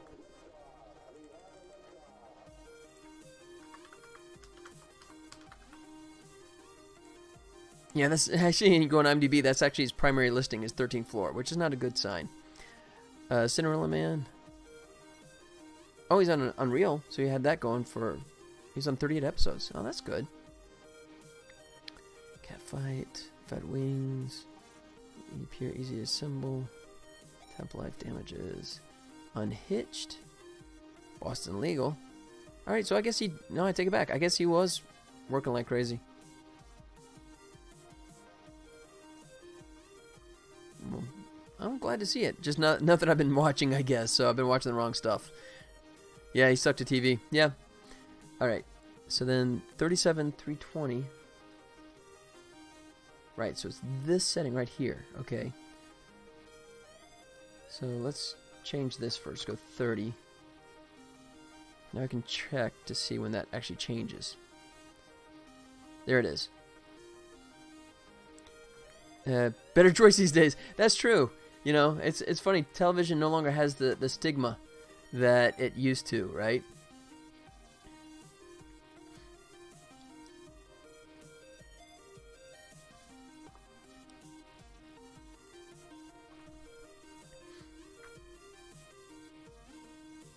Alright, so 30. So that should fix this side. So I guess I did. I guess I just corrected the blue targeting, but without actually doing... okay, good. Here's the other one. Go for the side, dummy. Go for the side item. There he goes. Boom. There it is. 36. Oh, but it's not showing it anymore. Why is it? Oh, there it goes. 3644. So let's try 30. What the heck? Not with the rise of online watching. Yeah. Oops, that's the wrong way. So we'll say 39. Nope. 45. Ooh. Oh, that must be okay, I have my... So... 3644. But I need the angle change. So let's go 230. Try that. That's true. Nope, wrong way. So 210. Oops. 210. There it goes. Since now, though, through those avenues, TV shows are able to do the same as film, as those who stick to TV formats can gain exposure that way. That's true. I totally agree. 215. And have less restrictions in their performances. Yeah. Yeah, I mean, absolutely, because, yeah, pay, you know, there's no, you know, you don't have the level of censorship that you do on TV, you know, since it's not aimed at just a total white audience. But, yeah, I totally agree. So there's my values. That's what I want. So I say 30, 320.355, and say 36.4, 220, as he just destroys me. And then these guys were 35, and then 30, I believe. So it's 30, 320, that's correct, and then 220. Alright, that should make it all perfect. Yeah. Yeah, I mean, I think it's a golden age for television in general. I mean, well, whatever you want to call it, TV, I guess. You know, I mean, for streaming format, you know, just because you have carte blanche, right? You have TV shows that would not play well on regular TV. You know, given a chance, you know, in the streaming kind of segment. All right. All right, come on, side items.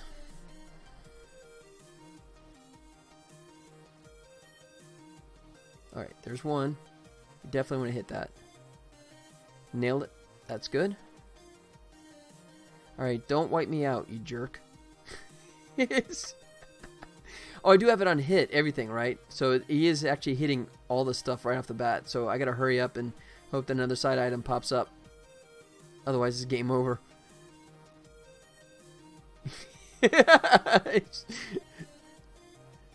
Come on. Oh, stupid wrong side.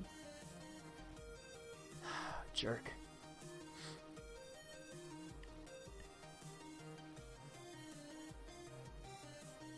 Alright.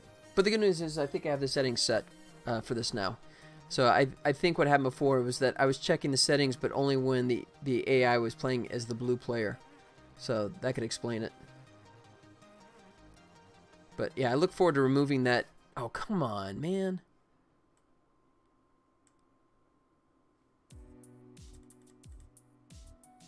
Hurry up, guys.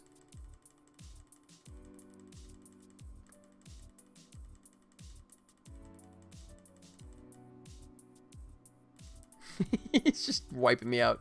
All right, power up on the right side of the screen. Right about now.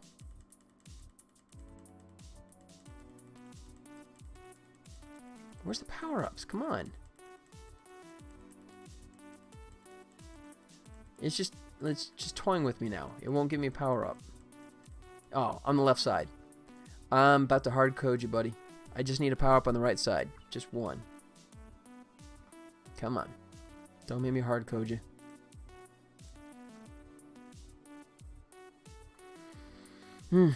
Alright, man. I'll be here. Although I may do another duck out myself here in a second. There it is. Alright. That's what I wanted.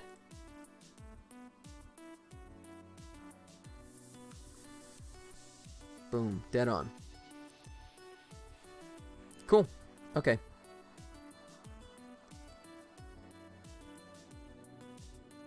So let me reverse that. And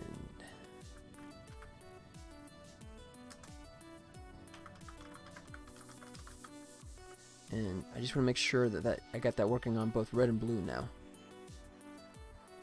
Oops. Yep. True. Alright. Fire this up. Alright, I'm going to duck away for a second myself, but I'll be right back. Hang tight, guys.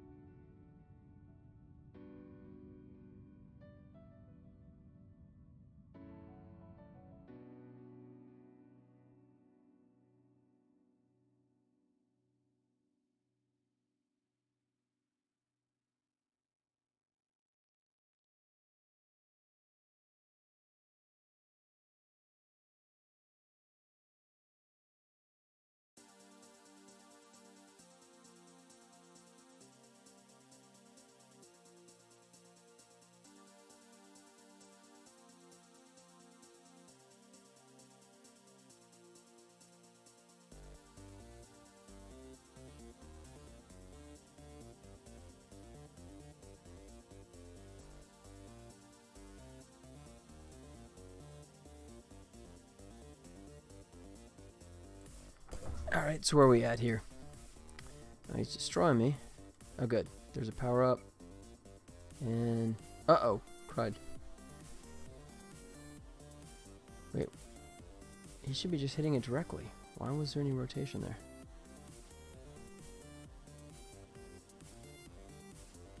Oh, because... oh, I forgot. Because the hit miss was on the red side. Okay. There it is. Alright, let me switch that over.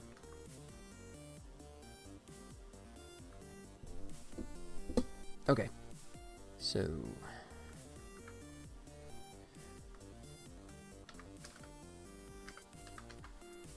red launcher.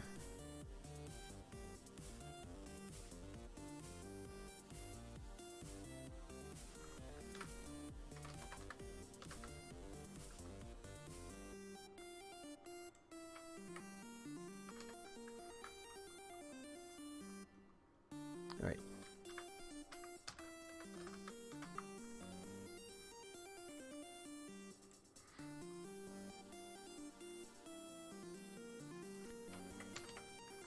There it goes. Oh, and I need to bar that other code.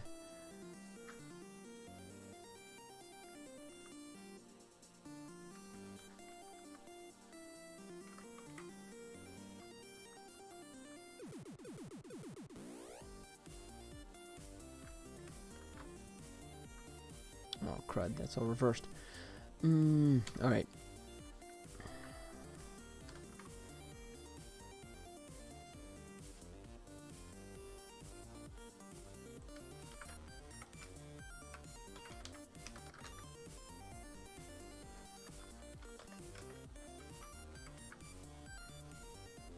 Alright, so we gotta reverse all this. Red.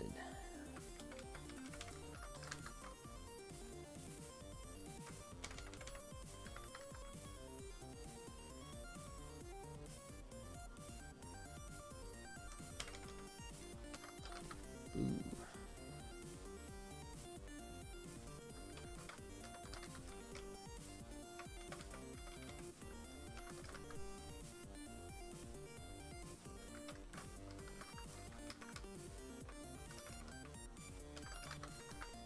There it goes. Okay.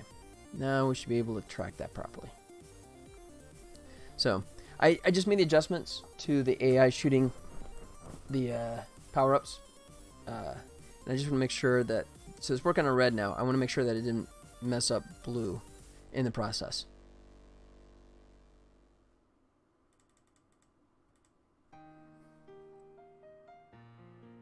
So now every shot he fires should be a direct hit.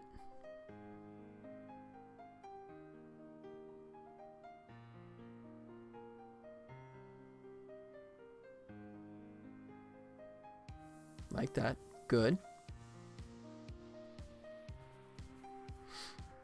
Alright, so then if I get a pop-up to come up on the right side of the screen, and if he nails that, then we're all good. Everything's fixed.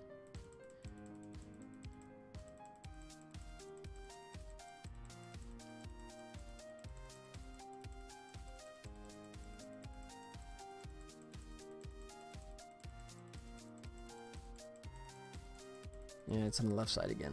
Come on. Yeah, I'll just reset.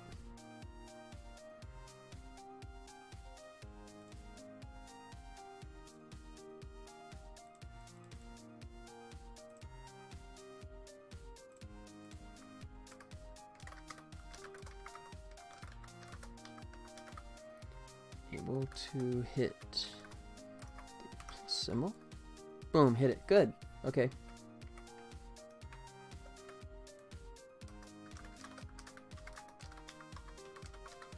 Cool. Alright, so let me check and make sure that... I think there's something that I need to fix.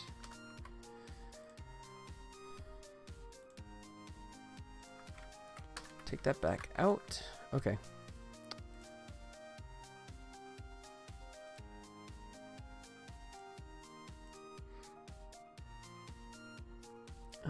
Alright, so let me switch this back over. So...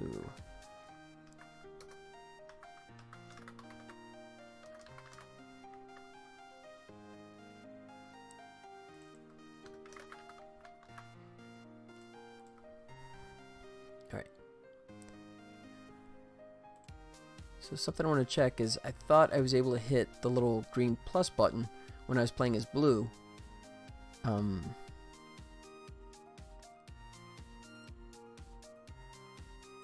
Yeah, see, that's not right.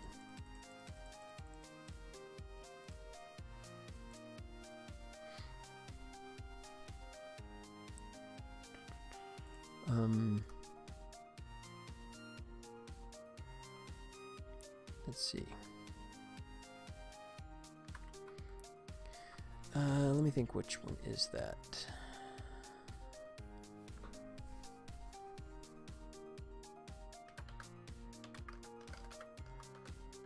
Oops.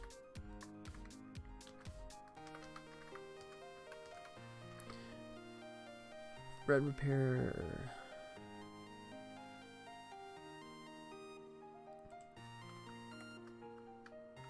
I think that's what I want.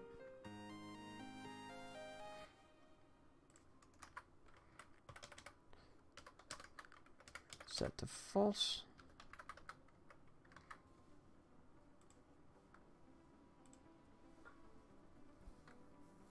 Or is that true? Does that protect it or is it allow it? All right, let me check this. Nope.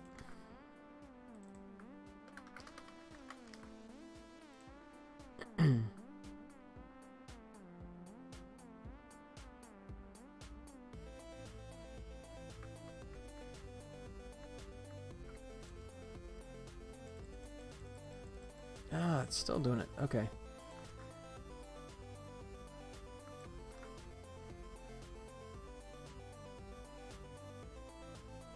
Host else. Ah.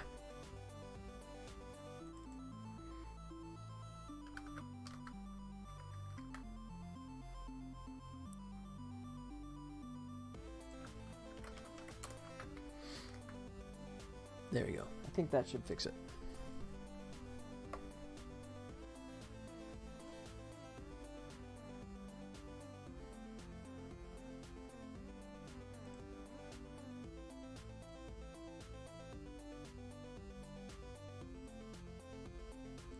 Yep. It's blocked, as it should be. There it goes.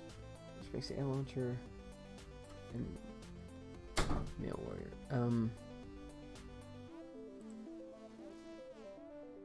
Alright, so that's good. So that's the way it should be. And let me check one other thing. While I'm here, switch this back.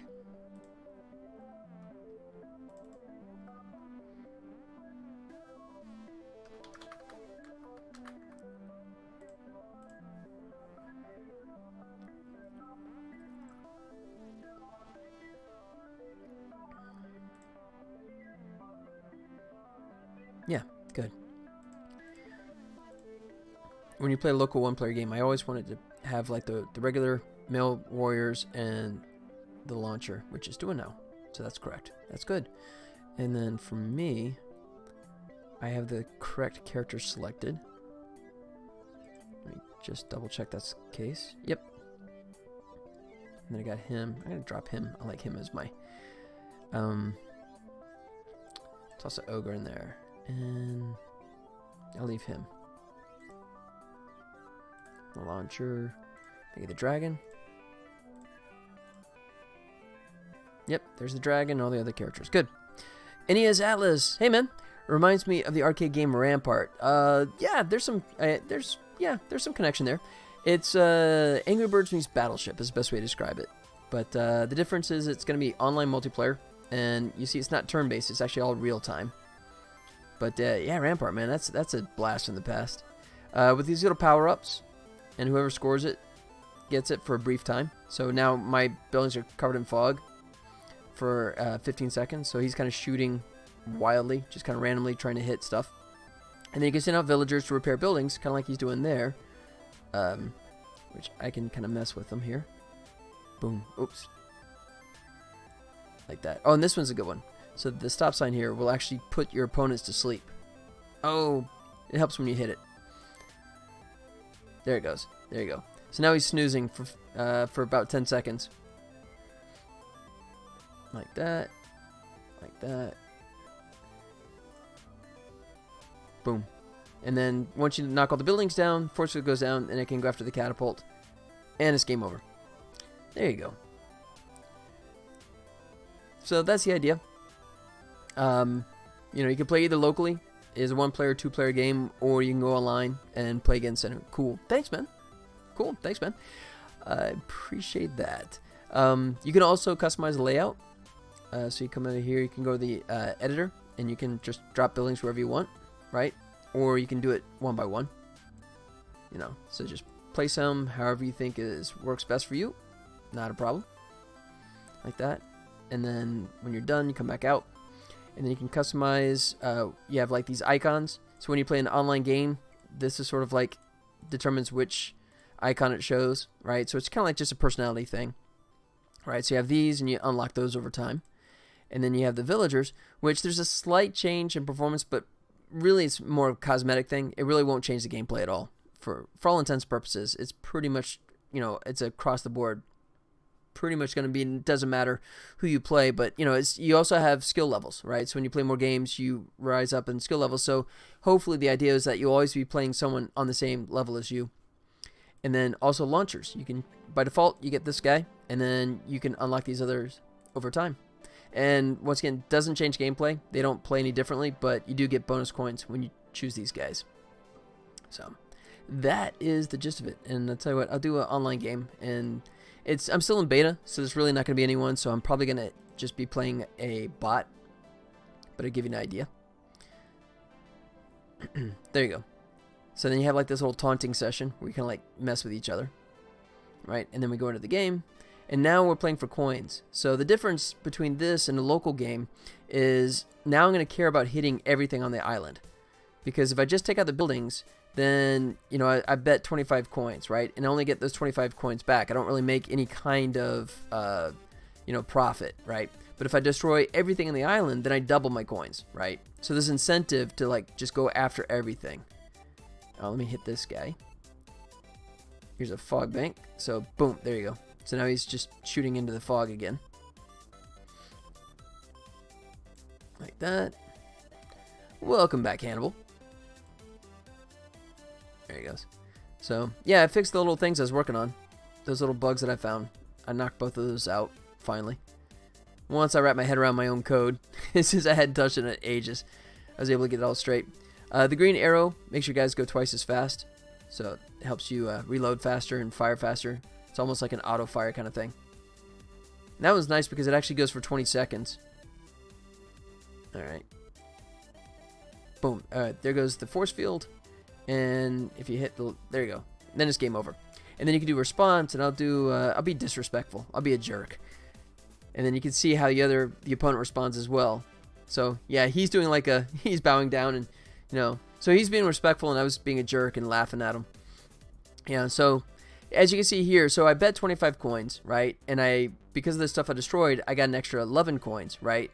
So 36, but I would have gotten double that, right? You know, I would have gotten even more coins had I, you know, been going after all the items to destroy. So, and that's it. And then you win villagers, and then that's what determines what level you are. So if we come back here, boom. All right. So yeah, I'm currently level 6, and then when I get 750 villagers, boom, then I move up a new level. And you win gems. And the gems is what you use to unlock the different launchers. And then ultimately, I have entirely different island themes. And you use the gems to unlock the different island themes. But at least when I first do the initial release, it'll be just this one island theme. But I'll come back and add more over time. So, that's it, man. That is the gist of the game. That is Volley Village. So, and then I fixed a couple of things I was looking at. A is mainly repairing, yeah. I think I got that one fixed as well. Oh, this is one I gotta check out. Check this out. So if I select my ogre as my mascot, and I don't think the ogre is doing the taunts. Let me check this. I'll have to figure out what's going on. I think the ogre just stands here. Let's watch. Yeah. The ogre's like, yeah, you're not worthy of taunting. So I have to figure out what's going on there. Probably just a naming convention error with the mech anim. But you know what? Let me jump in there. Let me figure out what's going on. Because that should work. So let me come down to close all this up. All right.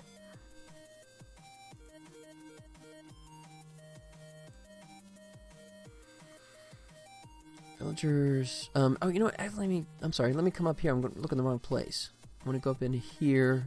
Middle Ages. Oops. No. Characters. Middle Ages.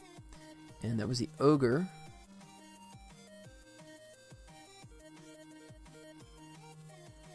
Alright. Let's go in the animator. And let's see what I did wrong.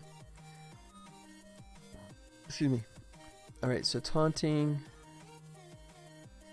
That looks... It looks right. So then... What am I missing here? Right? Okay. And let's see. Do I have it named incorrectly? Or let's see. Taunting. No, that looks right.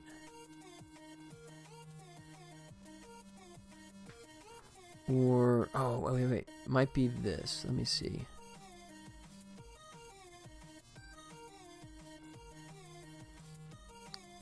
I think I have an animation event.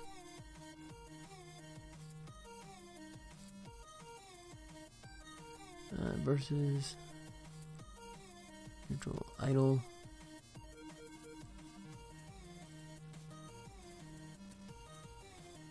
Taunting idle. There it is. So I think I'm just missing this. Play taunt. Yep. Let's come back into ogre. Taunt idle.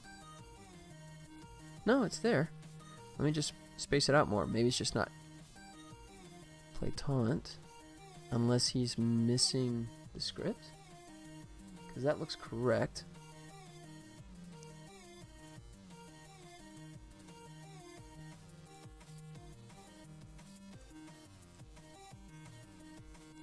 Yeah? Okay. So that looks like it's right. Alright.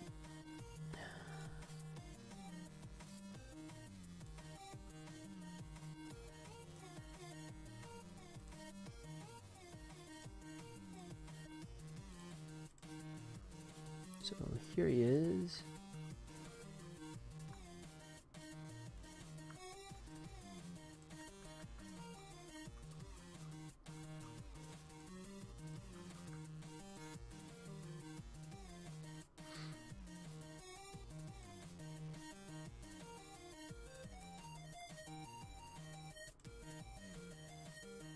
Okay, so that's correct. Uh-huh. And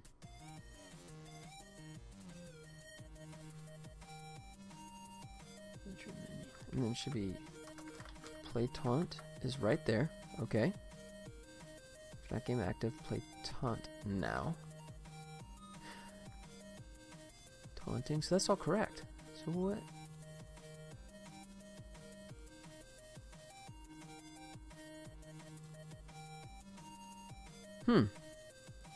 Alright, I'm a little confounded here because unless that's just an old taunt idle, which it could be.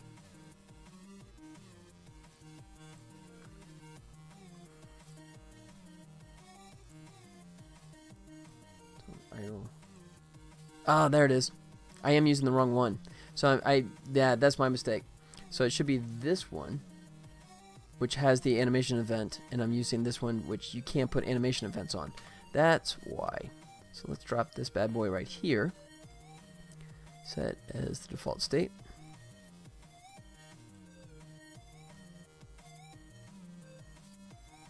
Transition. Alright. Yep, totally my mistake. Alright. Can I get away with the transitions? I don't remember if it pops or if it's good. Ooh, did that just flip? Let's try that again. That's okay. No, it does pop. Alright.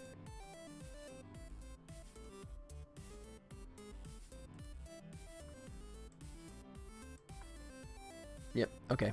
I'll just leave it like it is. Alright, that looks good. Cool. Alright, I didn't change anything on him or him, so I'm going to close out those. And that should be all I need. So that should fix it. So now we bring this up again, we should see him playing his taunts. Oh, what? Not in a local game. Has to be online. Alright. And there he goes. Now he's doing his taunts. That's much better. Alright. Good. Another fix. Yep. Able to hit blue when it's inactive. Sweet. So this was the little list I came up with, the things that I noticed that was issues. And let's see, red eye can't hit. So we fixed that. Now we can hit the crates. So you lose that advantage. One player game makes AI launcher. That is no longer the case. Or that is the case now. It actually always makes it that. A manually repairing red blue buildings on online game. That's fixed. Not doing taunts. That's fixed. And playing as blue, able to hit plus when inactive. That is fixed as well. Wow. There you go. So one of them slowed me down a little bit. Took a little to figure out what was going on, but once I got it pared down. So look at that. So that's 1, 2, 3, 4, 5 things knocked out. Put that down on my humongous done list. There he goes. There's my list of all the crud I've been dealing with for the last couple of years. Good. Okay.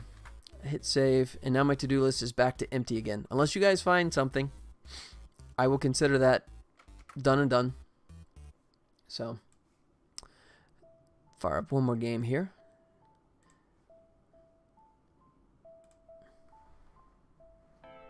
While I fill up my glass.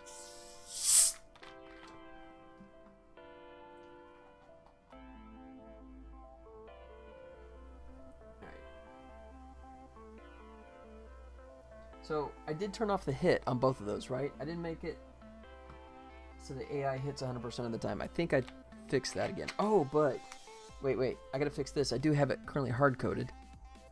No, I do want it that way, though. So that's actually correct. Select local game. So that gets determined over there. So that's right. And then, oh, but I do want host true. So if you play a local one-player game, I'm always gonna just have it... you're always playing as red when you play a local one-player game. And doing that just is sort of like shield when you're playing online, so it makes it a little harder to tell if you're playing against a human or a bot. And hopefully you're always going to play against a human. That's the ultimate objective. And there's my dragon. I like the dragon character. He cracks me up. It's kind of like a dog. Alright, so he's one hit. He's 1 for 1. He missed that one. What are you shooting at, dude?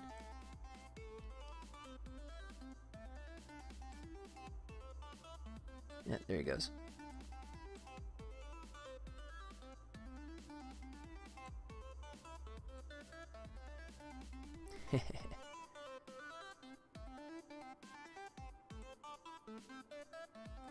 Yep. Boom. Alright, I'm gonna mess with him. Alright, I'm gonna put him to sleep. There you go, guys. Nighty night.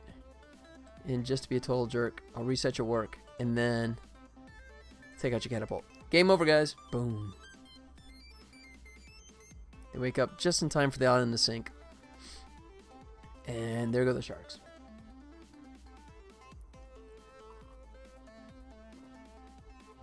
Cool. Okay. Well, I'm back to what I believe is a solid state. As far as I know, there's no issues. There's no quirks. So, the game is performing well.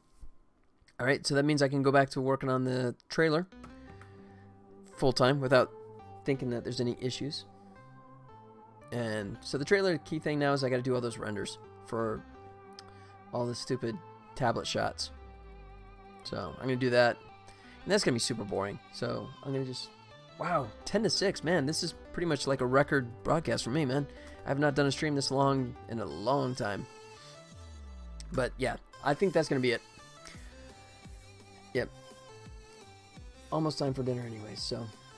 Alright, guys. I'm going to cut it off there. The game is in great shape. If you want to go ahead and give it a try, it is there below. I did not put the little updates I just did. Of course, I've not uploaded those, but they're quirks. They're really not going to affect your gameplay at all. There's no bugs that I know of that's going to stop your gameplay. So please give it a try if you'd like. I'd love to have some feedback, especially any bugs you find. But it'll be coming out pretty soon. So that's it for today. I'll be back Wednesday. Come back at 1 p.m. Pacific Standard Time. So hope you guys can make it around. Don't forget, if you guys want to stay in touch, let me toss out, it's there below, but in case you didn't notice it, there is my Discord channel. So if you want to stop by, visit me on Discord when I'm offline, you can just give me a shout there. Pretty much always on. I'm always available there. So hit me up if you want to ask me anything. Just talk about game stuff, movie stuff, TV stuff, whatever. But that's it for today, guys.